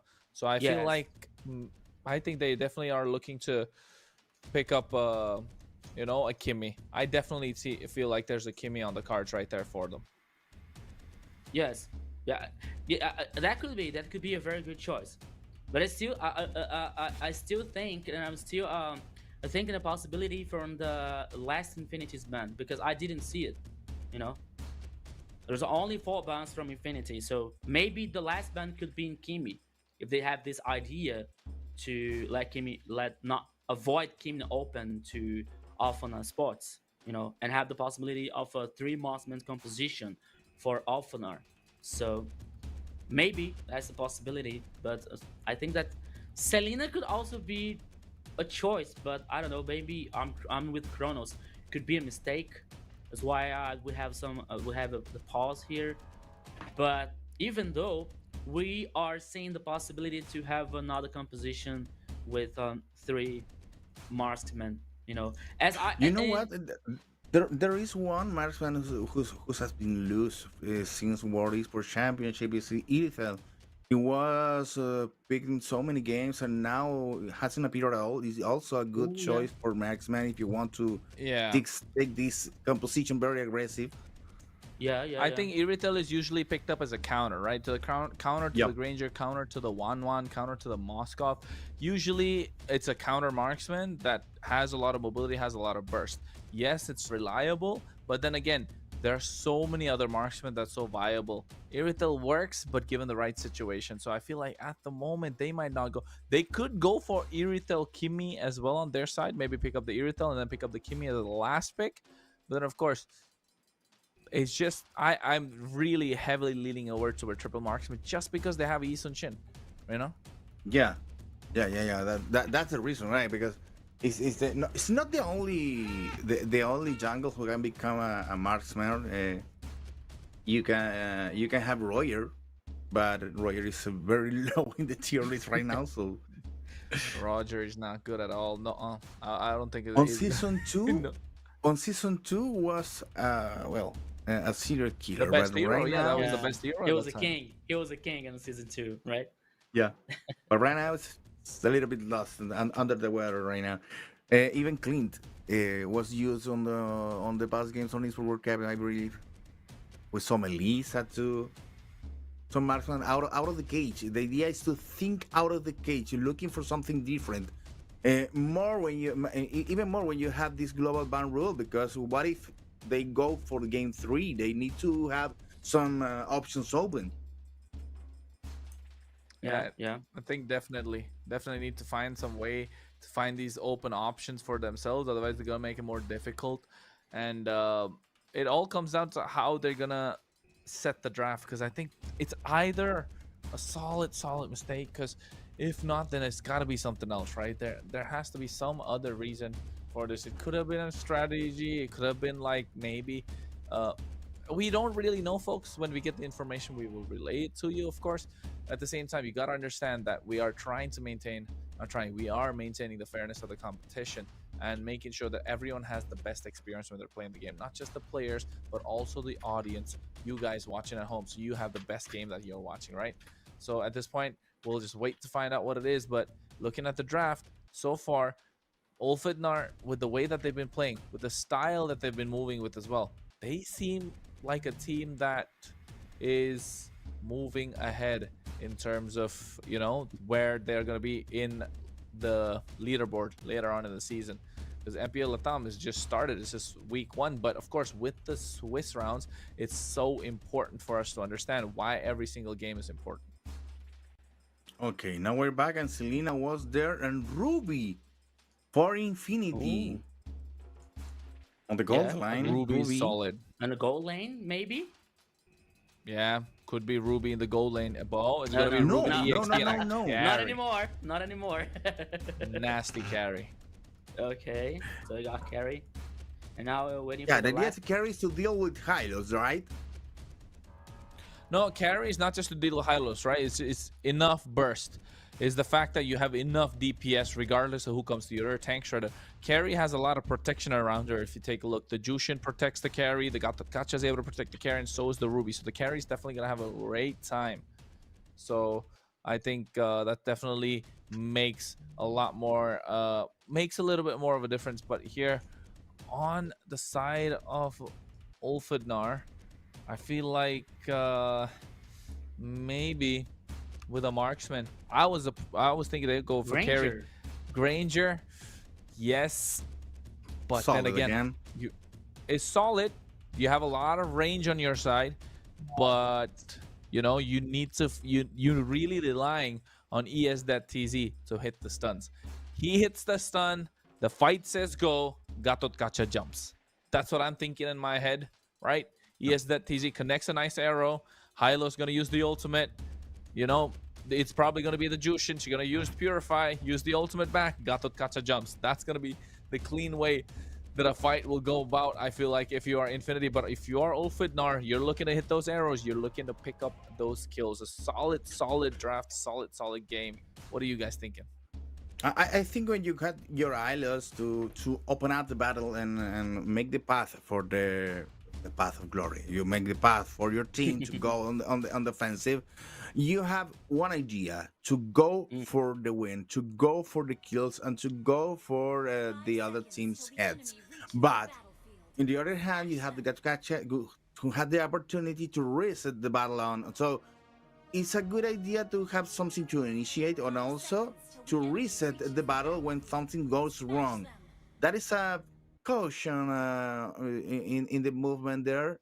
Yeah, but let's see how it works, because we are already on the Land of Dawn, and yeah, on a new pause.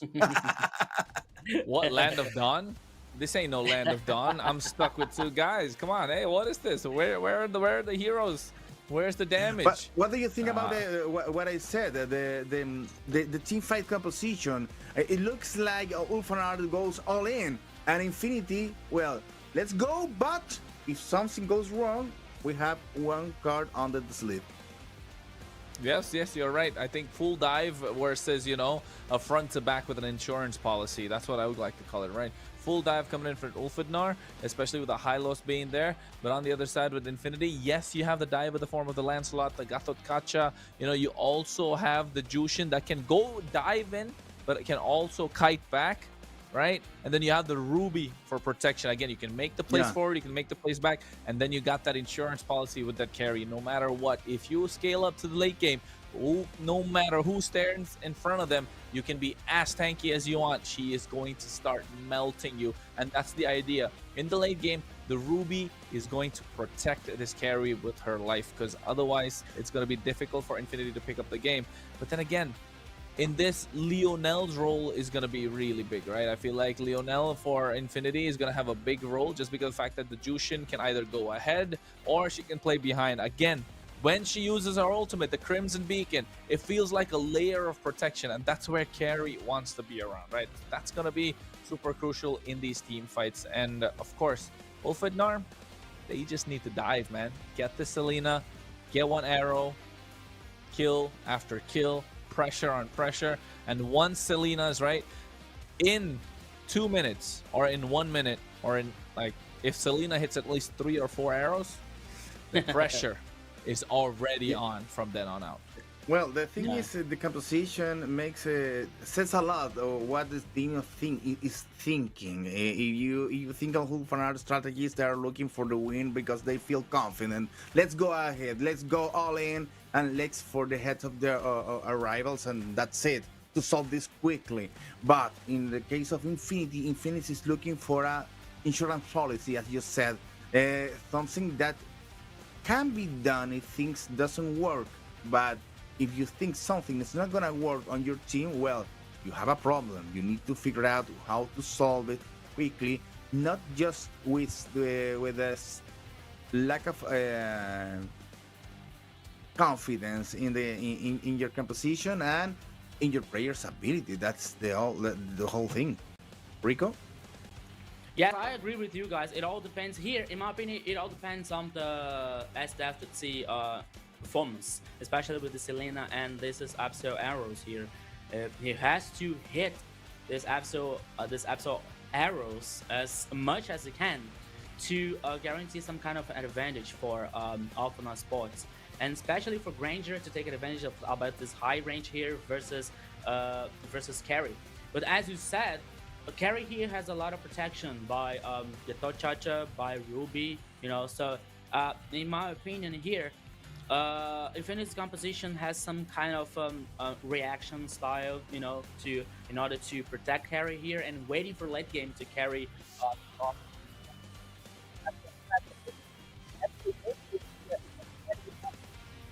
What doesn't matter what happens, because if our carry is free, that she will cause a lot of damage, true damage, and doesn't matter if you're a tank, doesn't matter if you're a jungler or assassin, so a carry will haunt you. So here, once again, Alpha Sport has to work, especially on SDFC's performance in Selena, and guaranteeing that Selena makes sure that this is Absol arrows here and trying to take advantage for Alpha Spots, especially with Ranger also to cause damage and trying to get the victory in the second game. Well, who do you think is gonna win though? Which draft are you guys liking? You spoke about the draft. We spoke about a lot about the draft. Who do you think is gonna come out on top? Who's your favorite team? I mean, not favorite. Which team has the better draft? Rico, you go. That's a good question, my friend. But I believe in Alpha 9 spots here. You know, I believe that it's this composition. It's very, it's solid. You know, especially I believe especially in this Hylos with the Path of the Glorious and Granger here. With his engage and there's a following up with more damage in Granger, especially with his high range here. So I think that this second game here, Alphanar has a tight advantage in this composition. Okay. Well, guys, think- we're waiting here for a player. It's good for you to know that there is one player who is with a little problems on the connections. They're trying to solve it, so we need to wait for one player to be back on the game. So don't you worry, nothing has been lost, and you have lost anything of the action. We are going to come back. This post should have a limit there for in the rules of the tournament. So don't you worry about it. But you have never lost anything of the game yet. Matter of fact, we're already on the land of dawn again. Let's go, Rico, for game 2 between Infinity and Ulfanar Esports. Let's go, Jerry. So welcome back again to the Land of Dawn, to the second game here, Infinity versus Alphanar Sports. Reminding you guys, it's the losing brackets teams game here matches. So Infinity versus Alphanar Sports, it also lost the game yesterday. It was a 2-1. They were a very difficult game for both teams. So here, the expectation that we will have a second very hard game for both teams. So now, as the first minute, we are all seeing the two teams here only gain farm, only focusing in this power farm here, guarantee the first levels to be strong for the first main objective. That is the turtle that it appears in a few moments. And reminding you guys here now This map is about the broken walls, my friend Jerry. Yeah, but let me take an exercise here with the audience also, because close your eyes for a second and think you're an infinity player. You already lost 2 games yesterday, and now you beginning losing again.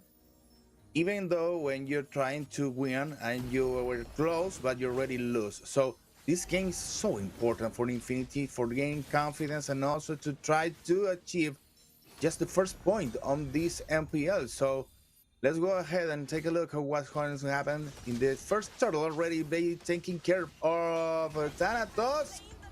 He secured the turtle, but it's gonna pay for that. Marquinhos already got the first blood over him, and now it's going for more. Fanboy almost falling, and Xavier goes down in the hands of Hals, and it's a beer to Fanboy. Almost save. Wow!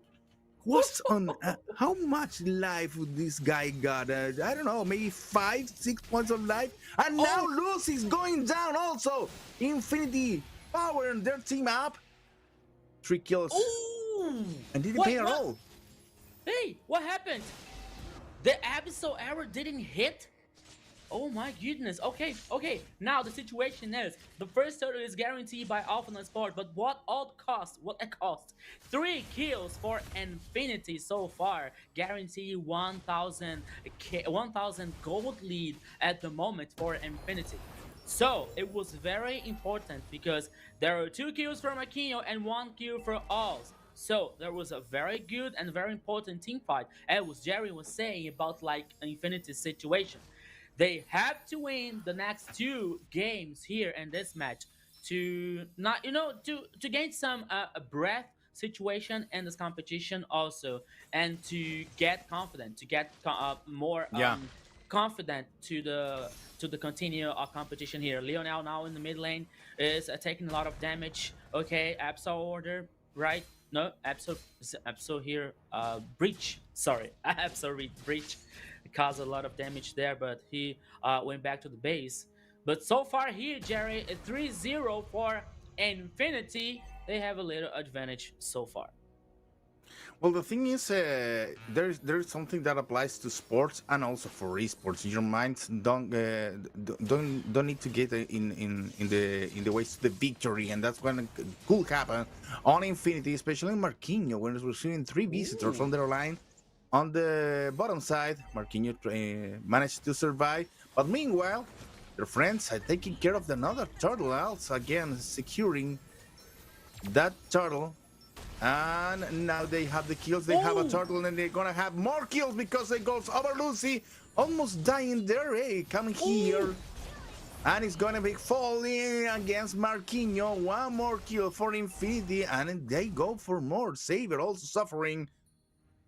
It's time for Ulfanar to take a deep breath and think things carefully, because they are playing games with their lives over there and giving away some kills for Infinity that takes the lead on gold.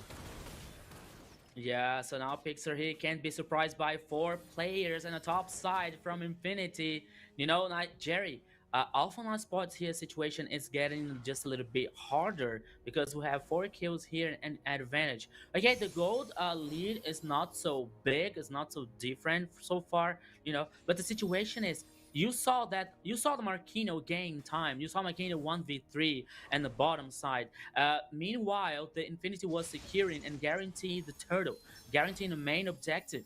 So now the macro game here is being very well used by Infinity so far, because as we see now, Alphanar, I don't think that they're lost at the moment, but I don't know, maybe placing 3 players to trying to kill Marquinhos was not a very good idea. So not now. We got a few seconds remaining for the next turtle, and we got 2v2 in the top side here, Jerry. 2v2, take a look at Sablax trying to deal with Pixar again, and Saber goes to help Lionel again, starting with the initiations. And well, Lionel is working very good. Oh, Thanatos take care of Hals and double kill over Marquinhos. Now goes for more. Lionel is gonna appear there. Yeah, Marquinhos dealing with the menace. Thanatos goes to take a rest after that. I'll see going back over Fanboy that's suffering, but Lionel also taking care of Lucius. Goes down again. One more kill for the guys on Infinity, and ULF is trying to solve this. Lionel under heavy damage.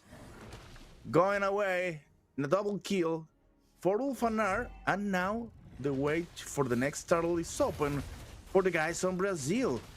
Now things are trying to work for the game for the guys of Ulfanar. Now arrives Thanatos. He has a lot to do, yeah. Yeah.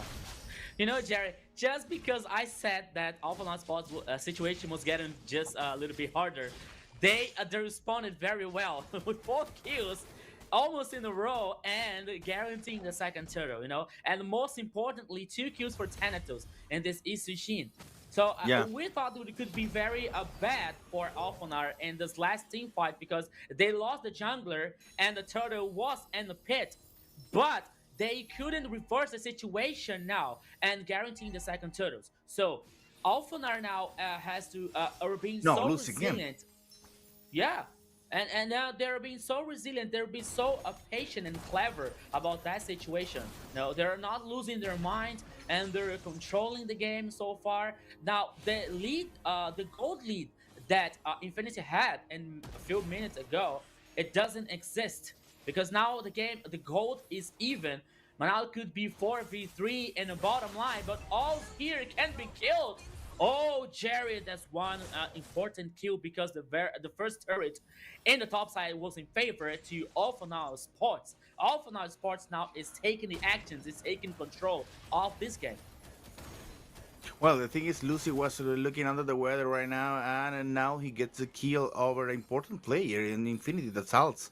So it's a double prize for Alphanar that now is losing a turret, but it's a mirror situation what is happening on the top line when where Infinity already lose the first tower too. So now this is the important fight, and the one in the middle one with Lionel is playing almost very comfortable, and now another turret is going to fall. Yeah, they can take care of this. Lucy is recovering from a bad moment of the first moments of the game. Yes, my friend Jerry, here was a nice control from Marquinhos, but despite that situation, now Alpha Sports gets 3 kills in the mid lane, and now they're heading for the Lord, the first Lord here. Oh my goodness, Alpha now is getting so much advantage. It's getting so much good situation here. Now they're focusing on the mid lane here. Another kill, mega kill for him. Pixar 4-0 with this Granger. Lord guaranteed the first turret in the mid lane also, and the Lord now is activated and he's heading up the top side, Jerry.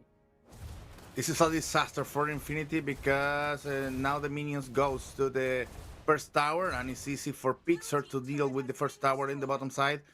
The guys on Ulfanar now have the advantage in every single line. That's a good point for Ulfanar, trying to look for the real advantage now on the kills and also on the gold 3k in advantage. And now Fanboy trying to deal with Lucy, and Lucy is stronger now. Nothing can deal with Lucy. At least you have a 1 or 2 or 3 players against him. So it's looking good, Rao, for Ulfanar. Taking care of the power play, gaining with the Lord. Now Thanatos goes over there to taking one more advantage and one more menace over Infinity trying to defend.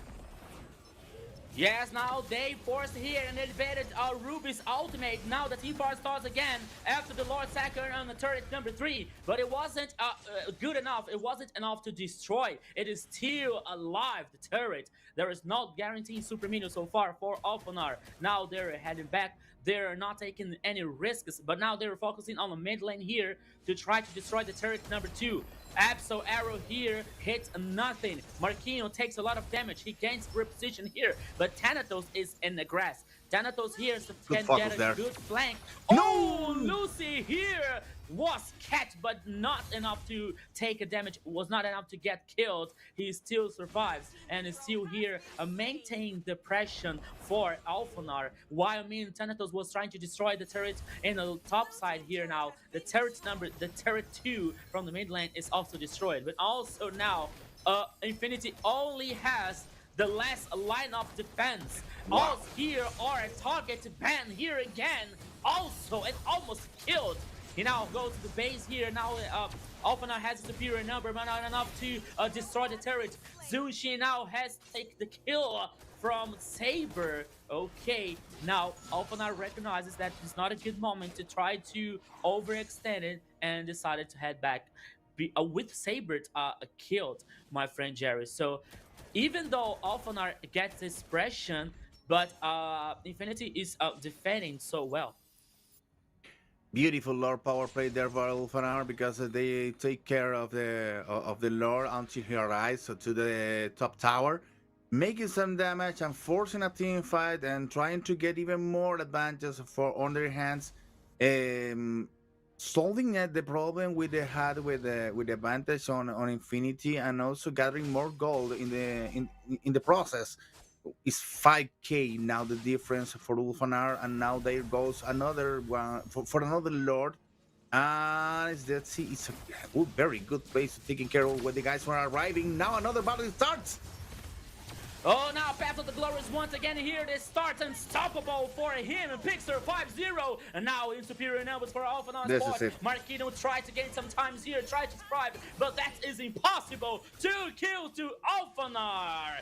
Guaranteeing the lore. 3 kills now. Thanatos get in house. And now they have 3 kills. They have the Lord heading for the top side. Could be the end of the game. Path of the Glorious once again in Lionel here. Could be the next target. Oh, he survives. Now he's trying to gain attention to head back to the base. But meanwhile, the third is number three in the mid lane. Oh, this almost a GG here. My friend Jerry, it wasn't good enough now. He's trying to defend very well.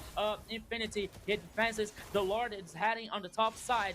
The Alphanas players, they track the Lord here. They accompany. Okay, the Lord now destroys the turret number 3 in the top side. He guarantees a super minute once again. Now Battle of the Glorious could be the end, Jerry. And there he is. Alphanar Sports guarantee the second victory and the win and the second match against Infinity Sports. When you take a look at the on Pixar's damage there, was insane. Just 2 hits and the player was already breathing fast, so it's impossible to deal with that in a good way, and it was almost done. It was almost for real that Ulfanar was taking the game just, I don't know, maybe 3 minutes before it ends. Kronos, what do you think about this? Yeah, I think it should have slightly ended a bit earlier with the way that they played, but then again, man, Ulfidnar, you know, did we really expect anything else? Kind of a little more cleaner, maybe. That's what we wanted. Maybe we thought this would go for 3 games, but after the performance they put yesterday against Alpha 7 Esports, which again, according to me, Alpha 7 Esports are the favorites to take the whole thing, right? And in game number 1, to pull off what is a surgical game, I would still say it felt like a surgery, right? It felt like a heart operation. They were so methodical, every movement in the early game. It took 8 minutes and 19 seconds to get first blood for Alpha 7. And that is no easy feat to maintain their cool. And I think Ulfidnar, a dark horse. I've said it before. I think y'all agree. I think dark horse for the entire tournament. So, hey, vote for your MVP right now. These guys are super active about that all the time. And I know they already voted for their MVP. So, hey, you guys casted the game. Rico, who do you think is the MVP according to you? I mean, the MVP here is going to be Pixar in this Granger. He played very solid in a very good position every time and got the kills, very important kills for the victory for Alpha Sports, you know. As now we were seeing a highlight movement. The first minute was very good for Infinity, you know. Infinity has a very good early game here, but somehow after that, Alphanar has the resilience to to get back in the game and take advantage of one a minute by minute after that. So Pixar was very important for that, and also Saber with this with Hylos and the Glorious Path here, it was ultimate always important to gain this movement increasings and Pixar position to gain the kills. Thanatos was very good with this Insushin also, but I don't think it was like the game changer at all for this game here. So I believe that Pixar is gonna win the MVP so far. As we can see here in the highlights, Infinity has a very interesting early game, my friends. But now, but after like I don't know, maybe 4 or 5 minutes, Alphanar get back to the game and take control from Saints until the end of the game, the end of the match so far.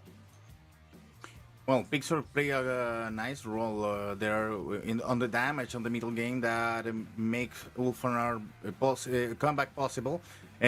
Infinity took a little advantage, but on Lucy's hands because Lucy tried to make some plays that didn't work at all, and it was slain more than 2 times, 3 times, yeah, 3 or 4 times.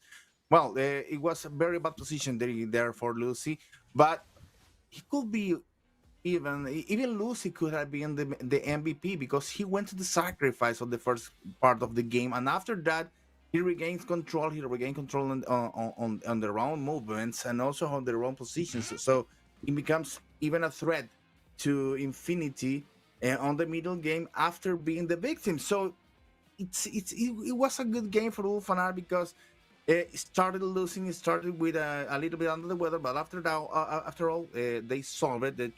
They managed to come back and to feel very powerful, especially on Pixar and Lucy's hands. Yeah. Man, I'm the only one that voted for ES.TZ. I can't believe that. Hey, I I wouldn't think say that. ES.TZ. I wouldn't say that, but now Kronos has to turn himself. You know, say for all the casters, I think that Kronos was the only vote for it as that. You see? Yeah, because I think he definitely played a bigger role. Yes, Pixar was the carry. He had the damage. He got the kills, but who was the one who put the constant pressure? Who was the one there in almost every single team fight for them to pick up the kills? I think ES.TZ definitely turned the tide around. In the early game, the mid game, he was the one to make the slight bit of a difference. He was the one who was able to get the stuns right on point and also able to help Thanatos TZA farm up much faster and get to that point even quicker. So I feel like hey, ES.TZ might just be the one to win it, man. Let's see. 3 caster votes goes for, Pixar on the Granger. Of course, he was the flashy one, got all the kills. Hey, you never know, man. Kronos, you Could gotta be recognize the hitman. You gotta recognize the hitman, the man of the kills. No, that's why you were voting for Pixar for the MVP, my friend.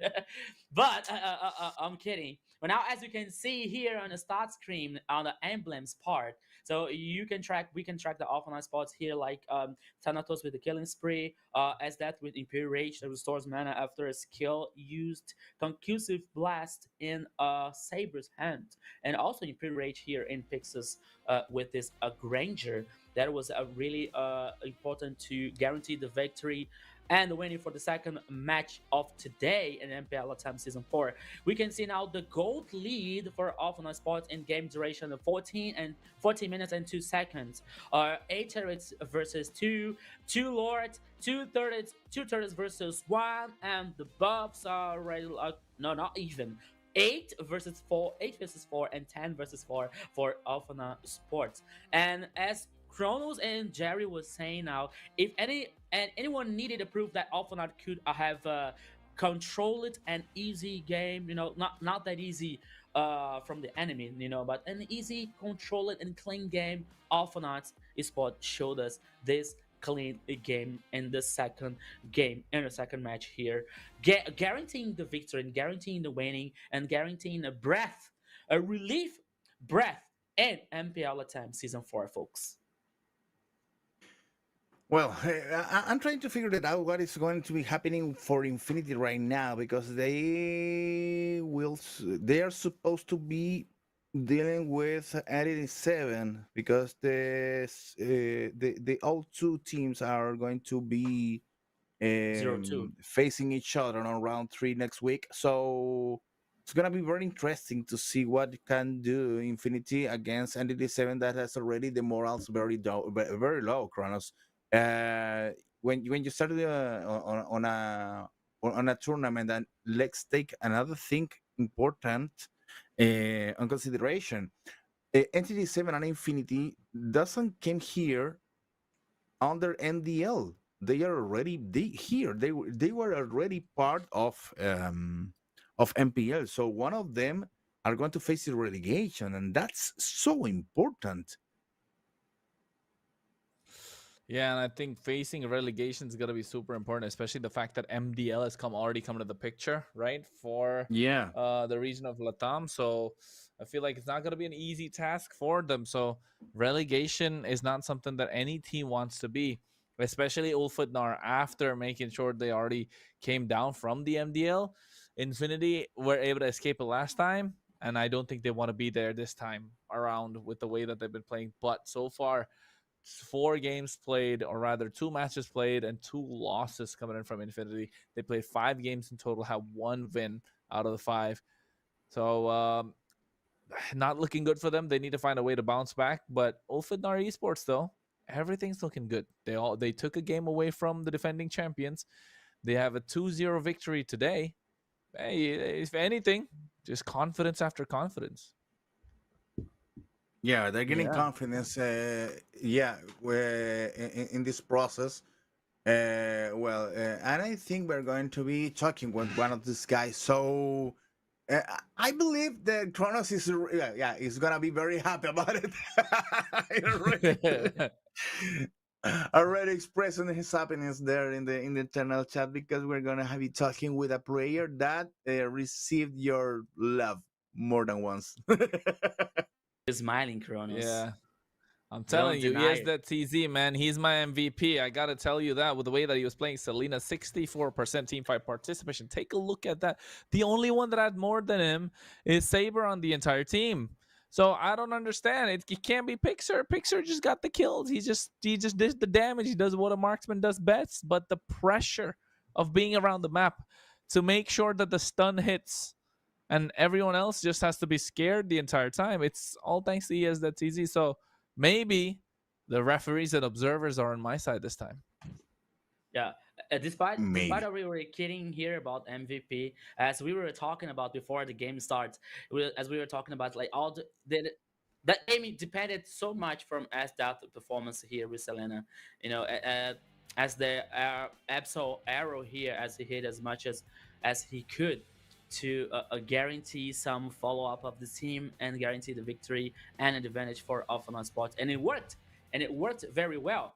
But now it can be work here is the MVP that goes for Pixar. My friend Kronos, what do you have to say about it?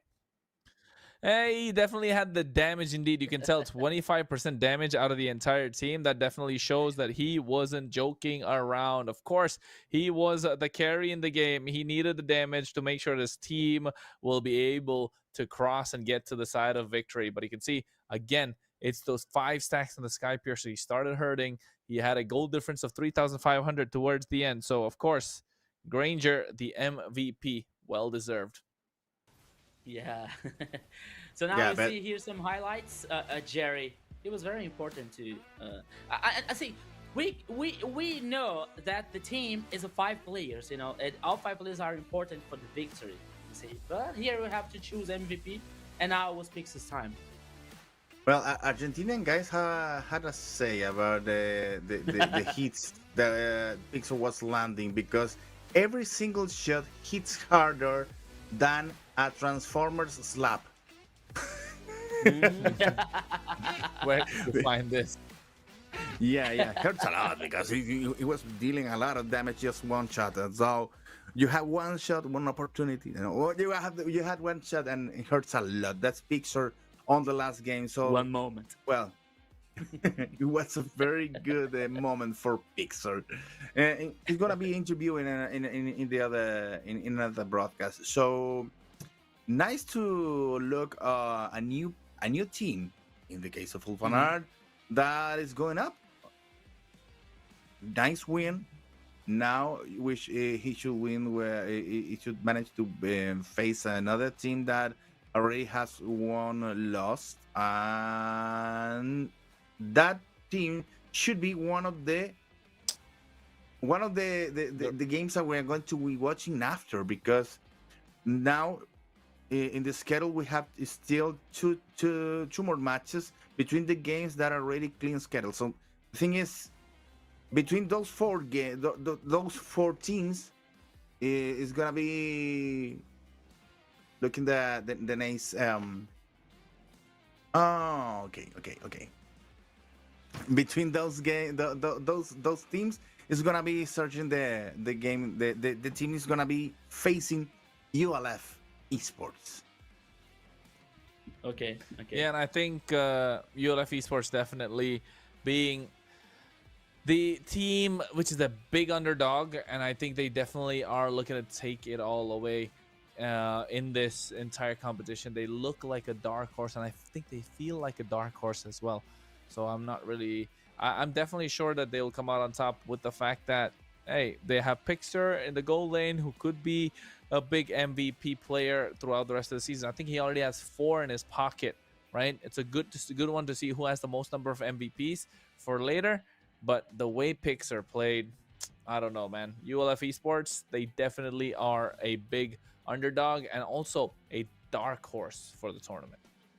Yeah, and you see, it's very cool when we see new teams in this scenario, you know, because it's very nice to see all the traditional teams that we also used to see here, like DreamX, Infinity, 9Z. You know, it's also cool, but it's also cool to see new teams to get a I don't know, a fresh new, a brand new fresh air to the scenario. But now it's also very nice to receive this awesome player for our interview. Yes, we were talking about S Death. My friend, welcome from the global broadcast. First of all, congratulations for the victory. Thank you. ULF Sports 2-0. Tell me, what was the conversation between yesterday and today? Because yesterday you played very well against Alpha 7. It was a very nice match, a best of 3. But now you won against Infinity 2-0. What was the conversation between yesterday and today? So basically, we reset our minds because Okay. we don't want to have problems in the other games. We had a hard match against Alpha 7, but we made it in train harder from yesterday to today. Awesome. Kronos? I mean, hey, I'm a big fan of the way you guys play. All right, yes, that TZ, especially you, your Selena, absolutely amazing, right? I Thank personally you. think you're the MVP for that game, right? Everybody else don't think so with the extra Come pressure on. that you added Thank on you. and the way that you played as well. You got to tell me something though. You guys came in from MDL, right? The Yeah. journey has been nothing short of a Cinderella story. And after the game that you guys put on yesterday, I consider you guys as a dark horse for the entire tournament. Of course, you know there are favorites, right? There are bigger favorites. There's the Alpha Sevens, there's the Dream Max, there's the Influence Rage. But for you guys to come in such a fashion, and if you guys were able to make it all the way, a Cinderella story run, I'll be crying tears, and I hope you guys do it as well. But what do you think will take you to that point? What do you think you guys are lacking right now?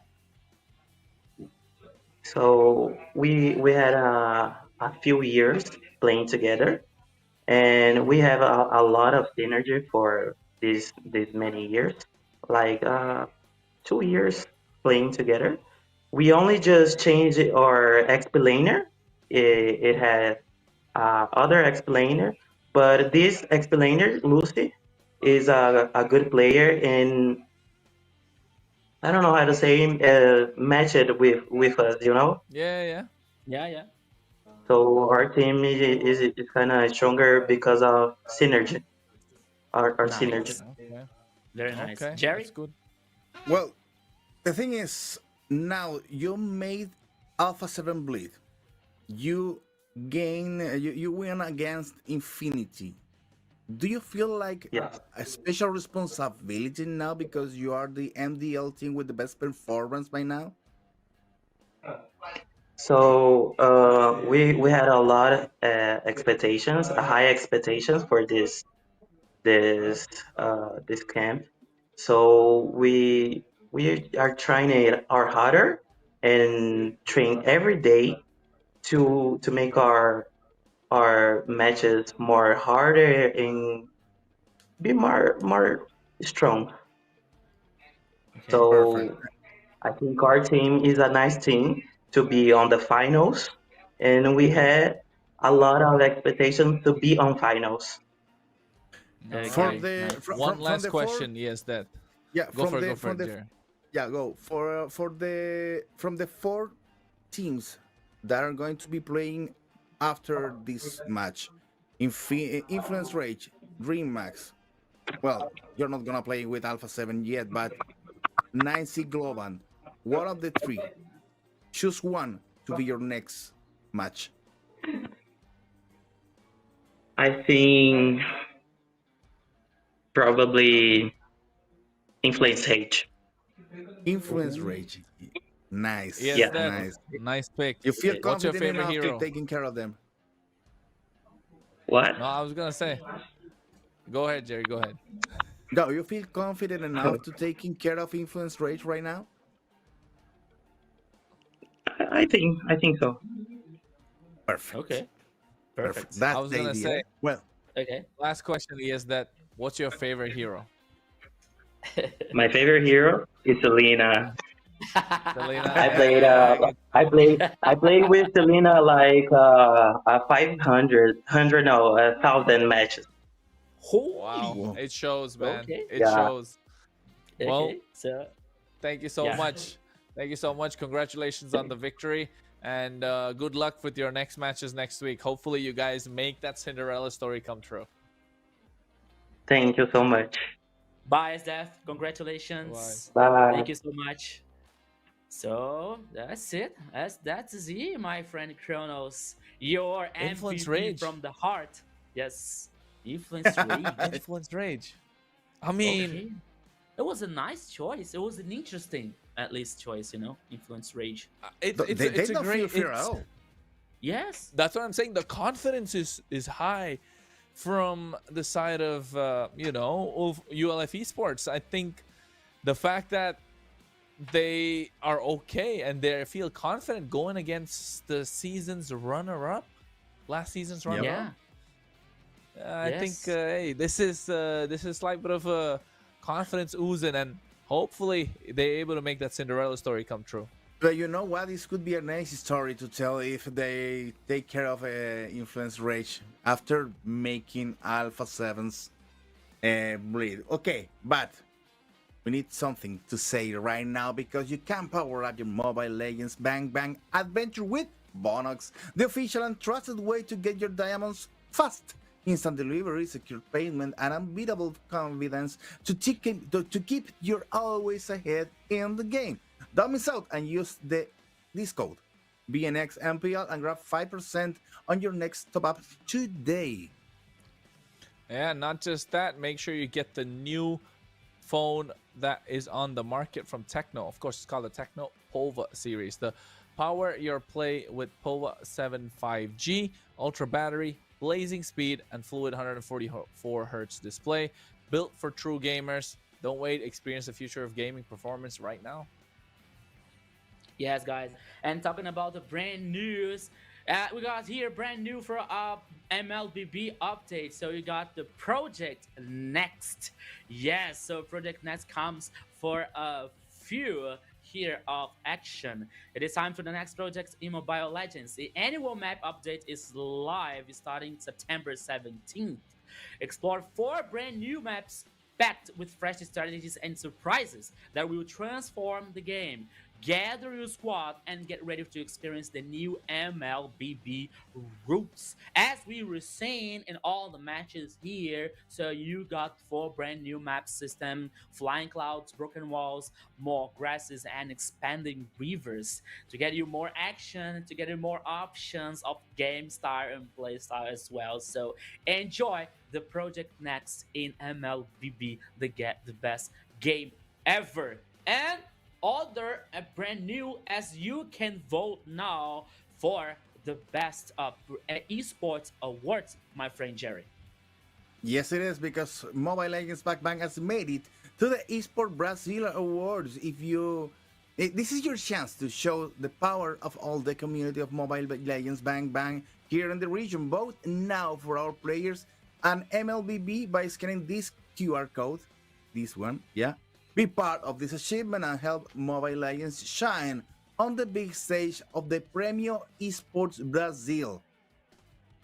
Yes, so you can vote for Angelis, Frost, or Hybridi here. Yes, the Brazilian teams in MLBB to get the community stronger and bigger than ever with the best game, with the best here. And reminding you guys that you can participating, you can interact with us by voting for the MVPs of the matches here on our platforms or our broadcast platforms here. So you're watching from YouTube here, so MLBB Esports, MLBB BR Sports, and MLBB Esports. You can vote for the MVPs of the matches in this broadcast platforms. And reminding you guys, as the time that you are watching, and you are voting for the MVP, you have the possibility to earn rewards also in our broadcasts, with such as diamonds, and redeem codes during all the broadcasts here on MPL LATAM Season 4. Okay, guys, we're heading to the match 3. Oh no, we have a little surprise over here. Redeem your skin now. Let's go. Go now, because if you don't rush, you're gonna be getting magic powders. Come on, man. Hey, look at Rico. He's trying to get this one this time. Only magic Go dust for for you it. guys. If you don't rush, Well, go hey, ahead. let me tell you the code. It's you. Let's go for it. ULLBFTQXQ. It's just letters. I can't collect. I'm just kidding, guys. No, you already missed that. I missed something. I missed something. It was incorrect. Yeah. No, I have to be honest. I haven't I haven't opened the game the game because I want the guys on this chat to Ooh, win. thank you, production. Thank you, Oh, of production. course. I never picked up anything as well. I just want to make sure that you guys in the chat win. I've never really actually tried. I'm just looking the So, code is correct. That was something. You guys making that, me. You guys so, making me. no, Now, you guys embarrassing me now. You know, because okay. I'm kidding. No. I'm not trying Okay. to redeem the code. No, Rico. The thing is, just I remember that someone on productions later on in another game used to say, "No, I'm just testing the codes if they work." That's because I use it. But in their favor, it was codes that had more than one use, so it's okay. But he was testing the codes. Oh, these codes are more than one use. These codes are more than one use. It's multiple people get it. So it's like I think you can get everyone who kind of puts this in might get a skin. So it's like a lottery, if I'm not wrong, maybe, or like a lot of people can. So definitely you'll get your skin. So you can get a skin, you can get another items, and you can get you can get magic dust. Magic powders. Magic powders, but okay. Magic dust. You can get magic powders too, but you can collect them if you want. Okay. Well, guys, hey. What? Well, what's going on, Rico? What's going on? No, you were about to say something. Yeah, I was gonna say we got to make sure to take a look at the lineups of the next match. Indeed, DreamHack versus Influence Rage. DreamHack rocking in That background was not that background was really nice too. Tekashi, King, Rainbow, Blink, and Gremio. Yeah, so there is DreamX's lineup here also in the second game, reminding you guys that they won the first game yesterday against Infinity Esport 2-1. You know, they started losing the first game, so they got the reverse sweep against Infinity Sports here. So we also know they're all strong players, so traditional players, very qualified players, you know. Gremio, I think this was the last edition for DreamX. They are a very big org here, organization and team. So they have high expectations on DreamX's performances in this MPL attempt season 4 is split, especially from Takashi King, Rainbow, and Blink. So eyes on DreamX. And speaking though, we were talking about later. It was my only prediction. You know, you were all about Influence Rage, and I was about DreamX's, right? I believe it is. I believe it is. Yeah. Yeah, So we'll because talk later. We'll talk later about the DreamHack casting stage. yesterday showed a little bit of lack of confidence, especially on Gremio. So I decided to go for Influence Rage today. Well, the thing is, the keys to victory for DreamHack are ensure comfort picks for the experienced laner Gremio during the draft and take advantage of the jungler large hero pool. So they're focusing on taking advantage on the jungler's role, and after that, taking care of babysitting the experienced laner. So it's something good and something not so good because maybe you want to take care of the experienced laner because you want it to be a special cannon of damage, but maybe your junglers they are facing some difficulties there and things doesn't work. Yeah. Actually, here my point of view is because the XP laner here is a very good player, Takashi. Takashi came from the RIQ Akita, so he is a victorious player. So considering the fact that Gremio is a fresh new gold laner in DreamX's lineup, so I think that they're not feel so comfortable like to let all the responsibility in the game performance for Gremio. So they focus more on Tekashi's performance and King's pull in the jungler side. You know, so we also know that King is a very good jungler. They have a he has a very big pool of heroes. He can play with assassins. He can play with tankers, you know, and the jungle side here. So it's very important to guarantee the comfort zone from King and Takashi for trying to win the match, Kronos.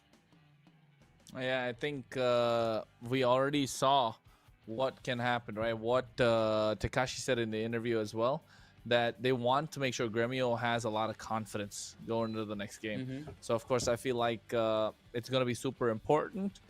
And that is one of the factors which will affect them in the long run. As long as Gremio has the confidence to play better, he will definitely get better indeed. So, but Yeah. then again, going against Influence Rage, experienced team, that's where the experience from being from RRQ from a long time, right? One of the Okay. older squads of MPL LATAM. They were able to get the victories for them to come, for them to be there. It's absolutely great. And then they'll be able to nurture Gremio. They'll be able to help him out when they need him at the most. Yes. So now, guys, we're heading to the lineup of Influence Rage on the screen with Chino, Hotun, Sindrak, Paquito, and Fury.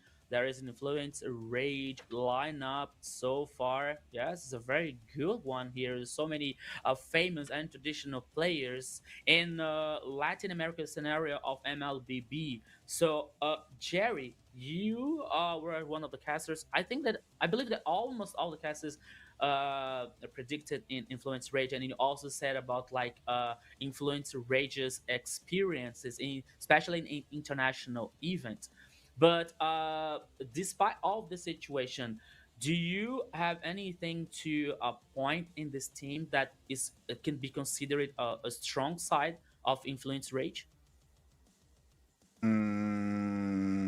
Nope. No, No.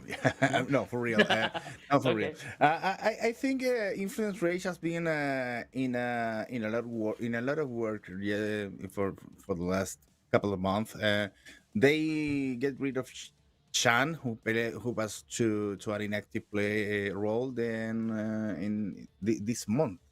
Uh, and they bring Syndra to fill the spot, and Syndra is a strong player that could even Yeah. improve influence rate abilities. So the thing is, it's a team with enough experience, with very experienced players, with also synergies already working, and improve it with Syndra's abilities. So I think they need to be even more powerful than they were in the Esport World Cup. So the key to victory for them, they were looking right now, is show aggression in the draft where they already gain focus compositions, leaving only one hero as a potential late game insurance if it's needed. And that is important facing the global ban rule, because if you have one hero that has to be there for like an insurance, as Kronos said later, I think their chances are a little bit I don't know, maybe compromised with this global ban rule, and maybe influence rate is going to be changing a little bit. That's this kind of a strategy, and looking to solve the problems fast and better, like Alpha 7 does. Because if you're taking this insurance policy at the end, you have this insurance to have one hero to a potential late game. You are lacking a little bit of damage on earlys and middle games. Don't you think so, Kronos?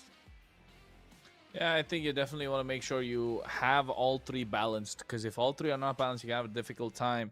And of course, right now, looking at the head-to-head, Gremio, new kid on the block, Furito Fury is someone who is a veteran in this scene right now, and the way that he's been playing this game, absolute monster, right? He's an absolute monster on the goal lane, and we've seen that before. We've seen it time and again, and I don't see a reason why people will not pick him as favorites. Look at that KDA, 15. Yeah. 15 KDA. Yeah, so far here from a KDA difference from Gremio. As we were saying, like Gremio as a fresh new player, and DreamHack has it has to take confidence, has to get this confident time by time during this competition. We even though that we know that this competition is not a very long one, but he has to do it quickly, to get more confident in this team. So as considering him, like the Fury is a very experienced player, a very talented one, a very good one. So Gremio might face one of the biggest challenge in here against Fury in this best of 3 versus Influence Rage. But anything can happen here if his DreamHack is here focusing here and giving in comfort zone, and trying to focus on the junglers side here. So as we were saying, like the talent prediction here, only one in a wrong way could be in opposition. You said wrong way. You said it. You said wrong way. Wrong way. You said it wrong way. Yeah. I was like, you already said you're opposite wrong. way or wrong way could be, I think I said it could be, and it's a possibility probably, but I believe that it would be a very good, a very hard best of 3 here, with a very good potential of having 3 games between the two teams. I think that anything is possible, and both teams here are able to win. So most of them take and considering Influence Rage as the favorite one here, but I believe that DreamHack's performance could be and could win this best of 3, guys. Well, I believe that okay. What's up, Kronos? We were talking before about we were talking before who will be the match who's gonna give us 3 games, and this is the one because at the end we have Alpha 7 against Nancy Global, and most of us are saying, okay, this is 2-0 for Alpha 7, but we don't know how. Maybe DreamMax comes with a little surprise and goes for the head in Influence Rage, or maybe Influence Rage plays very aggressive and goes for the 2-0. Let's gotta check it out after a few moments about this, Kronos. Yeah, I think Influence Rage, again, one of the favorites to try and take it all, right? They're one of the favorites to take it all, and just because of the fact that they were runners-up the last season, they had the experience of the EWC, so I don't really see how... I really see why they're favorites most of the time. At least I know that's why I picked them. I know, Jerry, that's the reason you probably picked them as well. But Rico sees the potential in DreamMax, right? Especially with his new changes. With the new changes, I think that's the big difference, right? The changes might be the difference maker, especially after Tekashi's performance yesterday. That would have been a big one. But let's not forget Coach Blackjacks.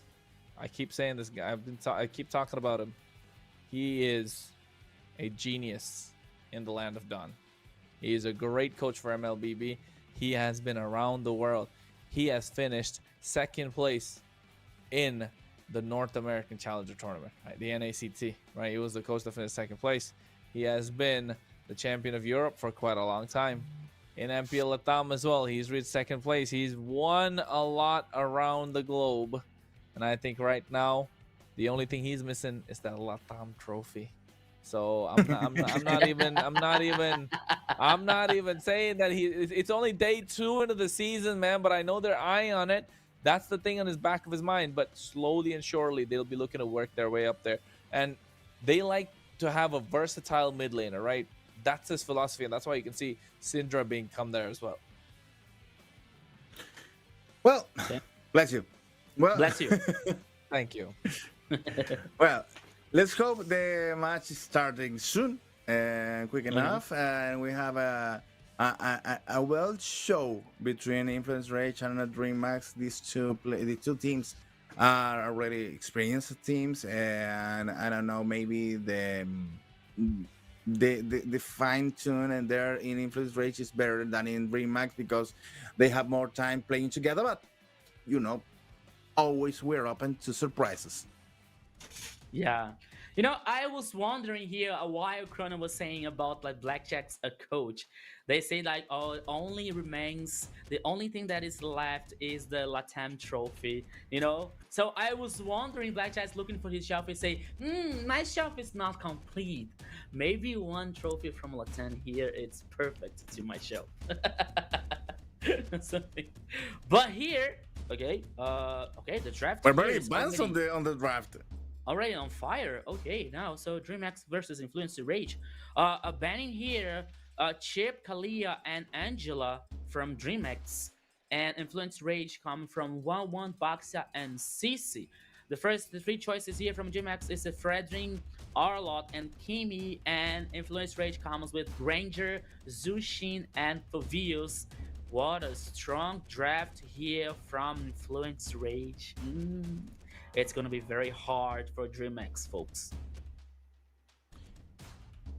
Yeah, I don't know if Foveus is the whole guarantee that they need to manage the crowd control over there, because Sujin is going to start with that, Ranger providing damage, and Foveus to continue these synergies over there. In the other hand, you have Kimi, Arlott, and Fredrin. Fredrin and Arlott are already working fine together. Kimi providing some damage, but you need they are still lacking a front line, a very good wall on the front line. Don't you think about it, Kronos? Yeah, I think they have a good front line. I was just checking to see that I just saw that Coach G is the assistant coach of Team Influence Rage. They definitely have a lot of experience there on their side. You can tell with the players, the amount of staff that's behind the team as well. And looking at the draft, we're already 4-4. Chip, Kalea, Angela, Kai. That's good. They're trying to prevent something from happening on the other side. 1-1, Boxia, CC, Hylos, and the Gatotkacha. So that's a lot of tanky frontliners take it away, right? That's why you can see Yeah. immediately DreamMax realized less jungle pool, pick up that Fredrin early on, get that for themselves, take away the Arlot and the Kimmy. So they have a lot of power in terms of crowd control, a lot of DPS with the Kimmy as well. They'll be looking to get some more damage down in that Khalid gold out. lane position and a lot more. Yeah, and then you can see Granger, Jushin, Fovius, Gorok as well being picked up. That's good for Influence Rage. I'm just thinking maybe a Harriet. Not even, I would say. Yeah, not No, Harriet. Harriet was one, but no. The Harriet's no, not it's not bad. That's bad. why- Harriet is open. Harriet is open here. It's But open. yeah, I don't think that. Oh, Bruno Matilda. and Matilda. Matilda. Okay. King's okay. Matilda is good. I don't know. Looks like a lot of damage from DreamMax, but not. I don't know if it's enough. Rather Blink's Matilda. Mm-hmm. I don't Mm, think I think it's it's good. Yeah, me too. But I think Bruno's good. yeah, but what about Freddy and Arlo? Are they providing enough HP pool to take damage from Rangers, Sujin, and Lancelot now? Is there enough Hotun's sustain over cooking. there? Hotun is cooking. I think the idea is for them to try and get their early game advantage with the Lancelot, let the Fury scale with this Granger, and then all of a sudden you are looking at a problem that they have to deal with. Jushin's, of course, going to be a lot more control heavy. So I think they're looking good. Influence Rage are looking good. DreamMax as well at the same time, right? Blink on this Matilda is going to do really well. King in the jungle with the Fredrin. Going to be having a lot of mobility on the table. I think a lot is relying on Tekashi to make the plays, right? If Tekashi is able to get that flicker final slash, then Influence Rage have a problem.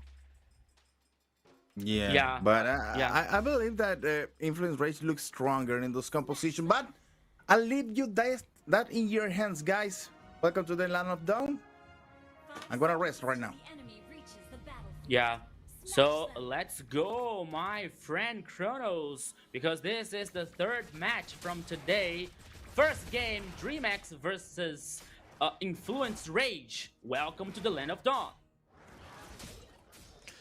We are here indeed. You can see Influence Rage already in their boot camp. The boys are doing the best that they can to try and make sure they get this victory.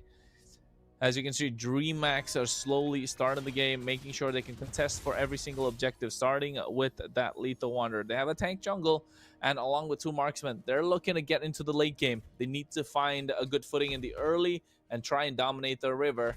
Why, this is the dangerous grass map as well. So this will be quite a bit interesting, if you ask me. But you can see pressure already built into the side of Tekashi. Influence Rage, no. That he's going to be a problem. And take a look at the emblems as well, Rico. Yeah, so the emblems here from both teams, we can see we can see Chino with like conclusive, the Braves might actually, sorry, and all the teams emblems here. But now Blink is trying to get information in the bottom side here with Tekashi, but Kido and Chino could be a 2v2. But are also playing just a little bit safer. But now Hotun is heading down. Could be a 3v2 here, Kronos. But they decided to head back. They decided to return. They decided to play safe. Considering this map here is a dangerous grass, so they don't want to take any kind of a risk here until so far. But now could be the first movement. Okay, they're heading back. The turtle now is on the pitch, my friend Kronos. Could be the first team fight here. Yeah, King already taken out low. The wall already topping them. You can see they might be able to get the first blood. Oh, nice guiding wind to get out of there. And King able to maximize the utility that Blink provides on this Matilda. But Hotun able to secure the first turtle quite clean. And you can see why Influence Rage are such a strong team, right? You can see the difference that they bring in, and they immediately go in and try and invade. Appraiser's Wrath drop down. He's looking to try and take that. He had to make sure he got the retribution. That wall was annoying, right? That wall definitely would have been annoying for them. I never seen such a problematic wall as Grox now. You see, the King was like, it was so like, I want to go through with these walls here to guarantee the purple, and but at the end it worked. But now Influence Rage is taking just a little bit control, especially the main objective so far. Now in the mid lane here could be 3v2, but now the Influence Rage players are only controlling and getting information on the map. Takashi here in the bottom lane is just waiting for some kind of danger. Now with dangerous grass here, Paquito tried to spot. They spot Takashi here, but now after 3 minutes, both teams are like just trying to play safe and waiting for the objectives. I don't think that could be good for DreamX though, because okay, Gremio here, Bruno can grow up. Rainbow now close and then finishes Sky Pierce here for Kimi. That's a very good item. But now Gremio is not in a very comfortable situation here. And now could be a pressure in the mid lane.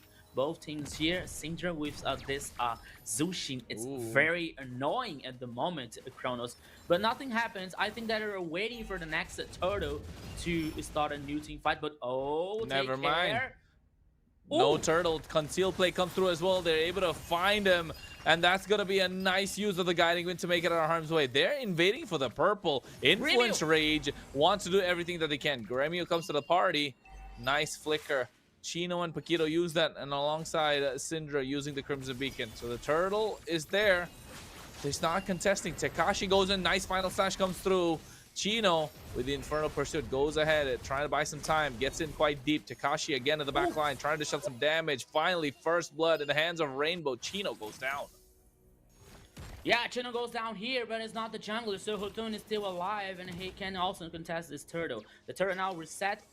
It was a turtle, but it now reset again, because King here is half HP, but now he start again the turtle, and just waiting for Influence Ray trying to come and fight back for this turtle, but I don't think that it's gonna probably happen. But now Paquito comes up trying to get information, Chronos, but the turtle is guaranteed by DreamX. Yeah, I think DreamX able to get that turtle. Crucial for them. Slowly and surely, they're trying to make their way in. But I think Influence Rage still have the advantage. They have a nice bit of damage coming in for the late game through Fury. He hasn't started yet. We've seen how he picks up after the 8th minute. And now they're moving to him. Meanwhile, the mid lane, the King is doing everything that he can to try and help the rest of his team scale. So you can, as we can see on webcam in the game house, Influence Rage players are so concentrated, they're so focused on in this first game here.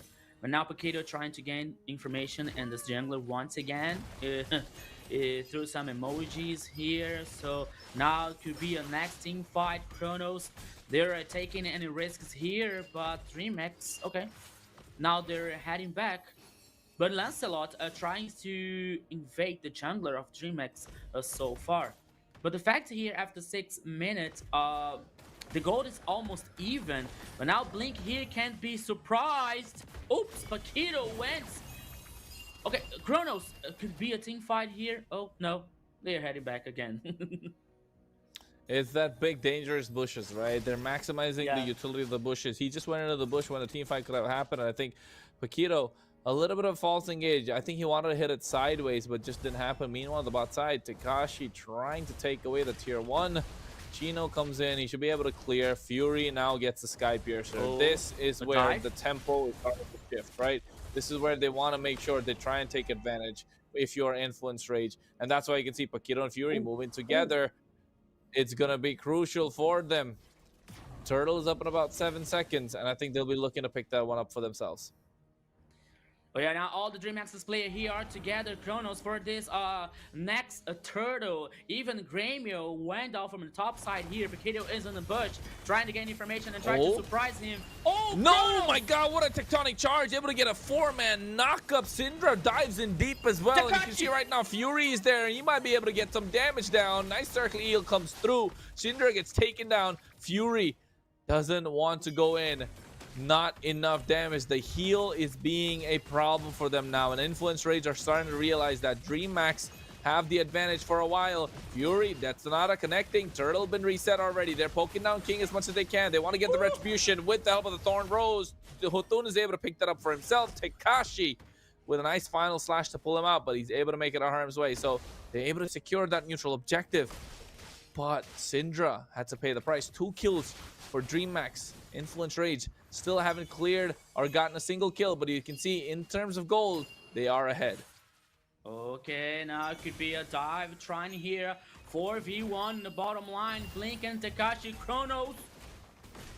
Yeah, they run away. Chino. Team turret has been destroyed. Chino with the dark wave. Yeah. You can see a rotation made on the top side. I think Hotun's looking for an outplay, trying to use the puncture, try and get the clear, but you can see a traction pulse along with the taunt coming in as well. He uses the Phantom Execution to try and get away. He's able to get a kill. 3v1 outplay. Hotun does it.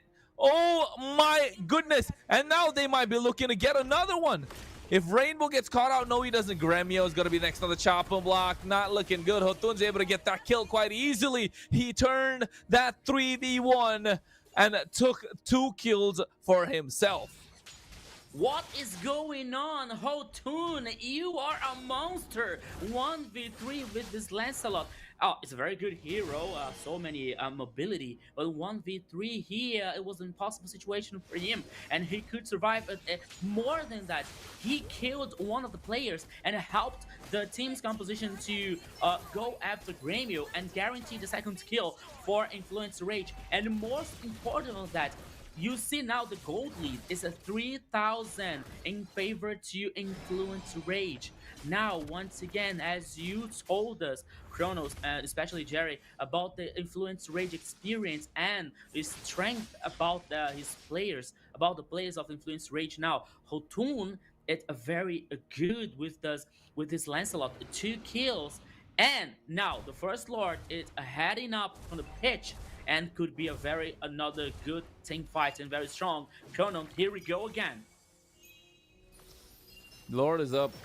I think definitely they want to contest. Hotun's trying to get the wave clear. Oh, nice pickup from Syndra. I think it's going to be a problem. Blink has been using the Guiding Wind really well. They need to find any sort of anti-heal. Look at Hotun. He's trying to go to the back line. Blink catches him. I'm not sure if that's a good idea, but with the way that he's able to make it out, I think this Lancelot is doing really well. The Lord, again, this is a nice bit of a Lord dance, Rico. And it's being extended quite nicely. Yeah, that's going to be very interesting. Lord here, Takashi trying to get some information here. Porque will make this strong defense. King has to take care now with Red Ring. Okay, now he has a very good resistance, but he's not immortal. So now the Lord is started by DreamX. Influence Rage are aware about it. What about Chronos? Oh, wait, I thought the Lord would get reset. It did not. It's about low HP, and he's able to get the retribution on time as well. King secures the Lord. Hotun wasn't in the party. Paquito thought he reset, but they're going to go for it. The Phantom Execution comes through. Takashi in the thick of it in the back line. Rainbow trying to shut a lot of damage, and you can see the Guiding Wind working in their favor. I really thought Paquito was able to reset that Lord. It was at the edge. It did not get reset. You know, at the beginning of the game, I didn't enjoy the Matilda's choice, you know, but the Blink here is being a lifesaver, so many times, you know. So there are so many times that DreamX's players can use the skill from Matilda to gain reposition, to replace in a line. So the Lord here is already destroyed by Influence Rage. DreamX can't take any chances. Oh my god, No, Paquito, what a 3-man knockup as well. You can see Blink goes for the circling eagle. The taunt comes in. Paquito able to pry the nice set. And now the rest of Rage need to dish out the damage, but there's not enough present. There's too much heal coming in from the side of Blink for DreamX. And you can see Appraiser's Wrath able to pick up the kill. And now King is in trouble, but Hotun is the backline. He has been non-stop menace, but Rainbow completely left untouched. He goes in with a flicker and tries to create a play, but they come into the circling eagle, get themselves a double thanks to a concealed play as well. Influence Rage could not make it out. DreamX capitalizing, and I think they're looking dangerous. Yes, my friend Kronos, what a long team fight here, and Takashi gained so many times, so much time in this team fight. It was very important to DreamHack fight back and responses very well. This advantage, they were superior in numbers, but now DreamHack takes advantage of the superior numbers of players and take down all the T turrets number 2 from all the sides. But now, until so far, Influence Rage was in way ahead in the gold league, but now DreamHack is in front of it now. Almost a 1,000, yes, a 1,000 in gold league for DreamHack. But now it has a more beneficial map here information for DreamHack, and it's also very important. Well, they have time. That's what Influence Rage have on their side. Goal lead, Okay. not much of a difference. Yeah. So they're still well within the game. It's just that they need those items to get that anti-heal going, because this heal that's coming in from Blink is too much for them to deal with. They need to find an answer. And you can see DreamHack are rotating together while Influence Rage are maximizing the Assassin. They're using this land slot to try and get splits across the map, try and put down pressure. But every time this 5v1 this 5v5 fight, DreamHack always come out on top. Yeah, and always reminding that one of the DreamHack's issues is about like late game transitions, you know. So DreamHack has to take care about like this is Thorn Rose Hotun! looking to cast Rainbow as well. Traction Pulse comes out a little too early. They tried to force out Rainbow's flicker. Rainbow did not flicker. That is some good news for DreamHack, and you can see the pressure Influence Rage are trying to put on him is way too much. But right now, the Lord is already up. They need to find an answer. You can see Hotun. He was lying down in the camera, and now he's sat up straight. He is serious, all right. He's looking to try and take it all. Yeah, yeah. You see now all the influence rage players here with the flicker. Oh, Chrono! Circling Eagle comes in. You can see Hotun gets immobilized as well. King trying to go onto him, but Phantom Execution comes through. Praises Rat to try and cancel it out, but Takashi able to get Paquito with the final slash as well at the same time. Chino trying to zone out for the rest of the team. Influence Range barely hanging by a thread. Paquito has to go back and recall. But you can tell without the flicker being present, they won't be able to make a play. Hotun wants to go in. He wants to get this Lord 15 minutes in. He has the Thorn Rose. Phantom Execution goes in deep as well. He's to be able to get the Retribution. Yes, he does. Makes it on harm's way. No, he gets taken down. Gremio's damage is way too much. Blink goes in aggressive. Fury has not gotten a single kill yet. This is a problem for Influence Rage. But Hotun able to secure the Lord is good news for Influence Rage. But a wave in the mid lane coming in from DreamHack. Will they be able to get the clear on? They're trying everything that they can. Fury going in with the Detonata. They're using all to try and clear the way, but you can see nice play from Paquito as well, trying to catch them off guard. But Syndra with that beacon, looks like they will have to go back. This Matilda has been a problem for Influence Rage to deal with. Too much heal, too much shield, too much mobility. Yes, you see on the lasting fight here to the Lord, I think that DreamHack has took a lot of time to make this decision. Before Influence Rage take the contest from the Lord HP was melting with a commitment from DreamHack, but DreamHack stopped committing the Lord, you know, and gave the possibility to Hotun is still the objective. Now it's Influence Rage's turn to guarantee depression and maybe open the last line of defense of the turret. Yeah, right now the Lord is already on the bot side. You can see Hotun's back up, and I think this is good news if you are Influence Rage. They should be looking to take down the inhibitor. Tekashi going so aggressive, looking for the final slash. Remember I said in the draft, he's going to be crucial. He comes in with the Circling Eagle as well. They use the Tectonic Charge to cancel out and run away, and now they set their eyes onto Hotun. He realizes that and he goes away. He doesn't want to give them any sort of advantage, and now they get that tier 2 on the bot side. Oh, wait, they're not. Oh, What? it's No. barely hanging by a thread. Look at the HP on that. There's one how can I say, one whistle, né? One whistle here, the turret goes down. Now we can see that DreamX's play is focusing on here on the downside and bottom side because of the minions a wave, and now they're heading on the opposite side here. Okay, now Hotun said, okay, this is my turn here. This is my turn to make it real that this turn is going down. You see now the gold, it is still even for both teams here, you know. But as you said, the clock is taken for both teams. From one side, we have Influence Rage with Fury, with this Granger, Zunshin, and especially Fulvius, and especially and more specifically when defined and trying to finish the anti-healing items. From the other side here, we have Gremio with Bruno with a very strong late game, and also Rainbow, you know. So both teams here had to take care and be very careful from this situation, you know, from this situation that could be critical. Hotun. Oh my god, the damage is too much. Circling Eagle comes through as well. They use the Thorn Roach to cancel it out.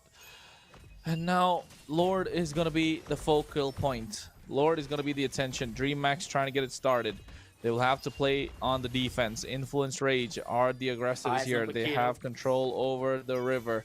And you can see flickers all present. Paquito looking to charge. Every single spell is activated. Who's going to be the first one to bite the bait? Hotun goes and tries to get the clear. Traction Pulse as well. Use to try and pull them back. Rainbow flickers forward, but you can see the Phantom Execution comes through. That's a big spell that's made it out. Now Rainbow is not going to have that flicker. And this is the opportunity for them to go and engage. Paquito trying to find an angle.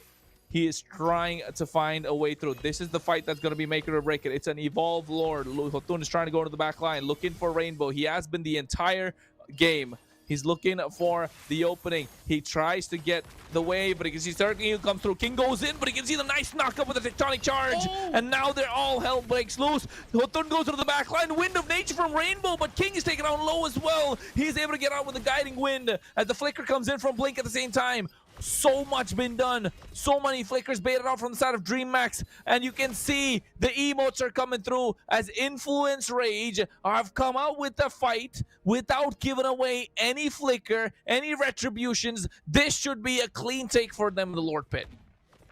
It appears to be an endless battle here, my friend Kronos, because both teams don't die in the last team fights here. Bernard once again. Hotun.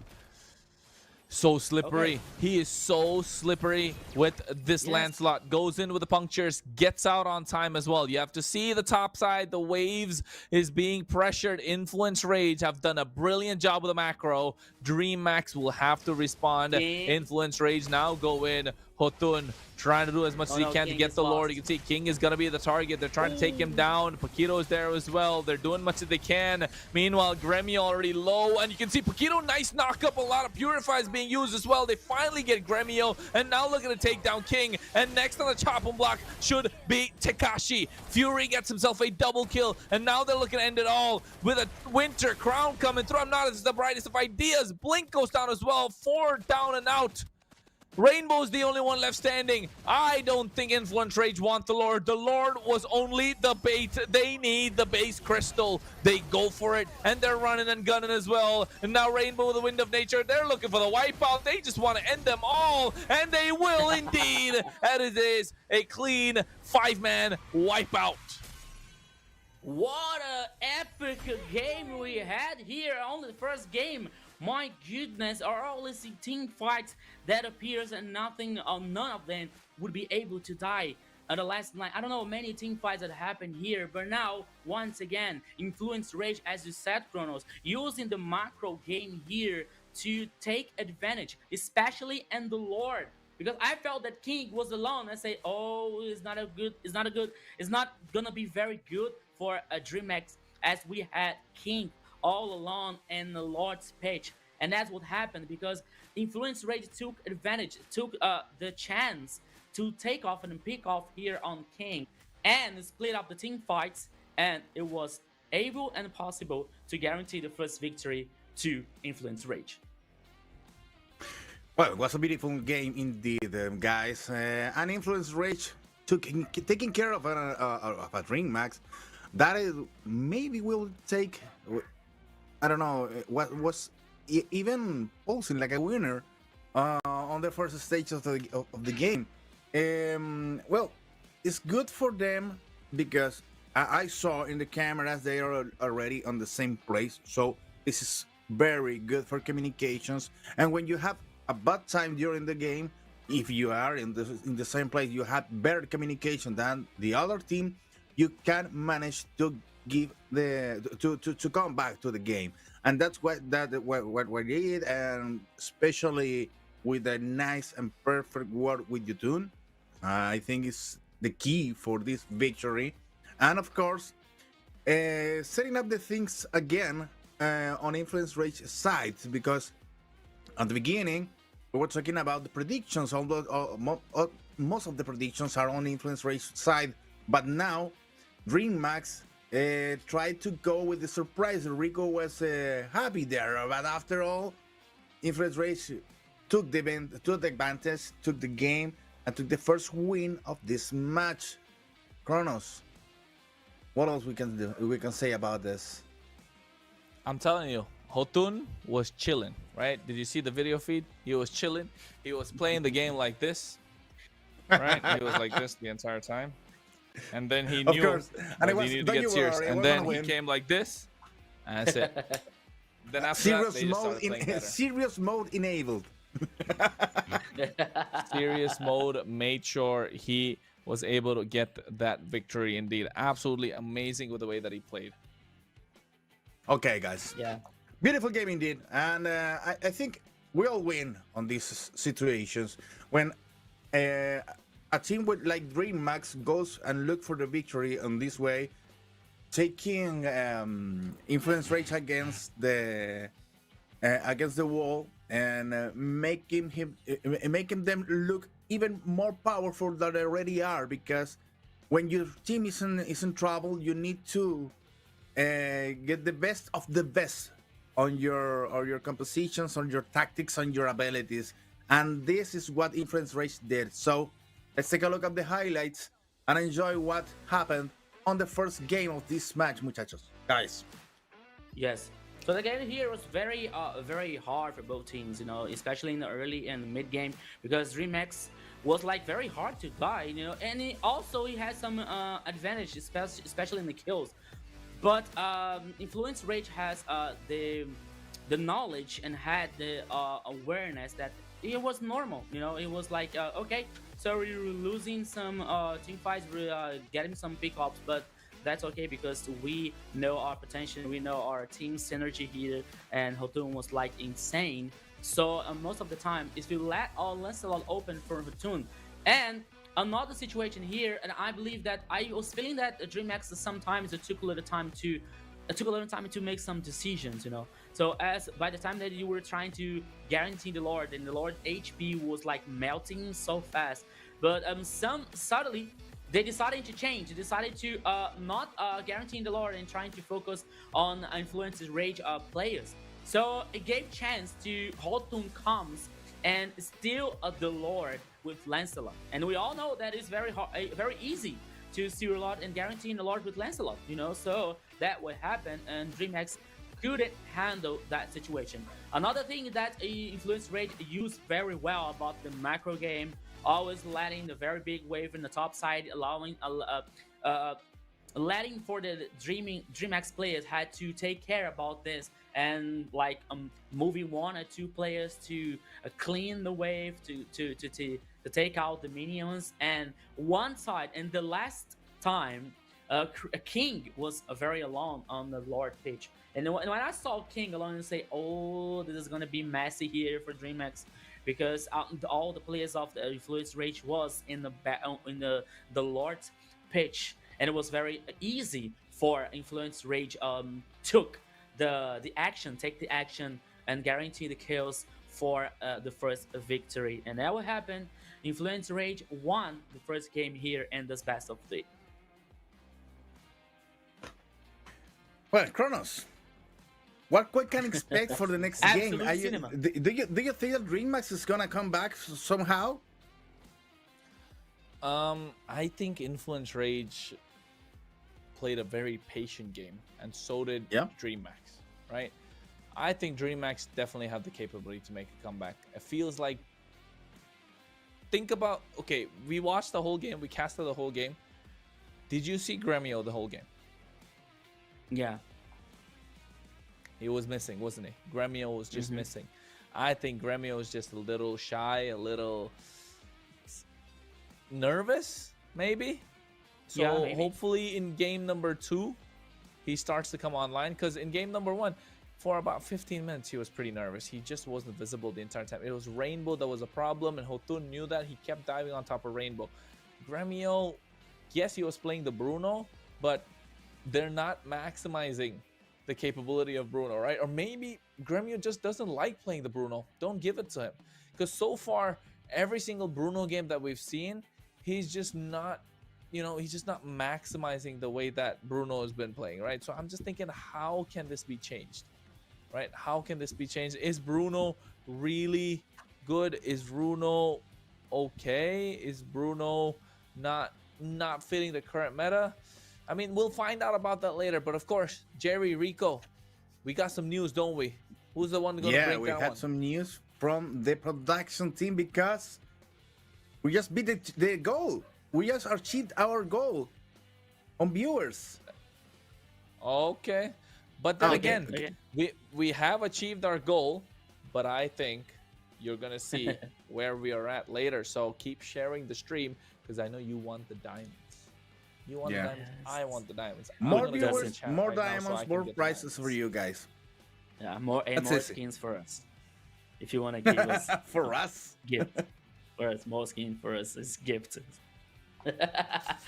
So now, guys, before we are announce the brand news for you guys, so let's continue analyzing here the first game between DreamX versus Influence Rage. It was a big game. It was an epic one.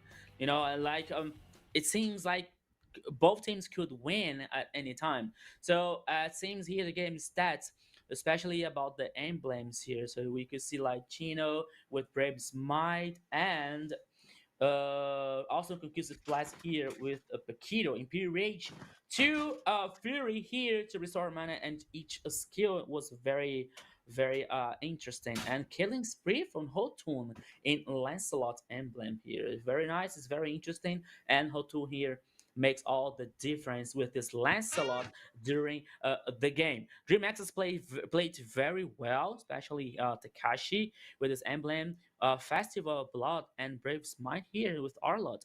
It gave him a very an opportunity to gain a lot of time during the match. So he was also in a almost an immortal player, almost an immortal hero here. We can see here after 21 minutes, the gold lead was not so far to see how hard this game was for both teams, and as many times we can say that a game is it's definited by a detail, and this detail here was the macro game. As once again, as we were telling here, Influence Rage took advantage of it, lighting the big waves of minions all the time, like hitting the tower turret at the top side, and DreamHack had to dislocate one or two players to there, so it gives the chance to Influence Rage to guarantee to open a breach, a loop here to the last team fight, advantage of the superior number and guaranteeing the victory. Sorry. Now I see here the items: Chino with Ice Domination, the Radiant Armor, also Hotun here with Immortal. Yes, with Lancelot. Yes, again more time in the team fight. War Axe, Endless, a Battle, and a Malefic War. We also have here Fury with the Sky Pierce, Halberd, and I forgot. Okay, I didn't see the other items, but that's okay. But now here seems the damage dealt and taken here. Takashi was one of the top here, like taken damage. He was trying to gain some. He was trying to gain time here for his partners, and especially King. And now we have see. Despite of we didn't say much time Gremio's name, but Bruno here, Gremio he caused a very interesting damage. Less than Fury, of course, but he could cause here a very interesting damage. But it wasn't good enough. It wasn't enough to secure a victory for DreamHack at the first game. So as Chrono said, DreamHack has a potential and is a very capable to win the second match here and draw this best of three. But the other side, we have a very experienced team as Influence Rage. Now here we have like the damage stats and turret. So almost even about damage dealt and taken. Turret damage, of course, naturally goes to Influence Rage, and total heal 231,000 for DreamHack, especially because of Blink and this Matilda, as Chrono was saying during the match, has caused many trouble and problems for Influence Rage, and once again wasn't enough to handle the Influence Rage strength and experience to guarantee the first victory. So Game 1, 21 minutes goes to Influence Rage, my friend. It's a best of three. Very interesting here. Yeah, take on the take a moment on Rainbow and Blink shoes for a second. Those players participating on 100% of the battles, but still losing the game. They Yeah. maybe will feel really bad right now, and they need to freshen up, clean their head a little bit, and to face another game against Influence Rate that comes with a new renewal confidence, with a new renewal power to achieve the second game and close the deal. So it's important for them to keep the patience, as you said, Kronos. They need to play. You're not just a patience game, just a patience match already. And thinking about the draft carefully, so they managed to not give any advantage to a team that is already powerful, Kronos. Yeah, I think they definitely did try their best, and unfortunately, only one can come out on top, right? It's unfortunate that only one can come out on top. Unfortunately, there's always a winner and there's a loser in esports, right? Especially in Mobile Legends Bang Bang. You got 5v5. I mean, hey, we're watching the MPL LATAM. It's season 4, day number 2, week number 1, match number 3, game number 1. A lot of numbers being thrown out, but then again, at this point, I feel like the MVP is still up for grabs, right? We already seen the stats. We've already seen what's there. According to us, I know I can say us because I see all three of us. We know for a fact that the MVP is going to be coming up soon, and we know who it's going to be. But then again, transitioning into the next game, I feel like DreamHack have a good lineup, had the same game plan. It's just maybe decision making, right? Decision making, because the way that Hotun played that one team fight before the Lord, he was going in. He alone baited out 2 flickers, 1 retribution, right? And then the rest had flickered as well. So that was 5 spell used, and entire Influence Rage hadn't used a single spell. So that speaks confidence, and you could see all of them emoting at the same time. Yes, Kronos. So as you said, and there's a fact that we, as Jerry said a few minutes ago, that we reached our diamonds goals. Yeah, so thank you everyone. So here now, all the GMs in our broadcast platforms are going to make the contest for you guys. Yes, so 18,000 diamonds for you that are watching us, that are supporting us, that are cheering for your favorite team in MPL LATAM Season 4. So congratulations to everyone. Good job, everybody. And wait and here cheer for you to be one of the lucky ones who's going to get the diamonds in your account to buy that skin, to buy that recall effect that you love so much. So thank you, everybody. As I always reminding you guys, continue, keep on watching the MPL LATAM, because this is only the beginning. This is only the first weekend, only the first goal reached. So thank you, everybody, and we are heading to see the more goals being reached and more broadcasts here, my friend. That's right. And now we're going to meet the MVP. We already know who was. Jotun played wonderful, and he managed to make even to look even powerful when the things are not going so good. So it's important for them, and also the bravery, guys, because Jotun playing Lancelot now here, is digging into the enemy lines, looking for the kills, and also gaining respect from their partners and also from the enemies. Jotun, once again, our MVP on Influence Rage, guys. Yeah, Hotun is he's a very good assassin player, jungler player from Influence Rage. You know, he's one of the pillars of the team. That's why Influence Rage is so strong and so traditional in this events, especially in MPL LATAM. You know, so when you let like assassin or like potential damage heroes open for Hotun, he can take advantage and he can help his partners to guarantee the objectives and guarantee the kills and advantage in the game. So that's what happened. So that's why Influence Rage got the first victory here versus DreamX. Game number 1's already done. We should be moving into game number 2 soon. And of course, folks, if you want to know how to participate by voting for your favorite player who you think is the MVP, make sure you go and check out the broadcast, of course, MLBB ES Esports, MLBR Esports, as well as MLBB Esports, which is the global stream that you're watching, where you can vote for the MVP. Make a difference, you know? So, Jerry, you were in the middle of saying something. What's up? No, I'm just changing the channel because I was in the Mobile Legends channel, and now that channel is gonna close the broadcast, and all the people is gonna come here to MLBB Esports in YouTube. So go ahead, go there. No, for the other side. There, go there, and vote for the MVP anytime when we're asking, because it's a good idea for you to participate. Sometimes the MVP decided is decided by yourselves, not for us. Yeah.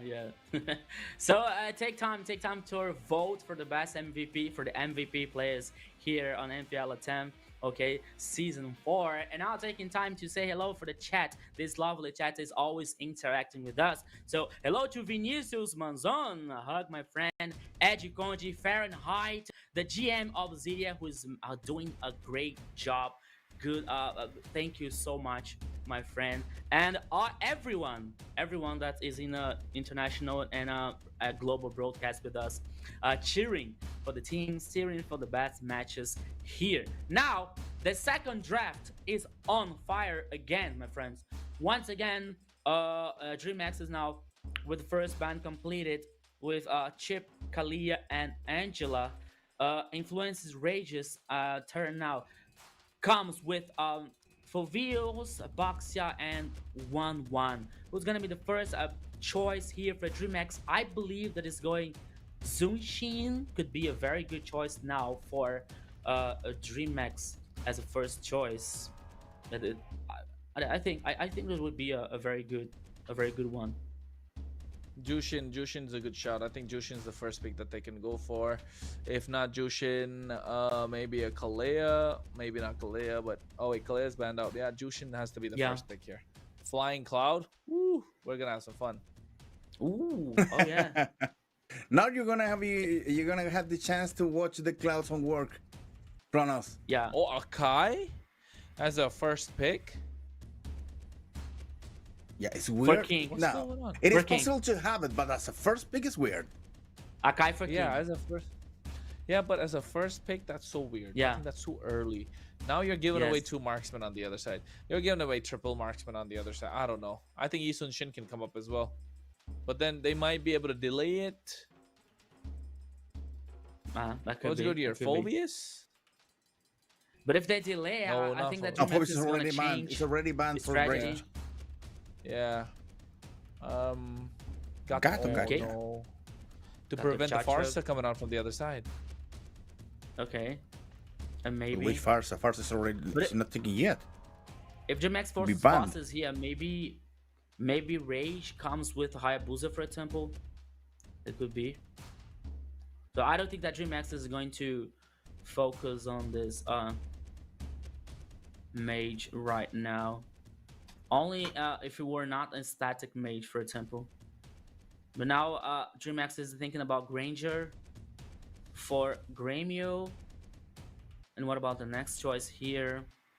I think that is going to focus already on Blink for roaming phase. Khalid. Yeah. Okay. Now, Khalid and Granger take okay, is necessary, but Akai could be even the fourth pick. I'm agree on that with Kronos. They go for And you have another options Granger, also. Khalid. Yeah, Okay. Grain. Okay, so this Gatot Rome, Lapu Lapu the EXP. So they're really honing down over here, and a lot of crowd control coming in. And I think I like it just because you have a lot of AoE. Esmeralda's banned out on the other side. They should be looking to take out the Yi Sun Shin, right? But I think they're okay having the Yi Sun Shin left open just because of the fact that a Khalid is so aggressive.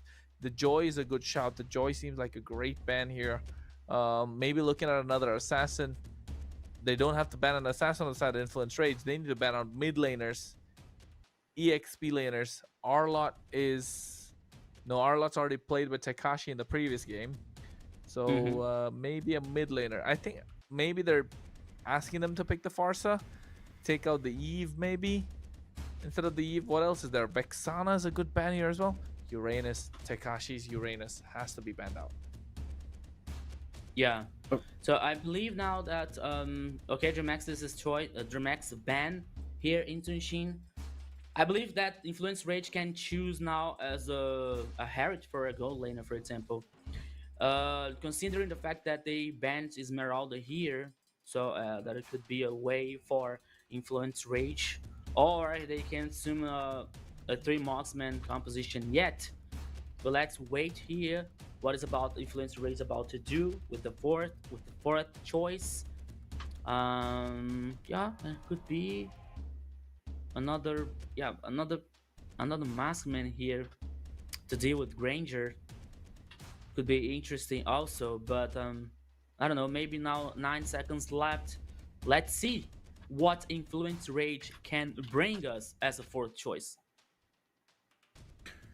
Moscow, powerful Okay, choice Moscow. for the Influence Rage. Yeah, if you have got the kind Lapu for to do the build and Kimi on damage, Moscow is a nice choice. And leaving at least but for the end, the choices in the jungle. And DreamX had a lot of options open yet. They need a jungler, a powerful jungler right now. They already banned Yi Sun Shin, providing. You said it, if they were trying to look for this triple marksman composition, they are not going to take it. Hey, Parsa, you foreseeing this, Kronos? I was gonna say they're trying to force the Farsa Influence Rage, right? And then Rainbow picked the Farsa still. The glue, I think, just to make sure. Oh my god, I like the export. I love. You know what? I love Influence Rage's lineup. I love that lineup. Absolutely great.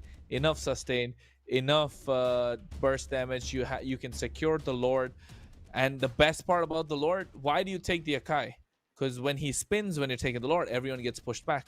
But Xborg spins as well, so it's gonna be a makes battle. more damage. You know, and Xborg does damage as well, true damage. So hey, and it's CC immune while he's spinning. So Beyblade, let it rip. It's gonna be a Beyblade battle between Akai and Xborg. You're right. One of these Beyblades. I did like the reference. I did like them. Yeah, that was okay. Let it rip. And I like both teams' composition are close to here. Now I'll finish, my friend Jerry. What is about to happen in the second game? We're giving a meme for free for the social media accounts, guys. Beyblade battle today in this match. Okay, guys, go ahead. Welcome to the Land of Dawn. Ladies and gentlemen, for match 2. We are going into the Land of Dawn. Game number 2. of the third match of the day. My name is Kronos. Rainbow. Alongside me, Rico, to bring you the action. And you can see already that Farsa is having a difficult time, Rico. Yeah, there already has an action here in the Land of Dawn. Rainbow almost was going to see the stars, but now he can replace. Now Paquito gains information, and the jungler on Takashi here, it could be 2v1. Oh, Paquito tries to provoke, tries to taunt, tonight blink. It's over in the top side here, trying to wait, trying to help his partner. Now Rainbow, once again, okay, he got a bird's phase here, the buzz form. All right, so the first minute, always influence Rage trying to play an aggressive, you know, like Paquito always trying to gain this information here. He can't be surprised, but Syndra is on the backside here trying to take Paquito's back. Okay, so he run away, and King gets to guarantee his buff. Kronos. Yeah, I think so far DreamHack have to play around the mid lane. They need to make sure Rainbow has a good time, because otherwise they'll just pounce upon him. But you can see that's why they're maximizing the XP lane. Chino needs to be unlocked by Hotun. Oh, 4v2. But Hotun has the Firag armor. Hotun will get the immortality later on as well. He's going to be the target. They already break that Firag armor down. I think they're looking for first blood. Hotun's going to go down soon. And yes, he does. First blood in the hands of DreamHack. A nice flicker play from Takashi as well to make sure he doesn't escape. Yes, no, Hotun lost Firag. Oh, here comes again Takashi. Oh, wait, Bravest Fighter right onto Rainbow, raiding slash as well, but you can see Rainbow flickers out of harm's way. King able to get the retribution on time, and now they're looking to lock down Chino. He gets burst down as well. Hotun has the damage coming through as well. He wants to go in with that last insanity. I'm not sure if he's going to settle down and use it. Yes, he does. Both are CC immune, and now they're looking to pick him up, and that's going to be Takashi. I'm not sure if that's the right idea. He was spinning alongside him when he was on top of him, so Hotun maybe used it a little too early, but nice AOG to catch them in place. And finally, Takashi goes down. A good trade, but here Blink has to go out as well, using the Raging Sandstorm. It's been so weird, that fight, that everyone, it's, you know, it's like a domino. Yeah, what a messy first 3 minutes here, my friend Kronos. It was so frenetic, so many actions, but at the end there were 2 kills for both teams, and the first turtle guaranteed by DreamHack. A team that was very good for DreamHack at the first moment, guaranteeing the first kill and the first turtle, and yes, almost also the 2 kills. The first 2 kills was in favor to DreamHack. And it was like, hey, okay, that's good for us. But influence rate responses very well, and I tried to make everything even, especially in the gold. You know, so everything now is even, and in 40 seconds remaining. But now a turtle's pitch is on the bottom side, and everything can happen once again. And influence rate almost, and once again trying to play it aggressive here to gain domination in the map and in the next main objective, that is going to be the turtle. Gremio. Oh, okay. Gremio already doing a lot of damage on the Paquito. Paquito is just trying to buy some space. King goes through. I'm not sure if this is the right idea. AOG try and make it out of harm's way as well. Nice use of the Revitalize at the same time. Now that big ultimate's not going to be there for the turtle, right? So DreamHack are looking to take one for themselves. The turtle's already being baited out to start. Chino comes into the party, and I think Chino's to be the one that wants to get the fight started. They don't have the AOG. Hotun trying to slow this turtle down as much as possible. King has the heavy spin, not using it yet. Blink, no Raging Sandstorm. They're looking to find the opening. Look at DreamHack finally find the position. Feather Airstrike comes through as well. Finally, Chino goes on top of them, and the retribution. Both junglers missing out. Gremio getting the turtle. Chino trying to zone them away. DreamHack able to come out on top of that one with the turtle in their hands. Yes, you were saying in the last game that Gremio was to show up many times. So take you that. He was guaranteed the turtle for DreamHack. It didn't get the kill, but did that. He guaranteed the second main objective here. But the fact is that Influence Rage are trying to play an aggressive, and especially with Paquito, with this Gato Chacha every single time. But now with King, okay, we were talking about like A Kai could be very soon choice for a King and jungler, but the fact is the King feels very comfortable with this pick, with this hero, you know. So he know how to play, he know how to handle every situation here. So could be a very positive point for DreamX to guarantee the victory. Now there could be 2v1 here. Rainbow gains this information in the top side. Now Hotun sense the danger. Now he gains back here to guarantee the orange buff. And now after almost 6 minutes here, the next turtle will be in the bottom side as well. So the two teams now just waiting for a peek off or just waiting to guarantee this next objective, Kronos. 30 seconds for the objective to spawn. You can see on the top side. Ooh. Oh no, Hotun's not having a good time. That Faraga armor is getting burst down a little too early. I mean, he's still a little weak, right? Xborg needs some items to start getting stronger, and I think when he gets the items, he's going to be really strong indeed. So far, DreamHack have been winning. It feels like a replay, a deja vu of game number 1. Slowly and surely, we're going to find out how it's going to change.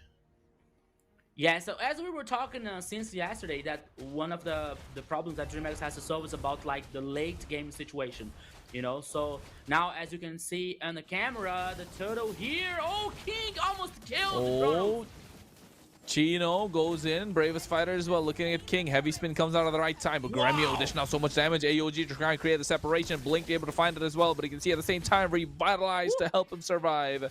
Nice take of the turtle from Influence Rage, and nice disengage from the team fights. There were so many times here taking a lot of damage from the DreamX players, but the Influence Rage players didn't die. They gained so much time here, was enough to guarantee the turtle for Influence Rage.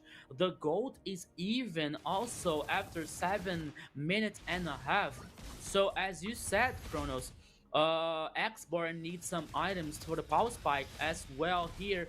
The ultimate from Fossa to clean the wave and trying to put some pressure on the bottom side here, but it wasn't enough to destroy the turret or any kill. But it's still, the first turret was guaranteed by DreamX on the top, but even though Chino now gets back in the response and destroy the turret number 1 in the top side also as well. And I think just trying to see how they'll be able to do that at this point, right? That's gonna be the big question. Are they gonna be able to respond? So anything can happen in the bottom side, you know, that could be by the time this was 5 plays from his Fluid's Rage and heading from the bottom side here. So we can't wait to see what will happen here between this match. So DreamX could be okay. Now we're back. Nothing happened, Kronos, in fact. Yeah, and I think it's just that Influence Rage is slowly, slowly moving around the map, slowly trying to get control of this river area and also the game.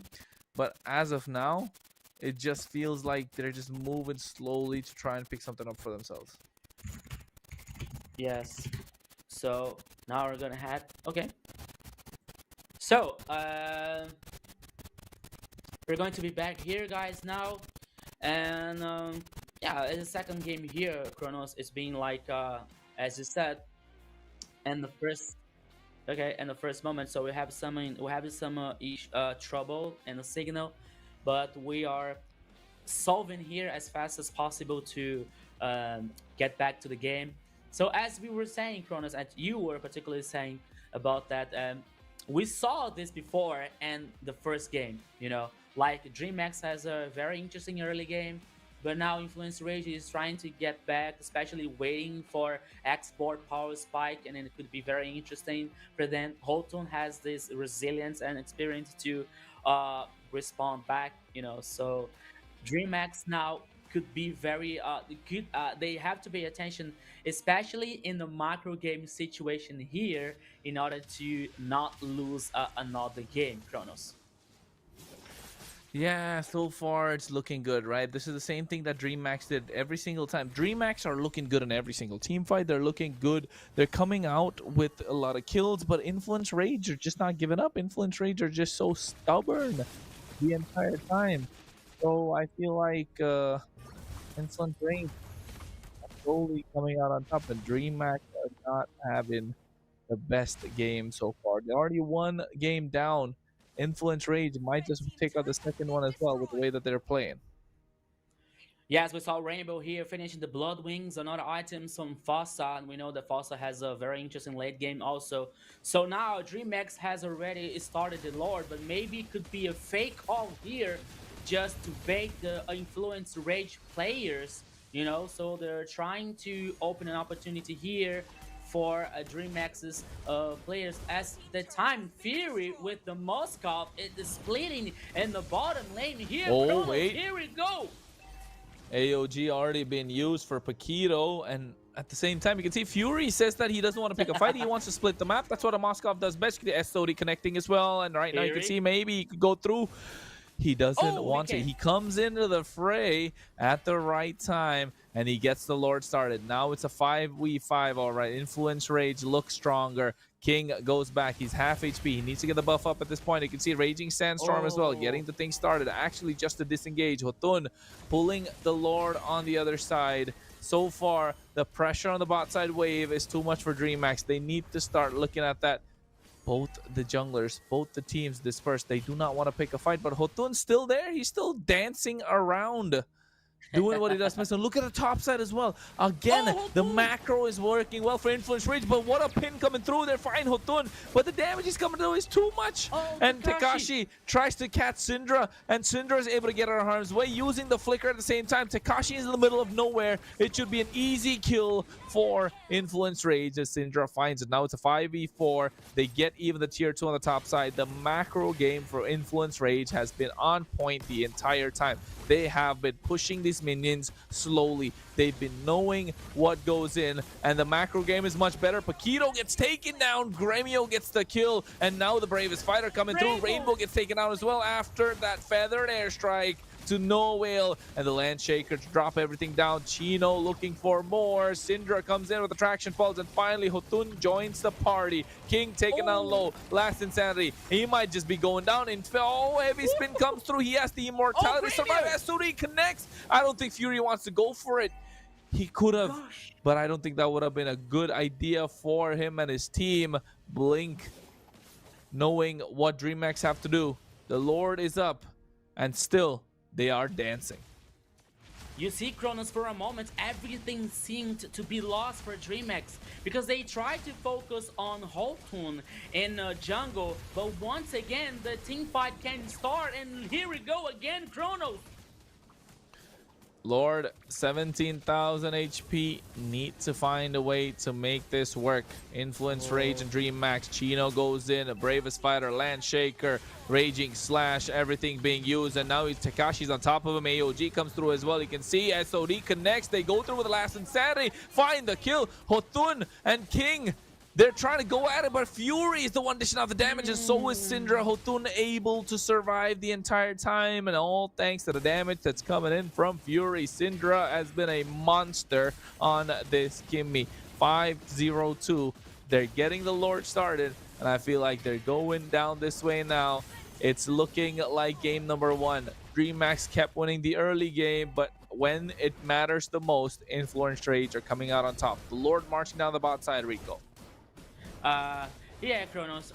Here I have to be realistic, you know. I think that the game is over for DreamHack, you know, because at this situation we saw in the last team fight here that thanks to the Immortal, Hotun was able to become alive and guarantee the Lord, you know. So as I think that, and the best scenario here for DreamHack is still bad for them, you know, because they're trying to focus on Hotun now. The Lord, it is tackling the third number 3. Oh, Kronos! Oh, wait, it takes it down as well, but at the same time, SOD connects to Fury. AOG coming through, and they're able to catch Rainbow. It's taken down. Raging Sandstorm from Blink. I don't think it's the right idea, but you can see the waves. The minions are slowly starting to crash in all 3 sides at the same time. The one in the mid lane's already been cleared. Top side's coming through, and now look at Fury. Oh my god, Tekashi just got melted with Syndra and Fury as well. And now Rage, and they're using everything to try try and cancel things out, but Otun might not be able to survive. Blink is still there, but you can see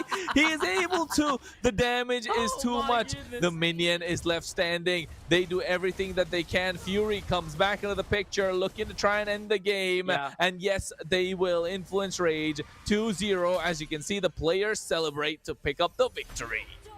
Yes, that is a good celebration, a deserved one after a good victory from Influence Rage and the second game here for this match versus a Dream Max. What a good play, what a good game here, what a good victory from Influence Rage. Yeah, guys, I have to be realistic, you know. A Dream Max is a very good team, but it feels like they still need more experience. They still need more time playing together. They still need more synergy as a team play here to work, you know. So as by the time we say that a Dream Max situation were not so good, we were saying the Influence Rage confident, is strength powerful, and Hotun once again, what a great player. Now with Xborg guarantee the objectives here and guarantee the victory for Influence Rage 2-0, and this a third match here, my friend Jerry. And you forget something, Rico. Also winning What? the Babel duel.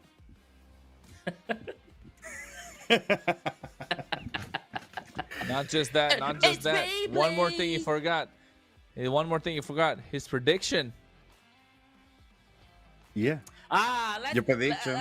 let's forget about it, guys. You know, it's not. Let's forget about it. No, I let don't it care, go. I don't care, Like but let Elsa me said, win. Let it go. Let it go. You see? Let it go. It's not even important. Well, was a nice match indeed. Infinite Rage taking advantage of Dream Max that, as Kronos said, needs a little bit of practice there. Maybe Gremio needs to gain some more confidence for the next games to come. And also because they need to win on the games to come. I remembered, and please don't forget that ULEF said they wanted to play against Influence Rage, but right now, maybe they're going to be playing with Dream Max. It's one of the possibilities, so Oh yeah. take a look on that, guys. Yeah, it'll be an interesting situation here for ULF Sports. But talking about this game here, we've seen another one, another time. Once again, DreamX doing a very interesting early game. But it seems that naturally Influence was like heading back to the game, had the experience, you know, minute by minute, step by step, coming back, getting the game even. Houghton every time knowing what he was able to do, what he was supposed to do, you know. You see now Gremio also took the Immortal, but was enough to kill Houghton and guaranteeing the objective, you know. So yes, realistically speaking, Influence Rage and right now it is superior to DreamX. Well, the things we need to solve after that, and maybe it's gonna be next week, is what of the teams are playing better, the Influence Rage or Alpha 7? Both of these teams looks like the heads, the bosses to beat on this MPL. Don't you think about this, Ronald? Yeah, I agree. Last season they were as well. This season they are the same. Yeah. Yeah, Alpha 7 Esports and Influence Rage, and I'm telling you, I like both these teams. And hopefully Influence Rage will be able to hold their cool when it comes to taking it all. But it's only the first week of the season. It's only the first week, Jerry. The deeper And we don't go, forget- the more we find out. And don't forget, we have a nice surprise there in ULF Esports, because maybe they are, like you said, the underdog of this tournament, the team Dark that horse. is going to set a new team to watch during this season. So let's hope, because it's important for all the region that new talents came up with new strategies, with new possibilities to make this region shine after that in the M7 tournament. Rico, your your preferred part of this after game? The statistics, uh, man. You're heading on to the game stats here. Once again, influence rage, guaranteeing the victory. Now with the emblems, Chino once again here coming for the with the Braves as might and as well Festival of Blood to this Lapu. Okay, so we're getting some HP here with the vampirism system. We got Imperial Rage with Hotun. That sounds interesting here to restore like especially like the Furious stacks. We got also Weakness Finder, special emblem here to Syndra with this Kimi. We got like Concussive Blast with Gatoch Kaka and Quantum Charge here, especially to increase movement, speed movement to Fury. So here, the gold lead was like almost like 8,000 for Influence Rage. The objectives, DreamX could be a superior, but in Turtles, but there was only a one Lord necessary to influence rates to guarantee the victory. The buff is here was like almost even also, so it was a very good chance to see how influence rate here is very strong from this season, because we saw the influence rate. He went to the finals in the last edition, in the last split, and MPL LATAM. He lost to Corinthians, so it's a good team. He's a very strong, and I believe to DreamX here with the very good players. I believe that they need more time to get a better synergy, to get more like a team plays as well. As we see now the items here for both teams. We got Chino with a Green Oracle and War Accent as well. War Accent and Immortal and Athens Protection here for Hotun. Sky Pierce to Syndra as well as the Blood Wings and Stop Healing as a Glowing Wand and the Infinite Glaive. For Paquito, once again the Athens Ice Domination and the armor, the hard armor, and Fury here, the almost full build. You got a corrosive sight, malefic gun, demon hunter, and golden staff. So this Moscow here was very fast, especially in a speed attack. Guaranteed a victory for Influence Rage so far. 15 minutes and 33 seconds for Influence Rage. Yeah, that was a good victory. That was a good match. I expected the three games here, but it didn't happen because Influence Rage it's a way one or two step ahead of DreamX Chronos. Man, I'm telling you, Influence Rage were definitely 2 steps ahead of DreamX in this series. And they came out on top, of course, with a 2-0 victory. I myself thought at least DreamX would be pulling back one game with the way that they played yesterday. Okay. But it seems like Influence Rage are just on a different level. Ain't that right, Jerry? Yeah, and this difference of level is gonna be showing up after this week. I'm also I'm curious about what is the new steps of power here in MPL, because we already know that Alpha 7 is growing strong, but they already receive a hit in the hands of ULF Esports. Influence Rage looks like is now the new king on the on this region, because he has a clean sheet right now, 2-0 and 2-0 again. Now against Ring Max that it looks stronger yesterday, but we still need to figure it out which is the second most powerful team. You have DreamHack on one side, you have Alpha 7 for the other side, and I don't know where they can be playing against each other. Maybe next week we're gonna have this decisive match to know who is the best team, at least on the papers, because after all you need to this is for the regular season, but after all you need to pass to the playoff and also for the grand finals, and you really decide who is the best. And because in terms of a meta, we already we were talking about meta at the beginning of the broadcast, and we are still a lot of things to discover during this MPL because some things may change, new things can come.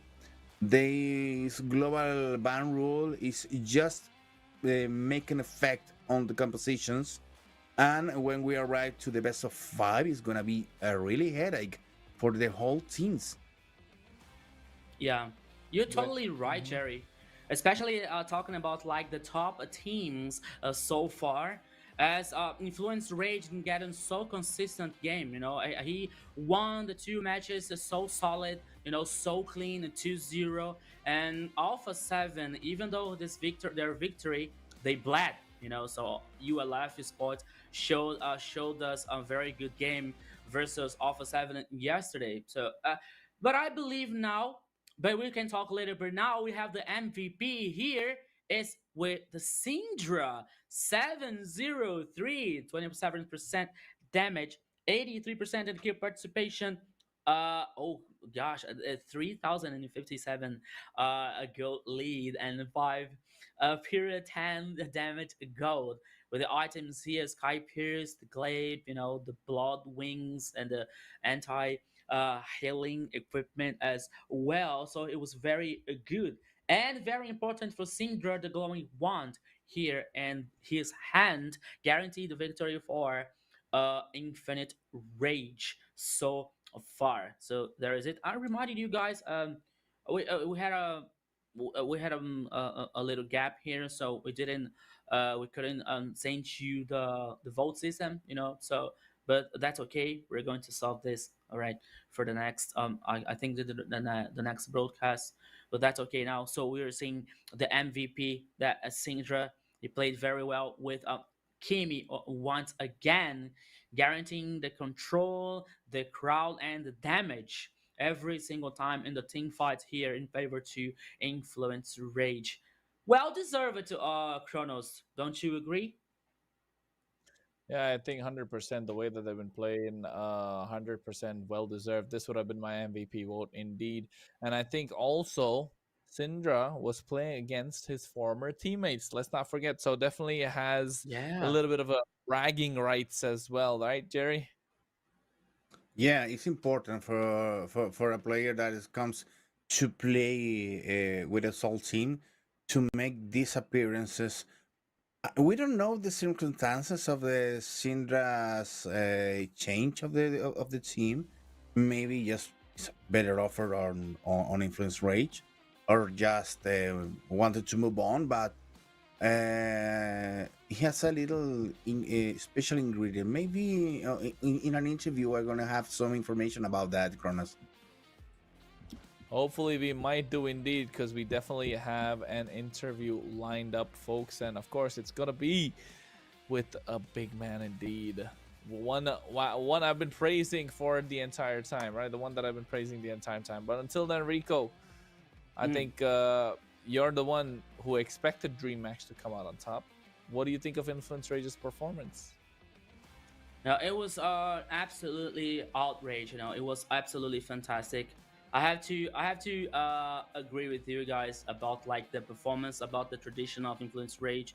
You know, like it seems like it was like a moving, you know, getting in my head during the two games today, because I was like, okay, I believe in DreamHack's potential.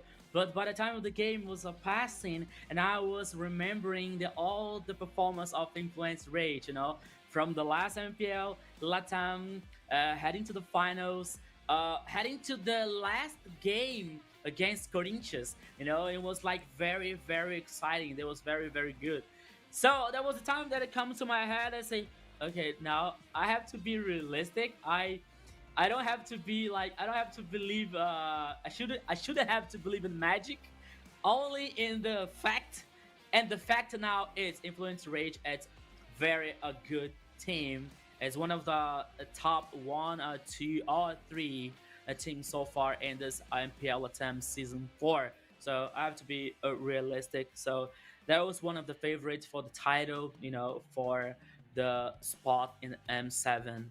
They were really great against DreamX.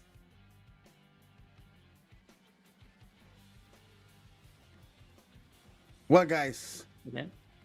this is ended, and now we're going to move on to the next game, or we're gonna have to interview. I believe this taking a little bit of time of the here. Yeah, I believe that we're gonna have the interview. But meanwhile, here it is time to say hello once again for our lovely audience, for our lovely chat. They're tracking us, that are watching us. So hello to Pakali.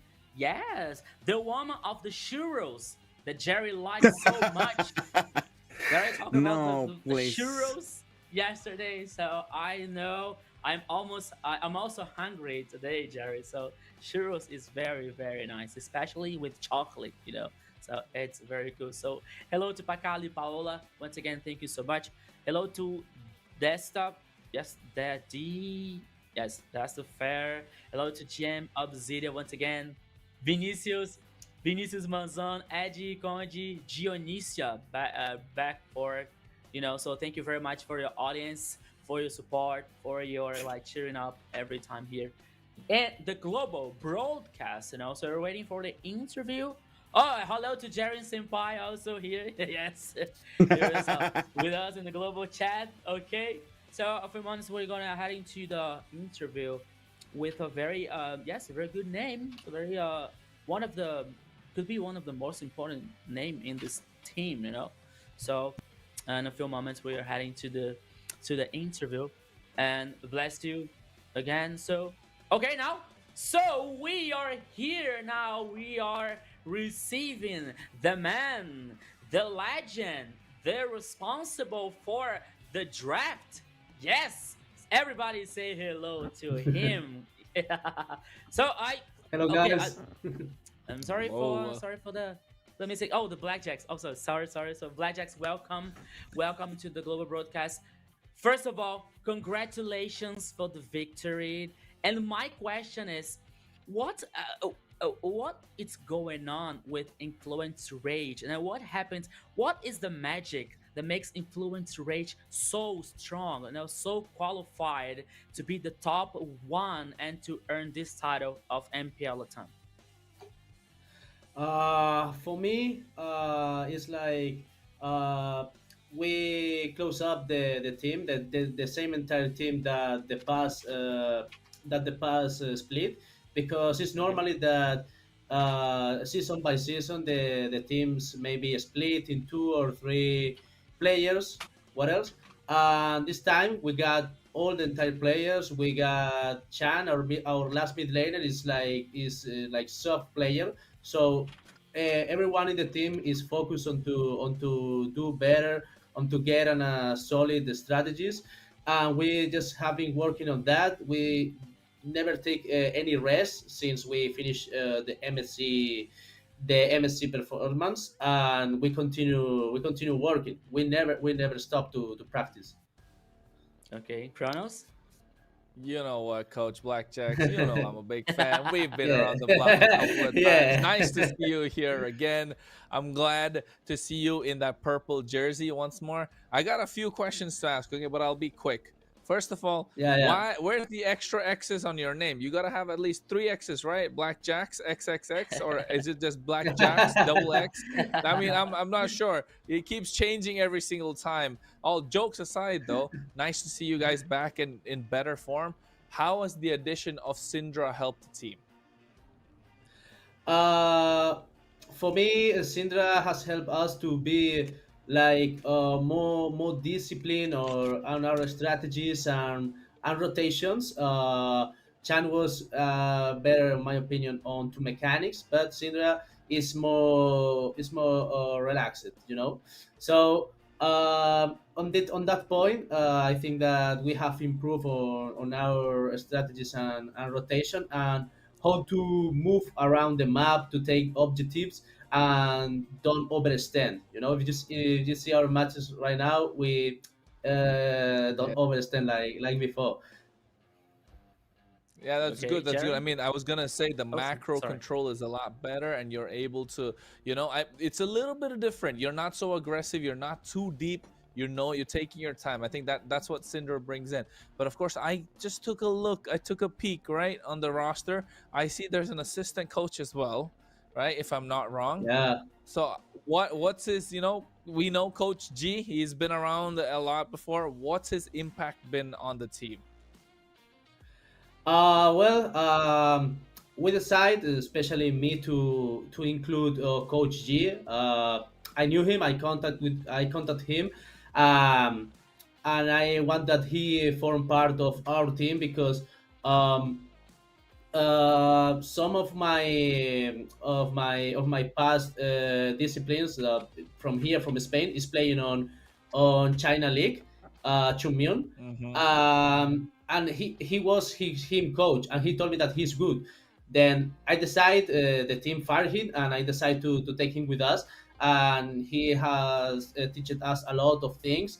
He helped us a lot of things, and right now he got a big important part of the team, and he's in the gaming house with the boys, and we are doing our best. He's a very respectful coach for me. He has won an MSCC, he has won an MPL PH, so I have bet everything in him, and right now we are working together to make our guys to win that.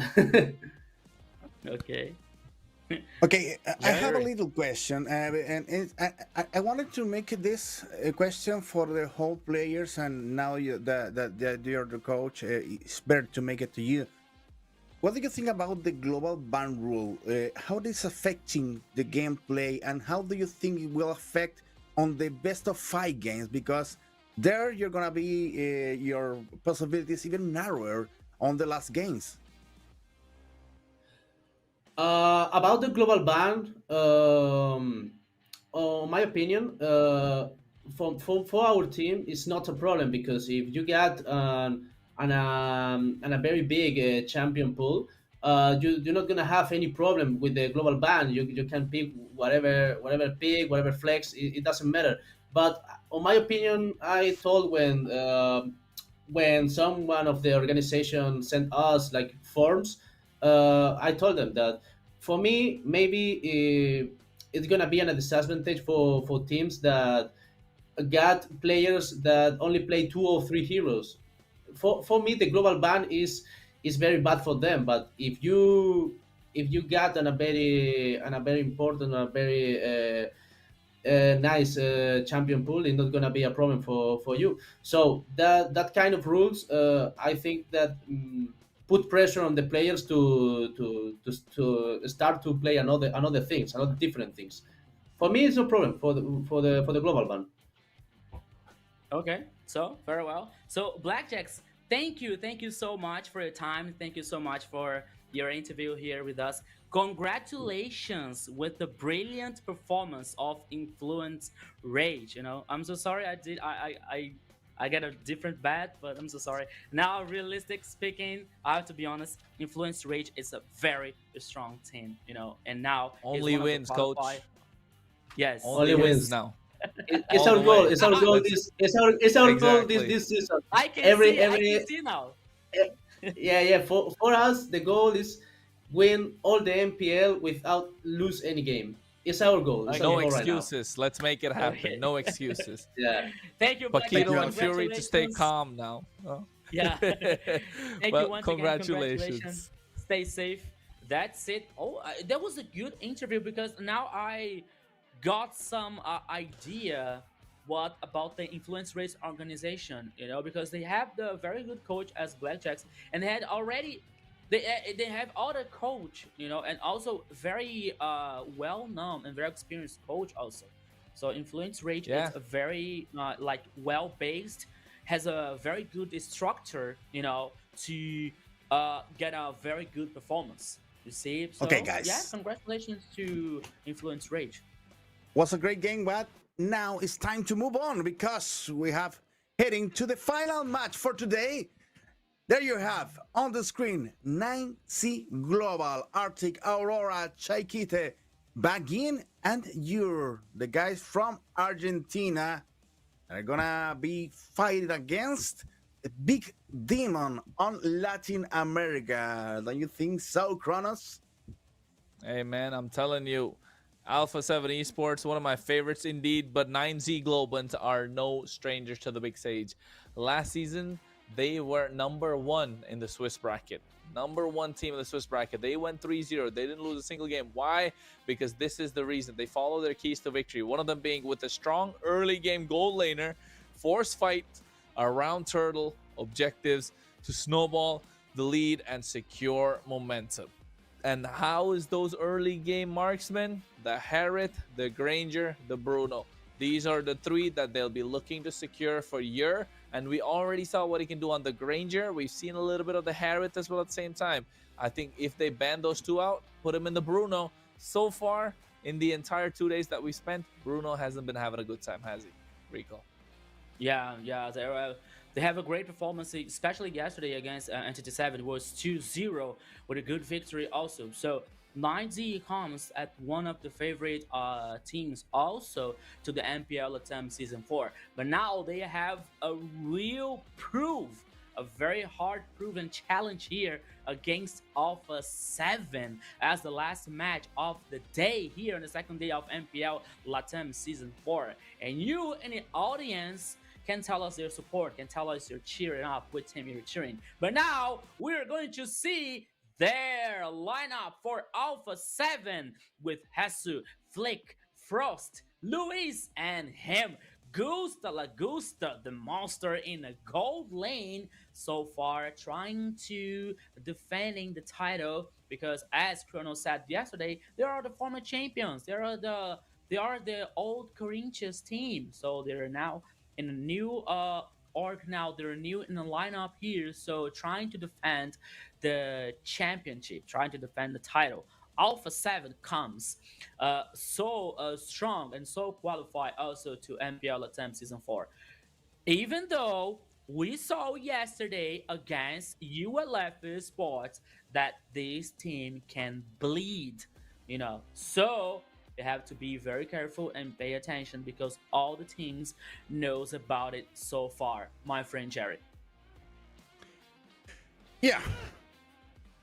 Well, the thing is, now we're going to solve what is the most powerful team on the region, and Alpha 7 got, in the case of victory, to make use of tank-heavy compositions both in the jungle and experience line, freeing the roamer to invade enemy jungle. And now we are going to keep an eye on what is the jungler and the roamer picks for Alpha 7. Maybe 9C has the ability to, well, put Alpha 7 on a test, maybe making them fail for once or for twice, because they already took a bad tap yesterday, Kronos. And it was interesting to make to do that, because it's not that we hate Alpha 7, they are great, but we wanted to make it suffer a little bit. Because when you have a team that is the most powerful in a region and they stay there in the throne untouched, they don't improve. They need to bleed sometimes from time to time. That's the idea for today. Yes, you're right. I think Alpha 7 Esports, even though they're the juggernauts of the LATAM, LATAM region, they definitely need to have some sort of competition. The only competition we see right now is Influence Rage, right? We've seen ULF trying to put them on the back foot, but I think the only one that's super strong at the moment is what we see in Influence Rage. But now 9Z Global is another strong team, right? We know they're capable to make it to the finals. We know they're really good. But again, even after knowing that, the three of us still voted for Alpha 7 Esports. Yes. No, we're always saying here. We want them suffering but not losing. That's it. Okay. Or maybe we want to get cheered to have another point in the predictions board. That's it. 2-0. Let's go. It's something like, why do you hate us so much? And just like, no, you wanted to win.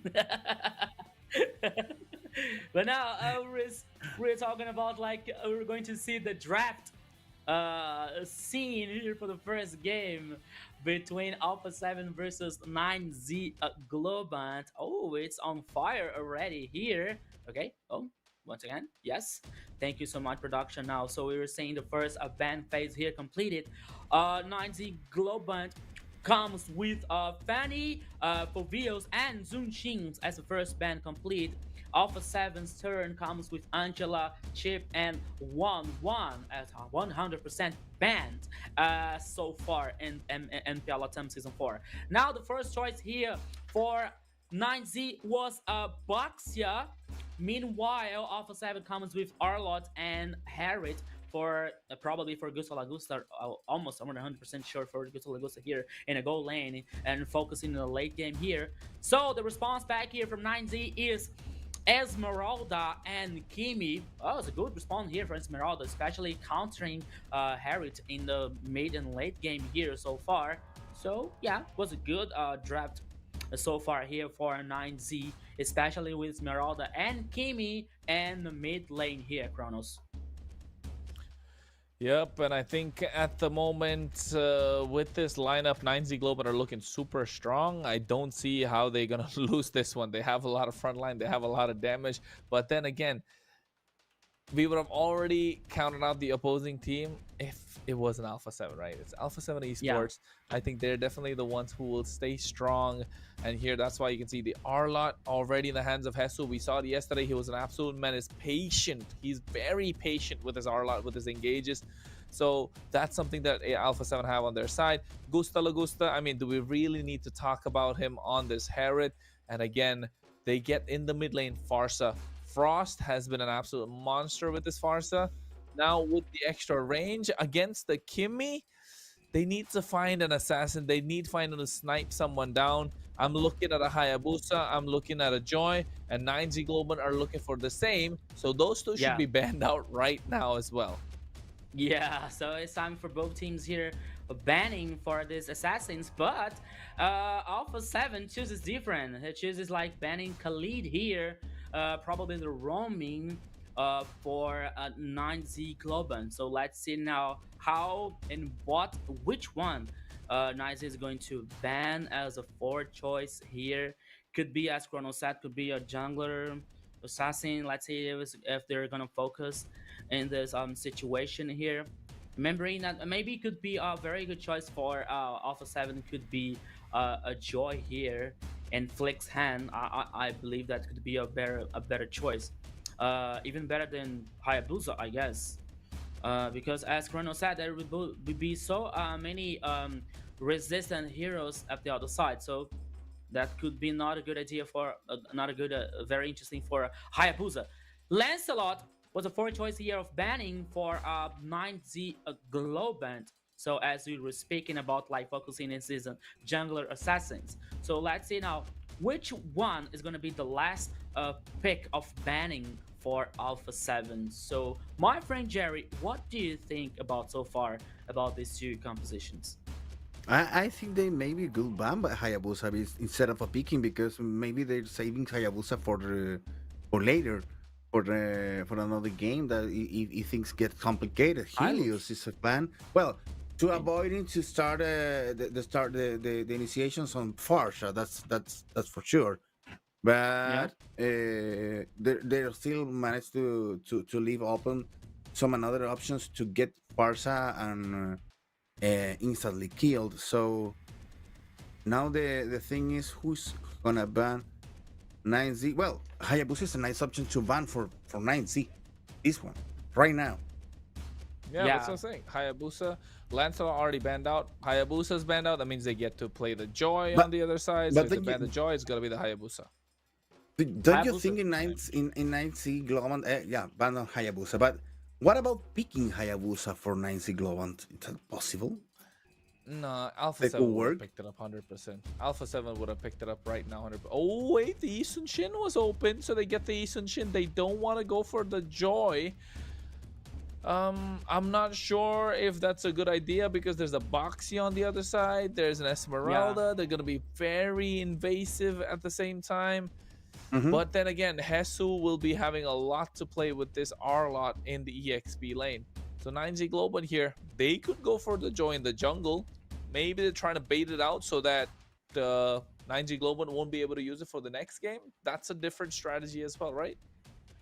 Yes, but I was thinking the same thing as Jerry here, like about the Hayabusa's choice, because we could assume like when you got a composition, when you have a very resistant XP here, so you are allowed to choose, for example, a jungler assassin, because there are assassins, they're not very strong resistant.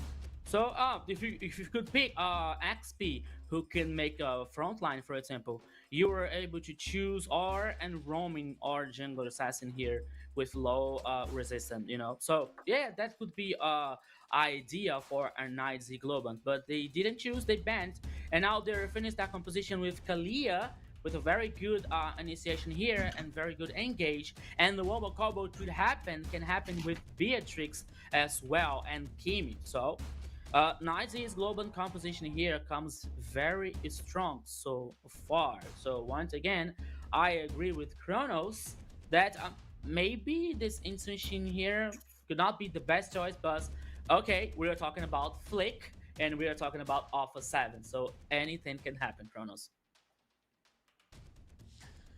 Good That first line there combo. for Alpha 7, Kronos. I'm sorry to interrupt, but good first line with Luis on the rock and Jesus with Arlot.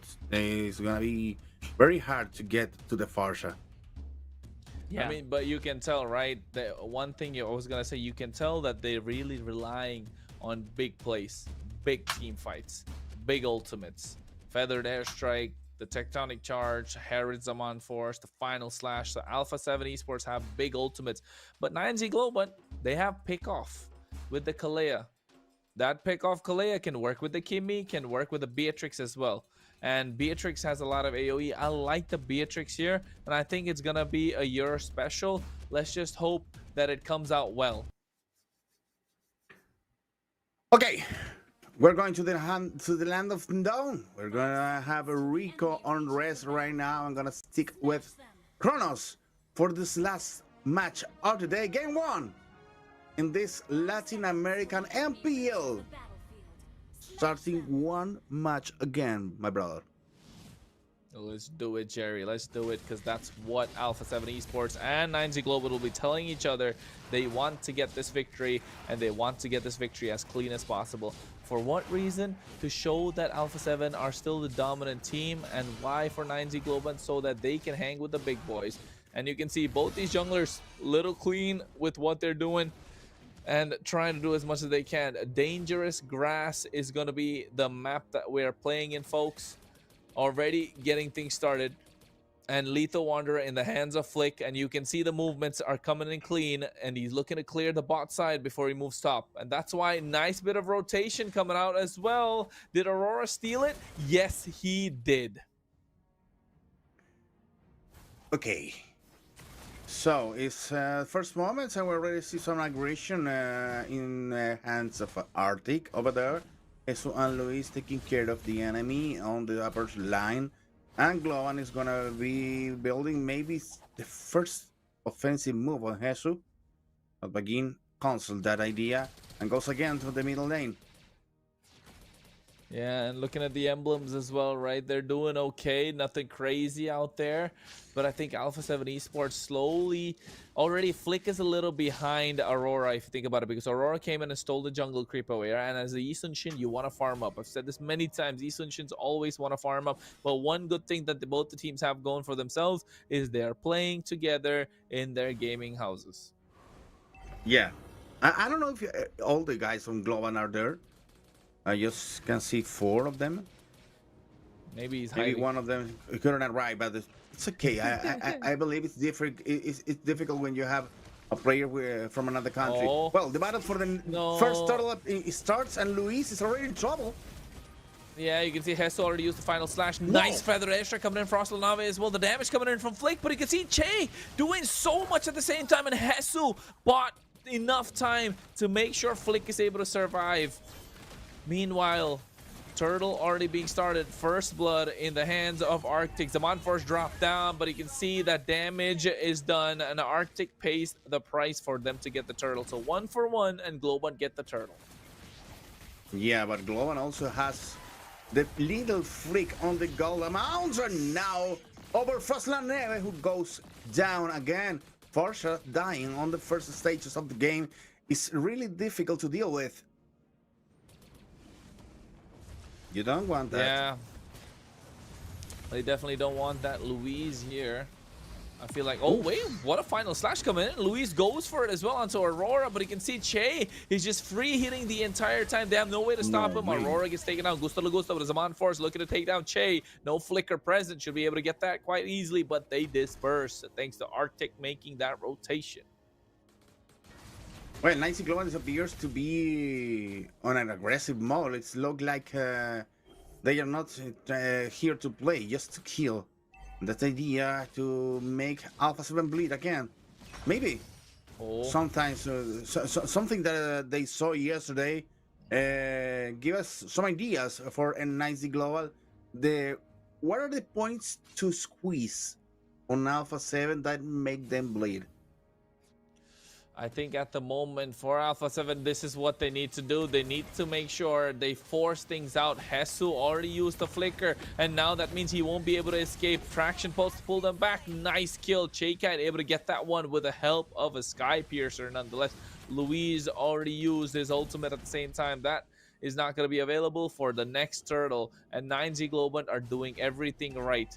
Alpha 7 Esports are on the back foot, and you can see that from the get-go. They get themselves in a good position, but then again, they are too aggressive a little too early. I feel like there's a bit of disconnection when it comes to communication, and that is going to be the big factor. If you're able to disconnect them, if you're able to split the fight, then 9G Global will come out on top. Luis here trying to reset the turtle, not able to do so. Should be easy take-ins for 9Z Globant, as Alpha 7 Esports still behind 1,000 gold now. Beautiful Dominion there on the objectives for 9Z Global, and the second turtle is already on their hands. And now the flick on the gold is almost 1k in favor of the Argentinian team. Trying to solve the problem for in front of Alpha 7 that goes a little bit clueless for the first moments of the match. 5 minutes on the clock. We're already traveling now to the bottom lane where Good Salagusta is already farming alone and needs some of attention of the Argentinian team.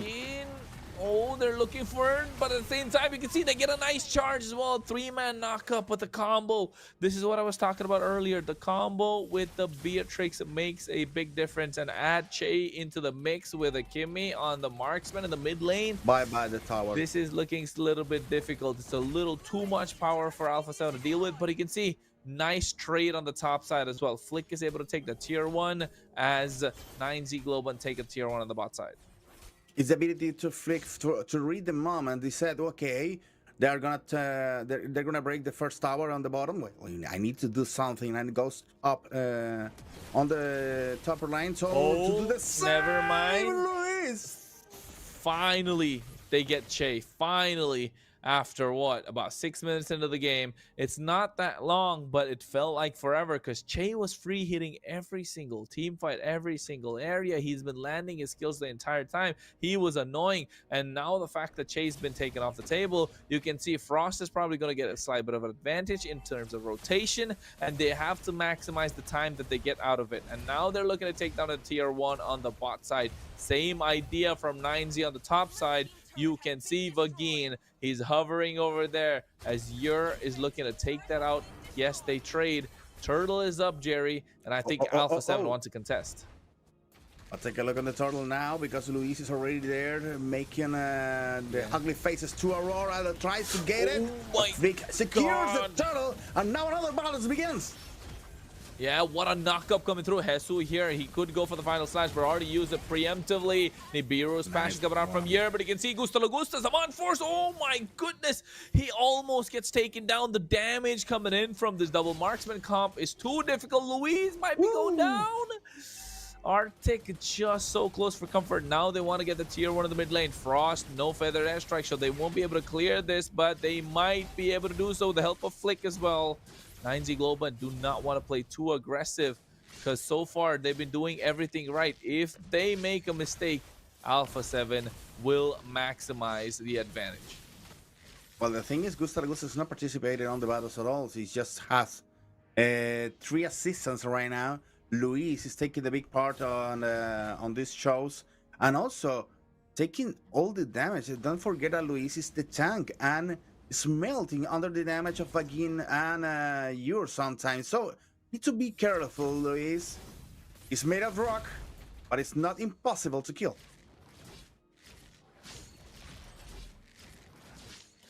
Yeah, I think so far Alpha 7 Esports, they don't look like they're doing well, but if you look at the goal lead, Jerry, they're not behind by a lot. 800 gold is not much, right? Yeah. 800 gold is definitely not much, and I think it all thanks to the way that they've been farming. And even Flick, he hasn't been getting a lot of the turtles. His jungle creeps have been stolen away, but you can see he's ahead in terms of level against Aurora. So that's still good news for Alpha 7 Esports. But for 9Z, they're doing everything right in terms of team fights. And right now another one breaks out. Nice knockup coming through. Luis finds the angle. Feathered Airstrike and Gusta Lugusta's doing the damage. But you can see Chain Kite trying to free hit. Aurora gets taken down. Gusta Lugusta's still there. Ur is low. And Flick comes into the fray a little too aggressive. Jesus taken out low. Meanwhile, they take away Vagin. Che flickers out of harm's way. And Flick goes in. He finds the double. Ur is the only one left standing. Alpha 7 Esports, as I was saying, they're doing everything right, and so are 9Z Global. It just took one big wombo combo, and they made it work, as now Alpha 7 Esports are looking to take the Lord. Well, I think Alpha 7 forced the mistake on 9Z Global because they were just playing some kind of a physical game there on during in the river before the appearance of the Lord. The thing is, I was gonna say the Lord is gonna be the turning point of this match, but Alpha 7 pressured 9Z Global to make the first mistake, to make the first pickup fail. They tried over Freak, but they failed. They tried over Luis and failed again. And after all, they lose the battle. The kill score now is in favor of Alpha 7. Also the goal and also the power play that comes with the first Lord that's already marching on the middle lane. Yeah, it's a power play, all right. That's what they're looking at. The Lord has already crashed into tier 2. Should be able to take that as well. And now they're looking to go in. Jesus already found the angle. Feathered Airstrike coming through. Aurora is already getting burst down slowly. Luis gets a 2-man knockup. And now you can see they get that tsunami slant onto him. Arctic goes down. One traded. They might get another. But look at Che. Look at Flick. He's getting a triple. He's looking for a maniac. I think they want to end the game. They have one cannon maniac. This might just be it. 10 minutes into the game. We're looking at the fastest end that could be possible in MPL LATAM Season 4. Yes, they have another set of waves. It's Vagin and Ur left standing, but they might not be able to do anything to defend. Jesus goes in. The base crystal exposed. Alpha 7 Esports getting game number 1. First game for Alpha 7. Oh, the aggression, man. For instance, looks like 9Z Global had the key to the victory, but Alpha 7 solved it quickly. And after just one mistake, one single battle that doesn't work as the Argentinian team needed, Alpha 7 took the victory path and goes for the crystal in just one try. They get it, and they get the game number 1, Rico. Yeah, so here comes to Alpha 7 victory, my friends. What happened here? Now you were able to see 9Z Global with a very solid game, you know, with so many good moments for them. But once again, as I was listening to Kronos by the time he was saying about the Flake performance, you know. So Sushin always taking some levels ahead Aurora, for example, you know, and the gold wasn't leading so much in favor to a 9Z. So Alpha 7 has all the resilience here to, you know, to be calm, to be patient, and wait for the right time here and get the victory. Well, I believe that 9Z Global has nothing to be ashamed of because they played a very good early game. They played a middle game that comes almost good, but they failed just once, Kronos. Are you agree with me on that, or you think it was Alpha 7 just suspecting a little bit and waiting to make them suffer again? Tension. Alpha 7 love to build tension, don't they? They felt Yeah. like it felt like, they made 90 Globan think they were the ones ahead. But guess what? They were never ahead, because you can take a look at the stats and see who were ahead the entire time, Rico. Yeah, so now here in the game stats are in favor to Alpha 7. Once again, here I'm checking the emblems with Festival of Blood and Brave Smite for Hesu. Killing Spree in Flick's hand here was a very interesting kind of emblems here. As we see that Killing Spree, we say that damaging heroes below 30% HP, so you instantly recover 15% of your lost HP. So it's very interesting for Flick as well. So you have here now also a brave conclusive blast here for Luis and improved rage for Gusta Lagusta in order to store 8 mana after his skill is spammed here with his Herald and Bargain Hunter here also interesting, so in order to gain farm faster in the on the game. So it was interesting here. So it was a very good and a very interesting victory for Alpha 7. As we were saying here, the game was hard. The game was like even for most of the time. So it took one call. It took one like mistake for Alpha 7 to punish Knight Z Globan and take the victory. As we were seeing like in construction now, a turret for Alpha 7, only two for the 9Z Global, one Lord, necessary two turtles for 1 to 9Z. The buffs there were even also the oranges and the purple ones. So you can see here that composition in Alpha 7 was victorious, and most of that the players were so experienced and so qualified to take the victory for 9Z Globen. But as Jerry was saying, there's nothing to 9Z Globen to be ashamed, because they played very well. They played even versus Alpha 7, So now we're tracking here the items also. So Ice Domination for Hesu. They were trying to do another, I think another defense item here, but it wasn't time enough, I think. So Endless battle for Flick, War Axe, and Malefic Roar, the Hunter Strike. So for us, Frozen Never here was a genius, glowing wand. Actually, I'm so sorry. To Louise, Ice Domination once again, and a hard armor, and for Gusta Lagusta, you see the feathers and crystal magic here for cause a lot of damage for in the gold lane here. So Gusta Lagusta is a very good gold laner, as we were saying, like to keys to victory. So Alpha 7 doesn't want to mention about Gusta Lagusa, say that, oh yes, here and here for roaming, Luis is very good, but nothing about like Gusta Lagusa. Say, no, hide in our victory, so you have to hide. You don't have to say everything to the enemy about our condition of victory here. So Alpha 7 also has this. So now you are seeing about like the damage dealt and cost. Gusta Lagusa with a 33,000 damage dealt. Oh, Flick also cost more than Gusta Lagusa actually, 34,000. And a 9Z Globant, we see Arctic with Esmeralda with a 22. That was interesting. Kimi with Chike also, and Beatrix with Ur. It was enough to win against Alpha 7, at least at the first game here. So we are dealing now with the other games that the damage dealt 116,000 for Alpha 7. The damage taken naturally goes to 9C Global 215,000. The turret damage, there was like only two turrets for a 9Z Globant, and the total heal, well, it was also even. You see, the 9Z Globant was most of the time in the first game was taken ahead, one step ahead about the gold lead, but we're also talking that this goal lead wasn't taken too large, because Alpha 7 didn't let this different get so bigger. See, so Alpha 7 had the competence to not let this happen, and at the end of the game, you see the goal difference now. The goal lead goes to Alpha 7, right? So Alpha 7 here, as we were saying, all the competence, all the resilience here to win the first game. But now here, my friend Kronos, we have the MVP of the first game and goes to Flick, our jungle. Hey, he's not just Flick. Come on. I thought I said this before. He's Chef Flick. Okay.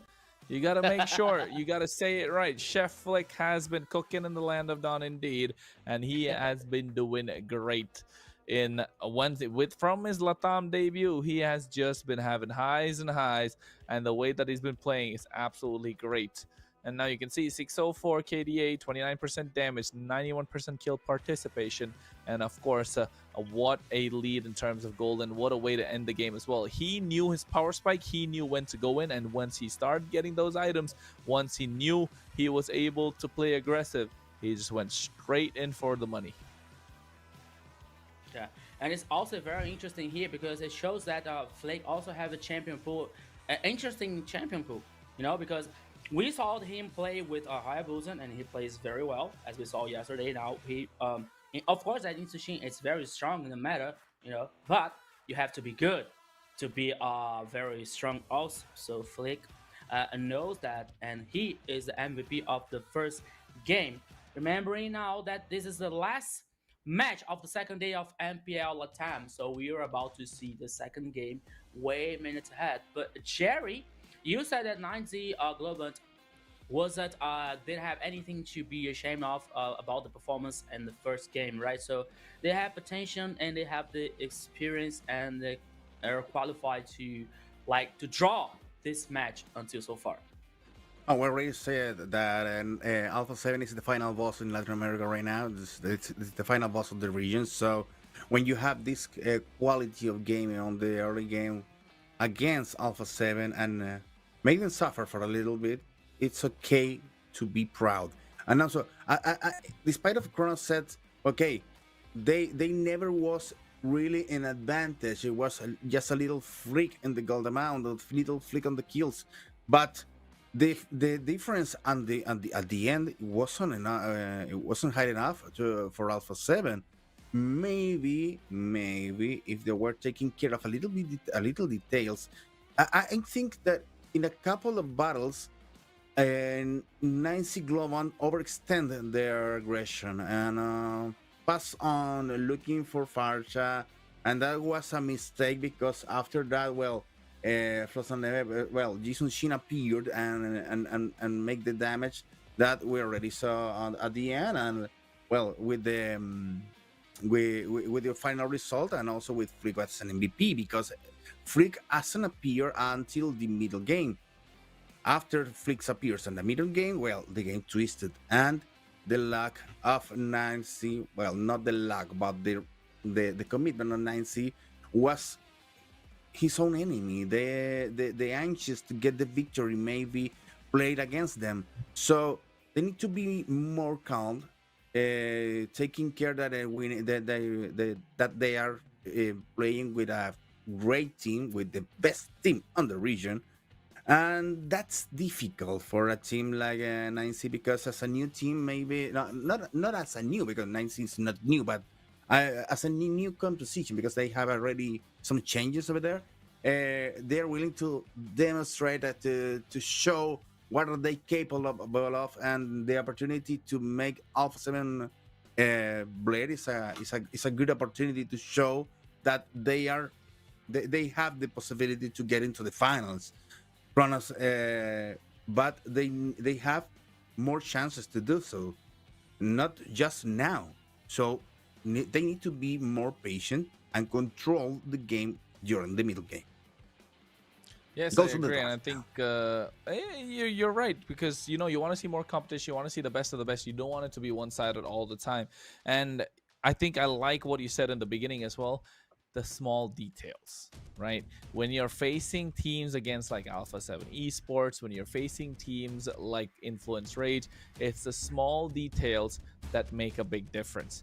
against Yep. influence rage. It's to make sure Hotun doesn't get up and sit up and try and get, a little too aggressive and serious. But in against Alpha 7 Esports, I think it's those small details in terms of gold, making sure if you get 2 kills, try not to give them one back, because the moment you give them one back, they're one step closer, right? You Yeah. want to make the gap is longer, the gap is bigger, and at the same time, you need to respect the heroes that they play well. And one of them is Granger.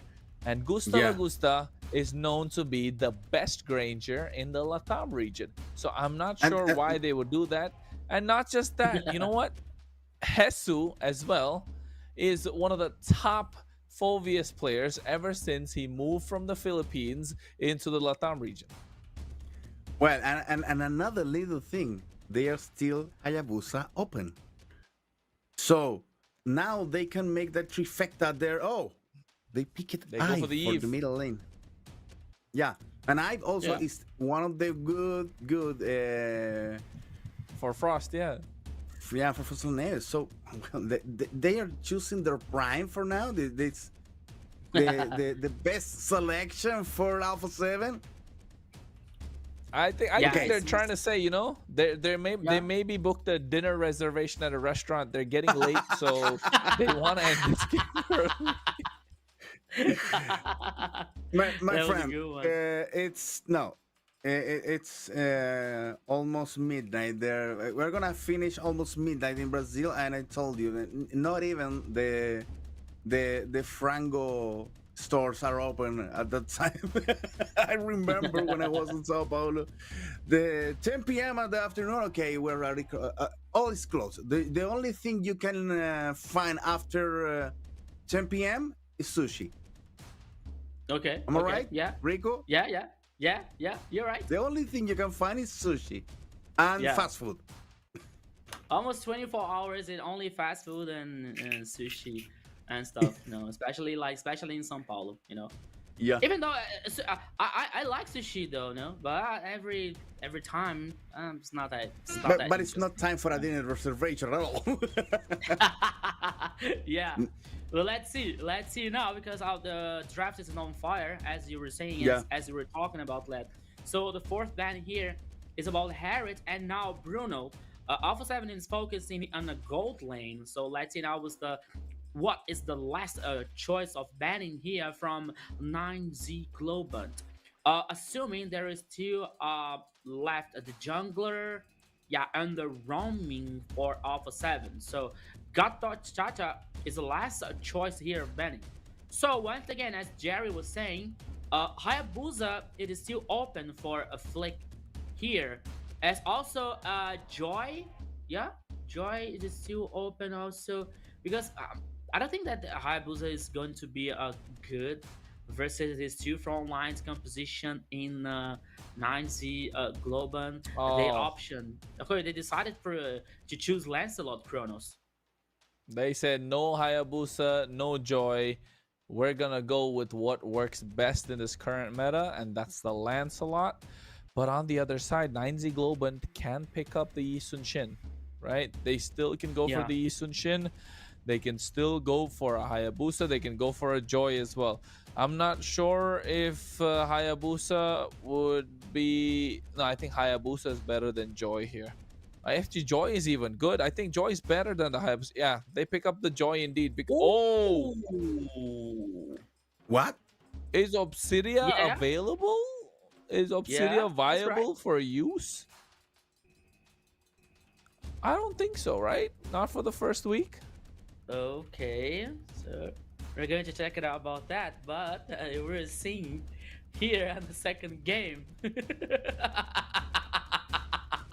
If you see your faces right now, my friends, so it's like, oh, what is that? What's going on? What's happening? So now we were waiting for the last pick from Alpha 7. It appears it's going to be on Luis' hands. Oh, this is Kronos was asking production about Obsidia. It was like the same emotion that he's doing now. Oh, Thai Grill for Luis. Come on. I like it. I like it. I like a Tiger here. You know, okay.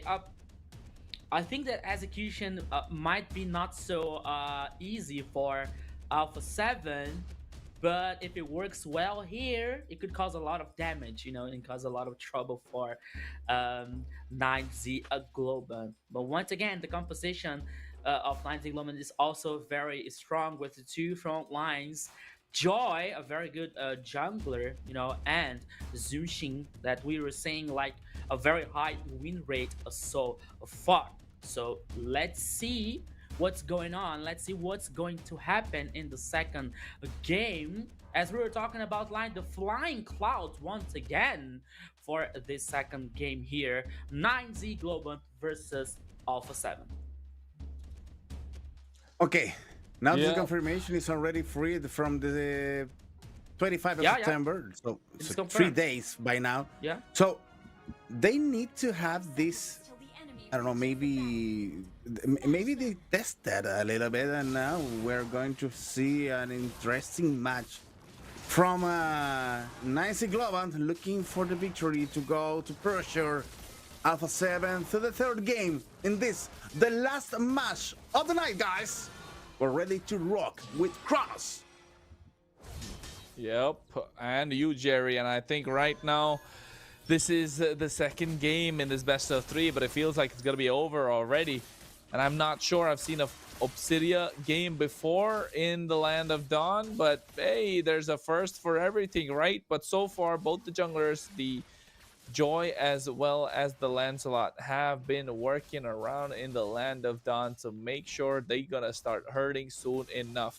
And the way the Obsidia works, ladies and gentlemen, is the fact that you have an Abyssal Bone Needle, you can lock onto someone, and you get a maximum of 25 stacks, if I'm not wrong. And once you reach those 25 stacks, she uses them in every single basic attack. And that's why you can see, in terms of damage, in terms of emblems, she's going for, yes, the assassin emblem with a little bit of movement speed in that quantum charge. And of course, then you have the skill 2, which is a dash skill, right? Gaining 500% movement speed for a slight bit of a time. But then again, that helps in terms of moving around when you lock on with the ultimate, the Hunt of Bone. And once she locks you in, you just got to know you're going to be dead. That's how this hero works, Jerry. It's a nice setup if you think about Helios making the Path of Glory, and after that Aurora, and you're going out on the offensive. Maybe will work, but what after that? That's the question. And how Alpha 7 is gonna deal with that? Well, the battle for the turtle started, Kronos. Let's see what's happening. Well, you can see. Ooh, Jesus actually able to make it out using the flicker as well, but nice first turtle going through as well to Che, and this might be first blood coming through, and yes it does. Aurora gets caught out. Look at Frost's positioning. No one's able to catch him. Flick comes into the fray as well, and now they're looking for more. Vagin is getting down. Gusta Lagusta able to get that kill. This is why Alpha 7 Esports are super strong, right? Look at the rotation Gusta Lagusta made from the bot lane to the turtle on the top side, and now able to get the clear in the mid lane as well. So he is farming up. Aurora makes it to the party. I'm not sure if that's the best idea for him. Dropping down an emote as well at the same time. Meanwhile, on the top side, Esu and Arctic, no one's going to win that one. Yeah, it was a good idea for Nancy Globan going to the offensive very quickly to get the turtle, and after that looking for some kills. But they paid the price. Alpha 7 is there to pay to pass the bill to the guys on Nancy Global. And well, now the scores says something about that, but the difference is just too short to be worried about. And Nancy Global needs to make the game. They need to make his own game. Looking for Vagin to grow over there with the Grok, and also with Arctic taking part of the battles and trying to get those kills, because two players of Alpha 7 run away with a little short of life on that turtle battle. That they can run away like that. that fight was something that 9C Globan shouldn't have picked, right? They got the turtle, they should have just ran away. But then again, you got about 20 seconds to the next turtle. Hopefully they don't make a similar mistake this time. But you can see Luis, he's the one to give them the proper sets. He's the one to get that big implosion. But Frost's positioning in that fight was absolutely impeccable. So right now in this next one, hopefully they get, but you can see right now they go for the hunt bone and they able to get the kill onto Gusta Lagusta. This hunt of bone able to lock somebody down is being a big problem. And now they're pushing on the bot side as Alpha 7 will trade it for the turtle. So turtle for turret feels like, I was gonna say 9Z Globant. I think they got the better trade because they got the gold shield on the bot side as well. And now you can see a nice implosion coming through. Aurora gets taken down just when I said that they got a good trade. It's being traded back in Alpha 7 Esports. Man, last game I said, Jerry, that you know they're taking 2 kills but giving 1 back. At Alpha 7 Esports this time, they're doing the same thing. They're taking 2 and 9Z Global is taking 1 back, but then they're not 9Z Global, they're Alpha 7 Esports. You do not want to give them 2 in the first place. And Alpha 7 just used 1 hero to get the tower down, and after all, the 9Z Global invested 3 heroes to take the first tower down, so it's a lot of time spent there, and maybe the positions are not gonna work for the next battle. 68 seconds to get the next turtle. The last one, yeah. And after that, well, this one is gonna be disputed after all. It's almost for sure. Yeah, and I think this hero right now, Obsidia, I think the way to use it, of course, you get those stacks using the skill 1, and then when you find the opportunity, you lock somebody down with your ultimate using the second skill to move around because it has a lower cooldown at that time. But still, you need those stacks, you need that damage, and again, it's only a single target skill. You might be able to do more after you move around.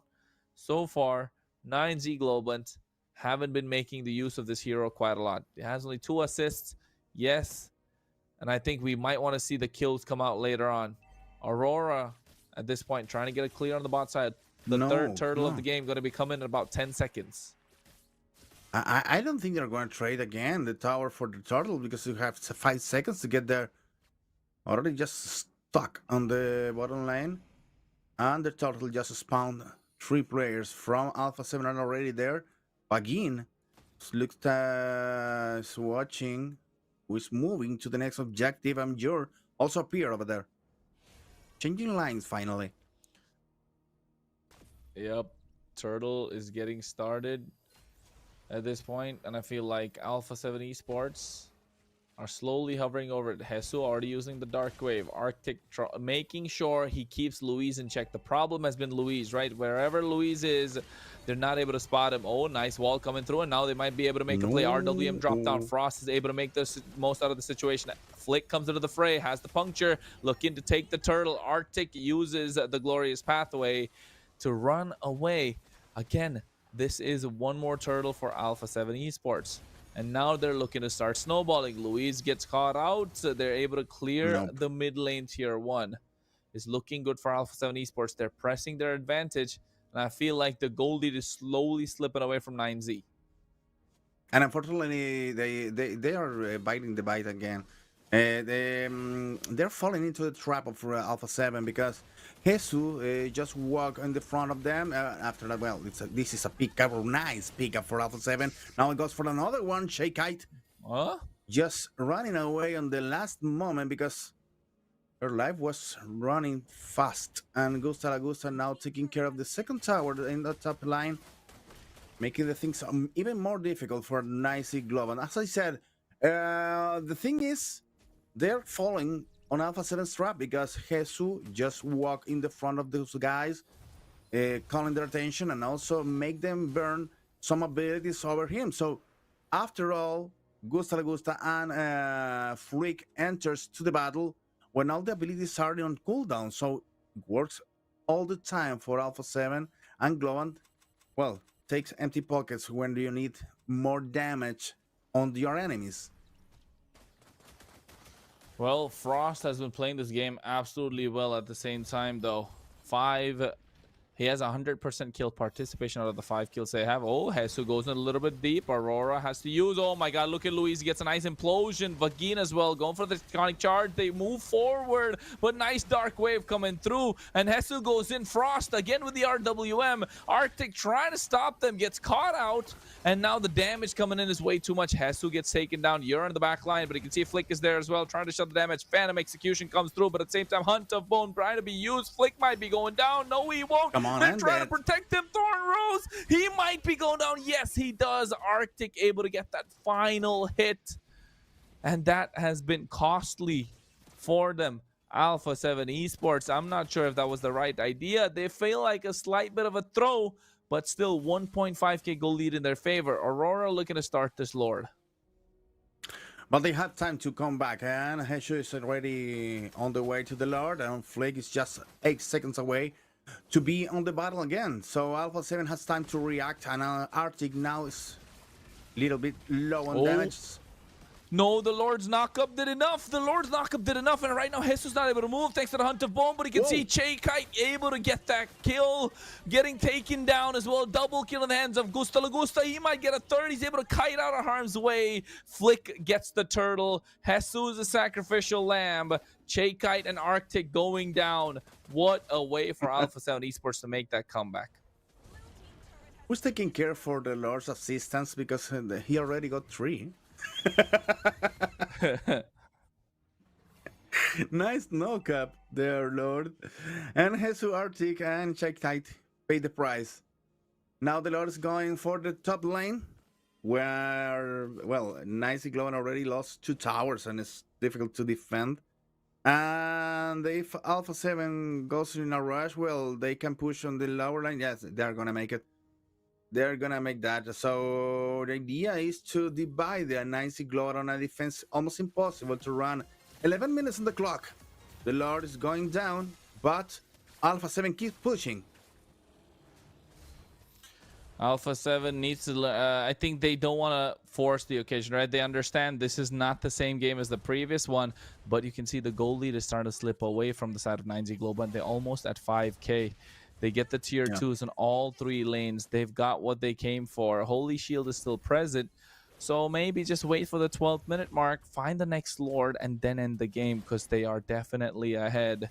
And Flick has been doing so well on this Lancelot.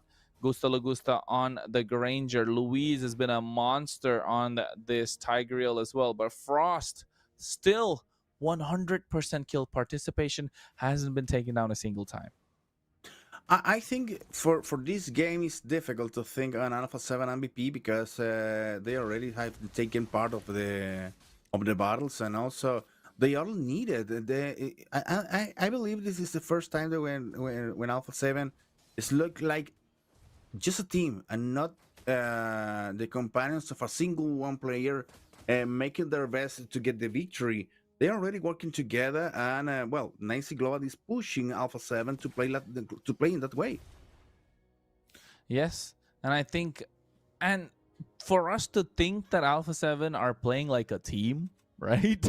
It's the fact that even though they're so good, right? Sometimes the individual skills and individual highlights become such a big part of the game that when they're playing normal, this is a normal game of Mobile Legends Bang Bang.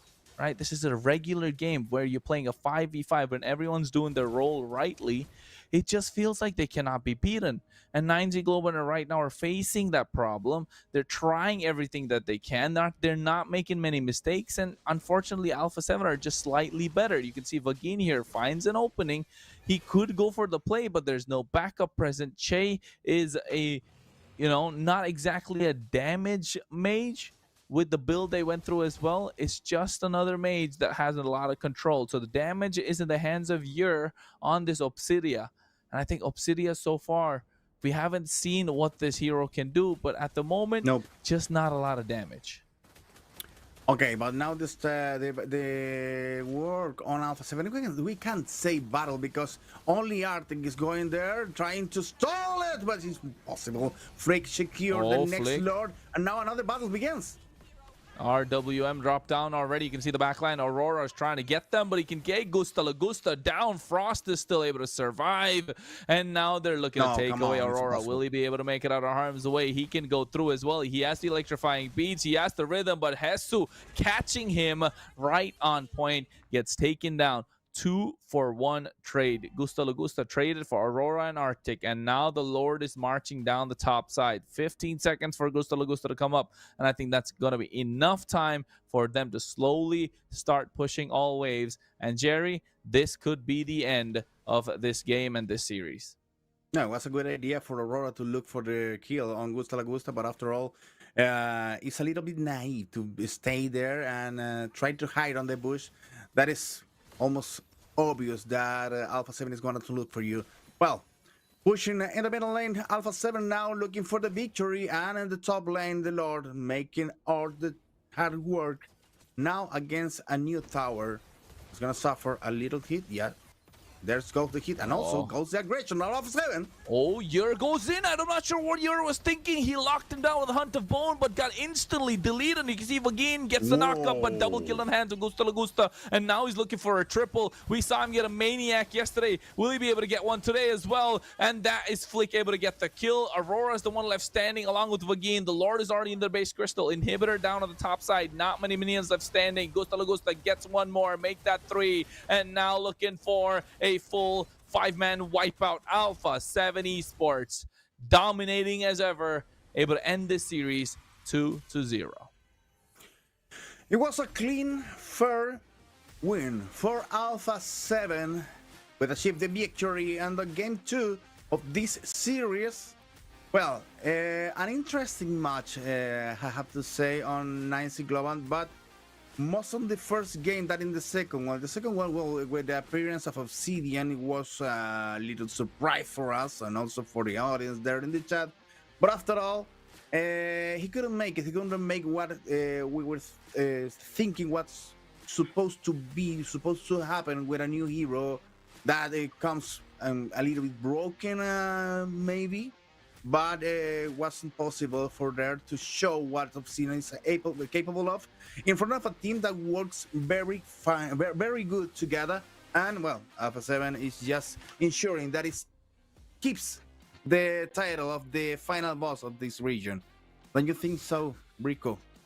Yes, my friend. So easy as the second game as the first one here. So jokes aside, this second game was more control for Alpha 7. You know, and you were saying about the Obsidia appearing here apparently for the first time. I don't think that it was the problem. Europe played no with Obsidia, you know. But I don't know. Maybe I was watching the game here, and I thought that maybe 9Z respected very much Alpha 7. You know, there is an excessive respect in part of 9Z to Alpha 7. Because you didn't see any moment of any trouble for Alpha 7. Flick was able to guarantee the. It was like yeah, it was like.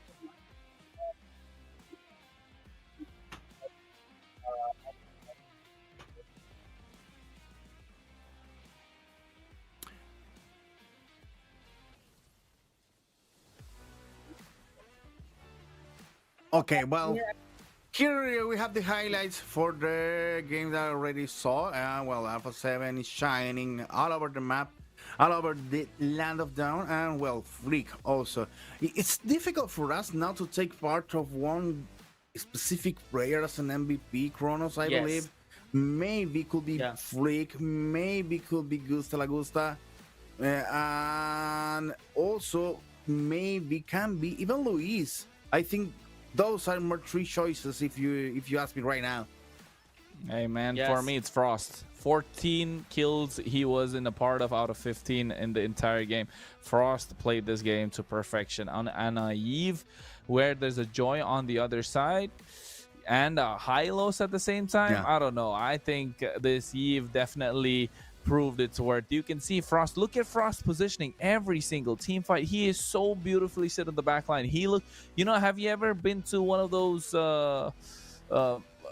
musicals where there's a Yeah. conductor where he's just standing and he's just waving his fingers and everyone's playing the music according to his tune. That's what Frost looked like in this game. He was sitting in the back line and he's doing this, and the rest of them are just dancing to his tune the entire time. So I would say Frost definitely as an MVP. And in the final picture, Yeah. also when the crystal one exploded, he was emoting in the front, like doing this, as you Yeah, said, and in all the the middle. other players just breaking the crystal. So, okay, let's go, do the work. I directed there. It's a good idea. It's a good beach, and you have on the side. Yes, Yeah. the Chrono is right here about like Frost performance, because as we were seeing, like always in the top of the head as Luis, to be the hard engage, to be Gustav responsible for the kills as a goal laner, But Frost here, had a brilliant performance with his Ivy in this game, So he I don't think it was like the shot caller, but he was so calm and he was so well positioned all the time, see causing damage and make sure that his team had the advantage all the time and all the team fights. So as I was saying, I didn't see any kind of a trouble moment for Alpha 7. I didn't feel Alpha 7 in danger at any time in this second match. Differently from the first one, okay, the first one was really hard, it was really competitive, but now Frost had a brilliant performance to guarantee. So now we're heading to the game stats here, my friends, to see especially what was going on for the emblems, for example. So we are seeing here Hasu with the Brave Smite once again, killing spree in the hands of a Flick.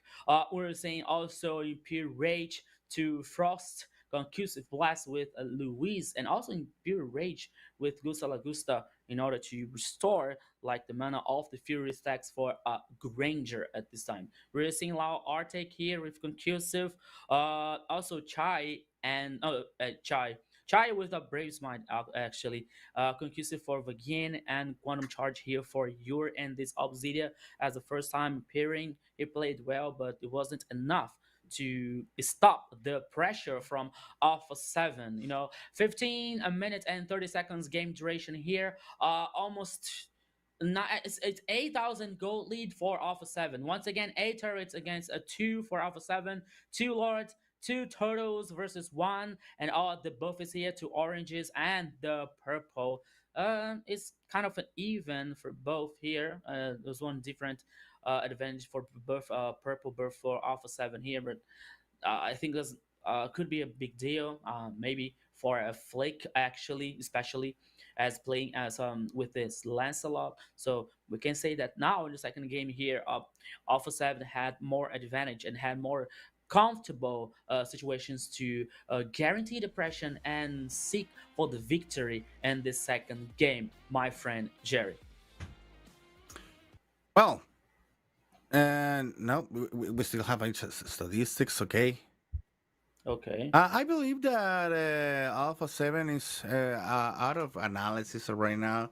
It's already said that it is right now the most powerful team on the region. I want to know. Well, I still want them suffering. I'm still looking for the team that has the um, the courage and also the patience to take one game to Mm-hmm. on Alpha 7 to look for the way to beat them, because it's still it's not that I hate Alpha 7. It's not that I'm against Alpha 7, but the thing is, if our team is the best team of our region, goes there unbeatable, they can improve at all. So they need someone to move their floor to make their they can care of the little things that maybe they haven't seen it at all. They can't be perfect. There is something that could work against them, especially when you get different picks over here. Well, you said Rico that no, Kronos. You said that the picks of Foveos, Lancelot, Ive, and Grange are the best of the best on Alpha 7, so they made it. They made it sure that that this ended quickly. But what about Tigreal? I believe that Tigreal is not a common pick on Alpha 7, and maybe they took this pick just to prove something, just to test something against a strong enemy like 9C Global. And that's a good idea for Alpha 7, but still doesn't get them into trouble. Yeah, I think the fact that they're not able to really pose a challenge to one of the top teams, right? It's about bringing the heat. It's about bringing the challenge. And so far, you're talking about, you want to see them suffer. You want to see Alpha 7 suffer, right? And I mean, it's a sadistic thought, but you're not wrong in saying that you want to see them face some of the best teams. And if they keep winning, they don't know what they're doing wrong, right? That's one of the most important factors. And at this moment, they need to find a way, at least, to try and experiment what's going wrong, because you can be the best team if you don't lose a single game. Maybe you're doing everything right, but at the same time, it shouldn't be easy. It shouldn't be this easy, at least against 9Z Global. And 9Z Global are a top team. By no means are they a weak team. They've been doing the best that they can in the entire game. Hopefully, they will bounce back stronger for the next series next week, of course. And at the moment, hey, the MVP of the game, told you, it's got to be Frost with that 2-0-12 KDA, 93% kill participation. He just missed out on one kill because he had to recall. Otherwise, he actually, that was a 1v1 if I'm not wrong. That's why it was a 2-0-12. Otherwise, it would have been a 3-0-12 or 2-0-13, and it would have been 100% kill participation. But the way he played this game, just acting as a conductor in the back line and dictating the pace of the game, absolutely amazing. Yeah, so as we got here now, the MVP from the second game, Frost La Neve. Yes, I mean in Brazilian, speaking Portuguese is Frost La Neve. It's like frost and blizzard, snow, frost, frozen, and neve, snow. So it's already, it's like a pleonasm or something like that, It's interesting here. Okay, so as Jerry was saying, Jerry, there comes a situation that Alpha 7 is winning the matches here. It is the second match.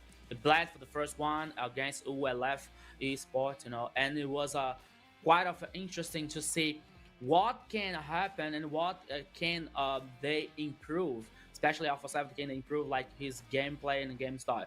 So he continues winning no matter the picks that they choose, And you were saying about Tigreal from Luis, I keep tracking Luis for a while, and I have to tell you that many times that he the heroes that he plays, that he makes seem so easy. He makes it seem so easy to playing with a hero. So it's one of the qualities for Luis and this team. So now we're about to have an interview, a special interview with him.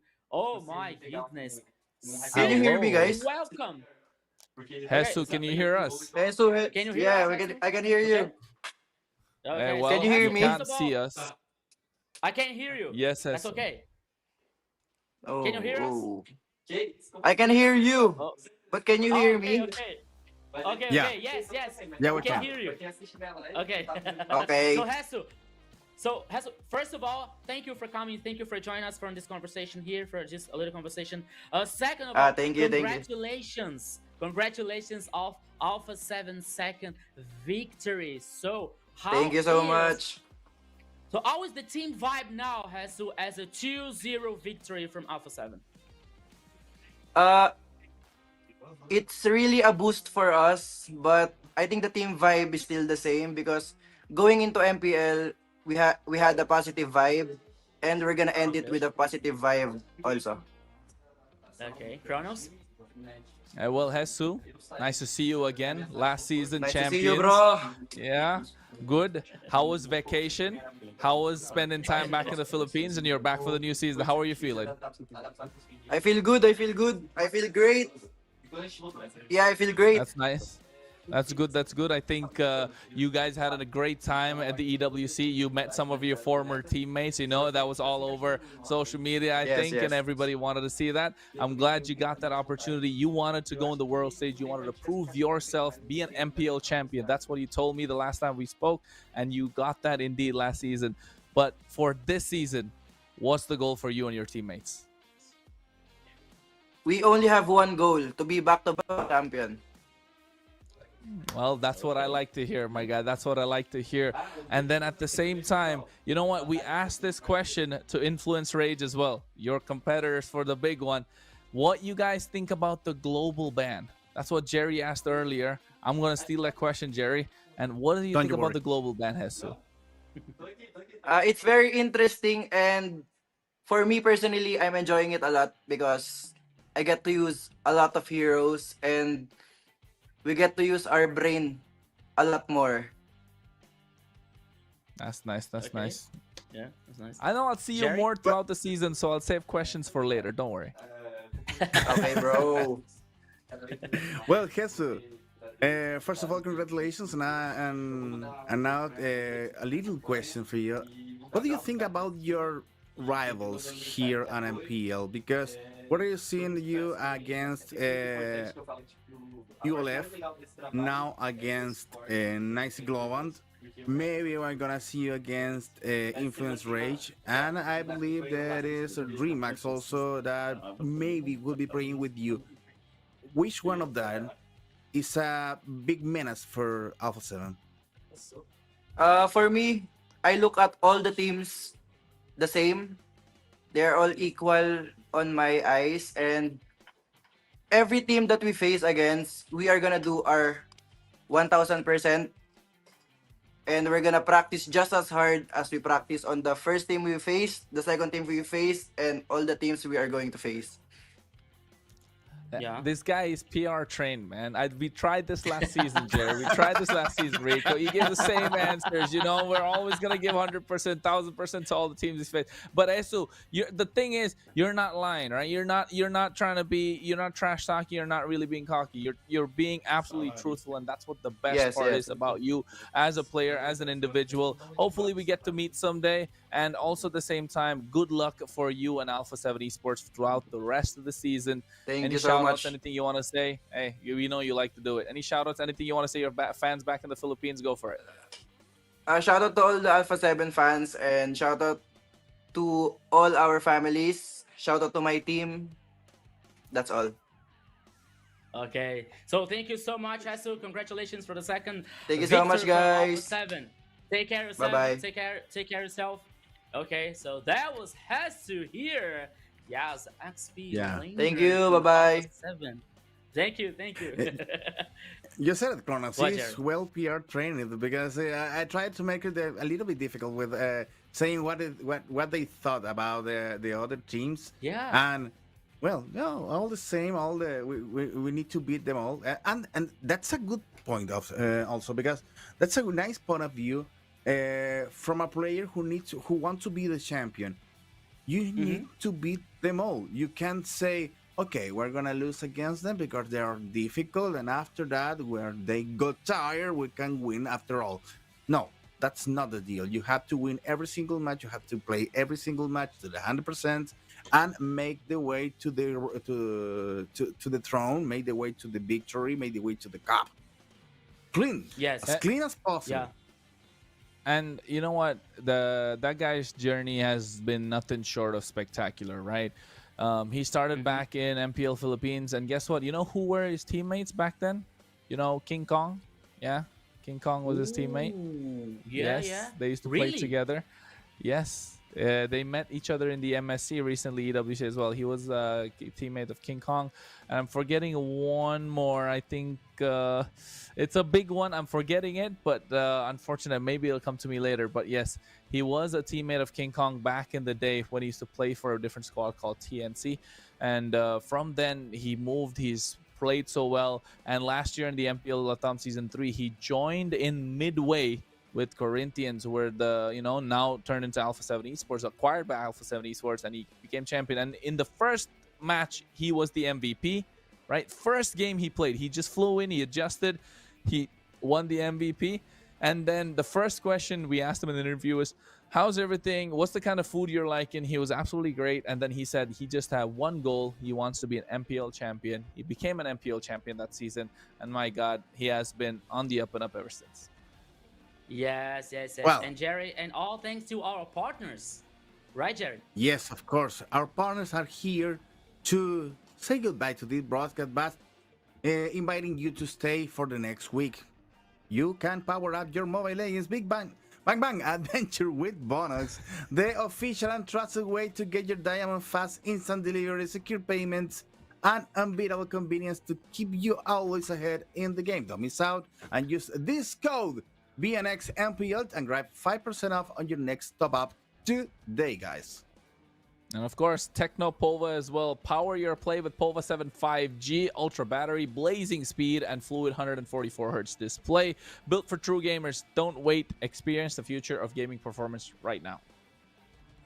Yes, as we were talking about projects here, the project next is coming on fire. It is time to the next project's Mobile Legends. The annual map update is live starting September 17th. Explore 4 brand new maps packed with fresh strategies and surprises that will transform the game.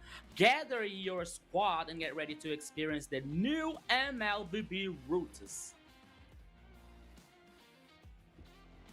And finally, guys, let's get the community work together because Mobile Legends Bang Bang has made it into the Esport Brazil Awards. This is your chance to show the power of our community, both now for our players and for MLBB by scanning that QR code and be part of the achievement and help MLBB shine on the big stage and the most players possible shining there in the Premio Esports Brazil, PAB.GG also.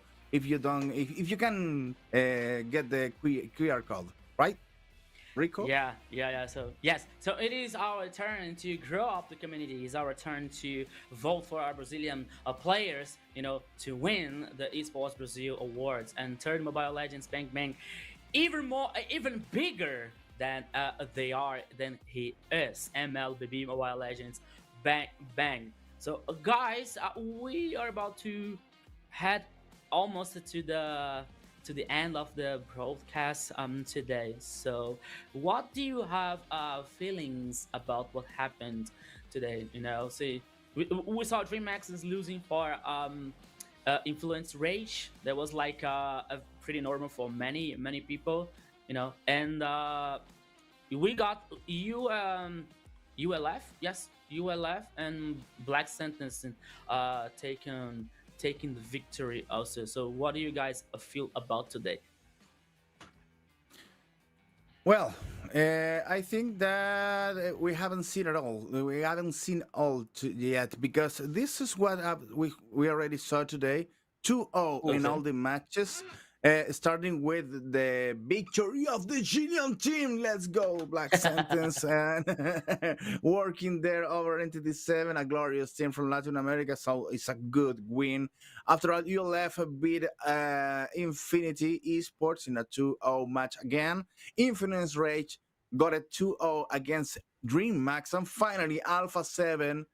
Putting the dots on the points exactly because they beat up 90 Global on a first match that it was a little difficult, you can say, in the early game for Alpha 7, but after all, in the second game, the game they was perfect on the execution over the Argentinian that now are counting one loss and keep an eye on what's going to happen next week because the 1-1 teams are going to face each other. So maybe I don't know yet, but maybe we can watch a Chilean versus Argentinian team battling this MPL, and that's a little thing to take care of next week.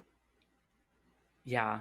So as we were seeing here today's schedule and the results from the games today, as Jerry well said here about the results, and we are about to see the Swiss format's getting so excited for the next matches here because we're thinking about the possibility from Black Sentences maybe facing a 9Z, or maybe ULF facing DreamHack here. No, remembering all guys, always reminding you that the 0-2 teams now have a best of 5, as a decision match to survive, to still survive in the competition in the best of 5, And we also have the victorious team, the 2-0, also having the best of 5 to see and to decide the seed and to assure the spot for the next stage in MPL LATAM for the qualify for the playoff stage in MPL LATAM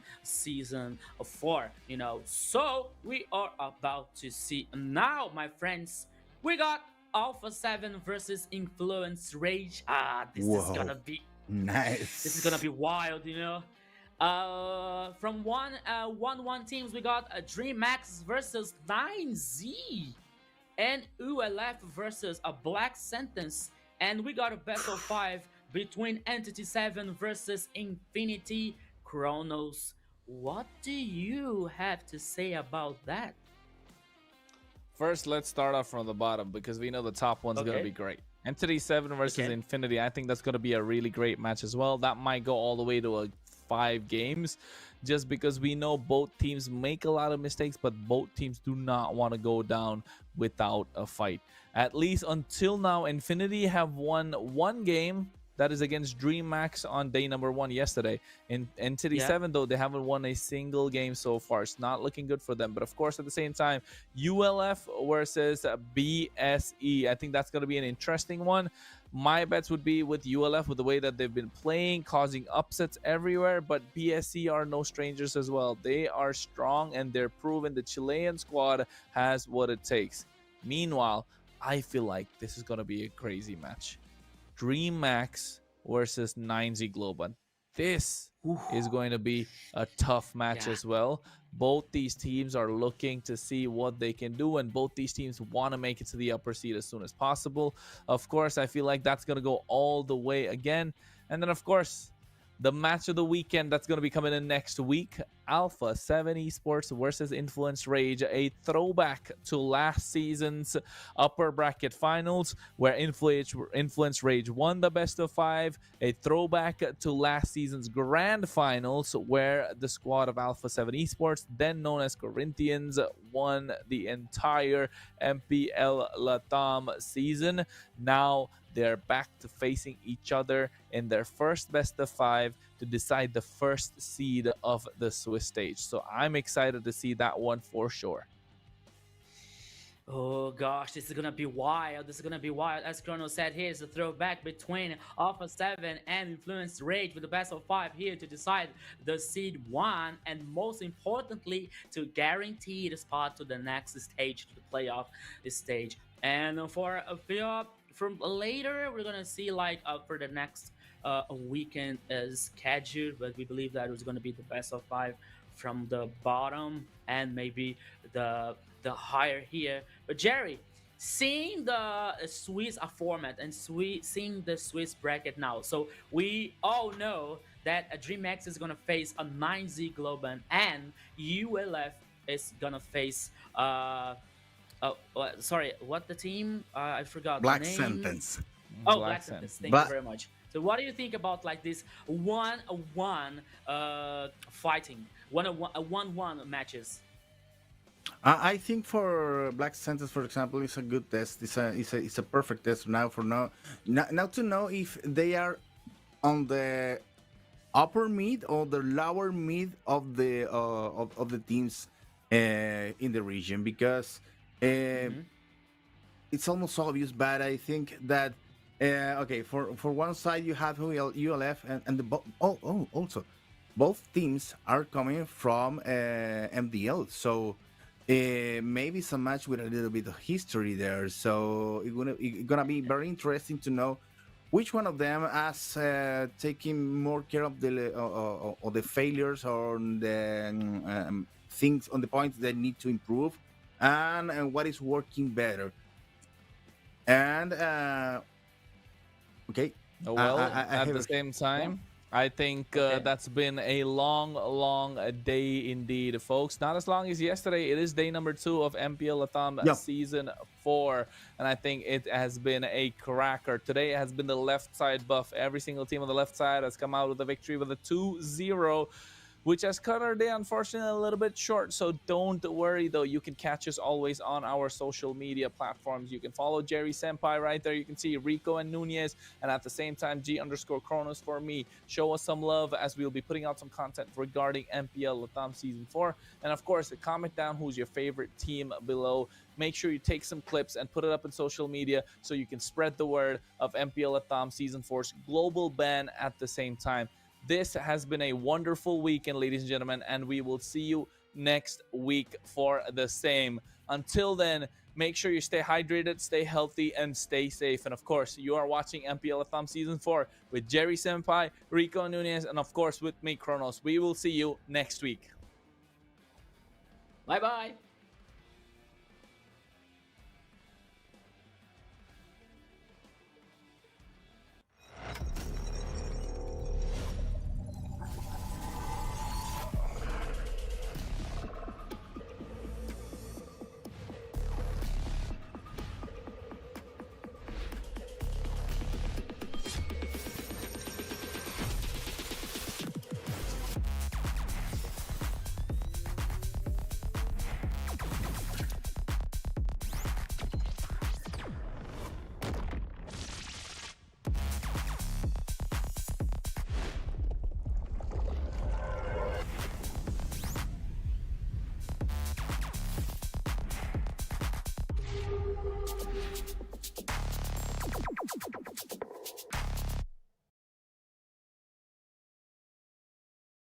Looking for diamonds for your favorite skins and recharge phases? Bonox is the solution you'll be waiting for. Top up your diamonds at the best price in the safest way with Bonox. Just create your account quickly and easily, select your recharge, and of course, use the code BNXMPL for a 5% discount.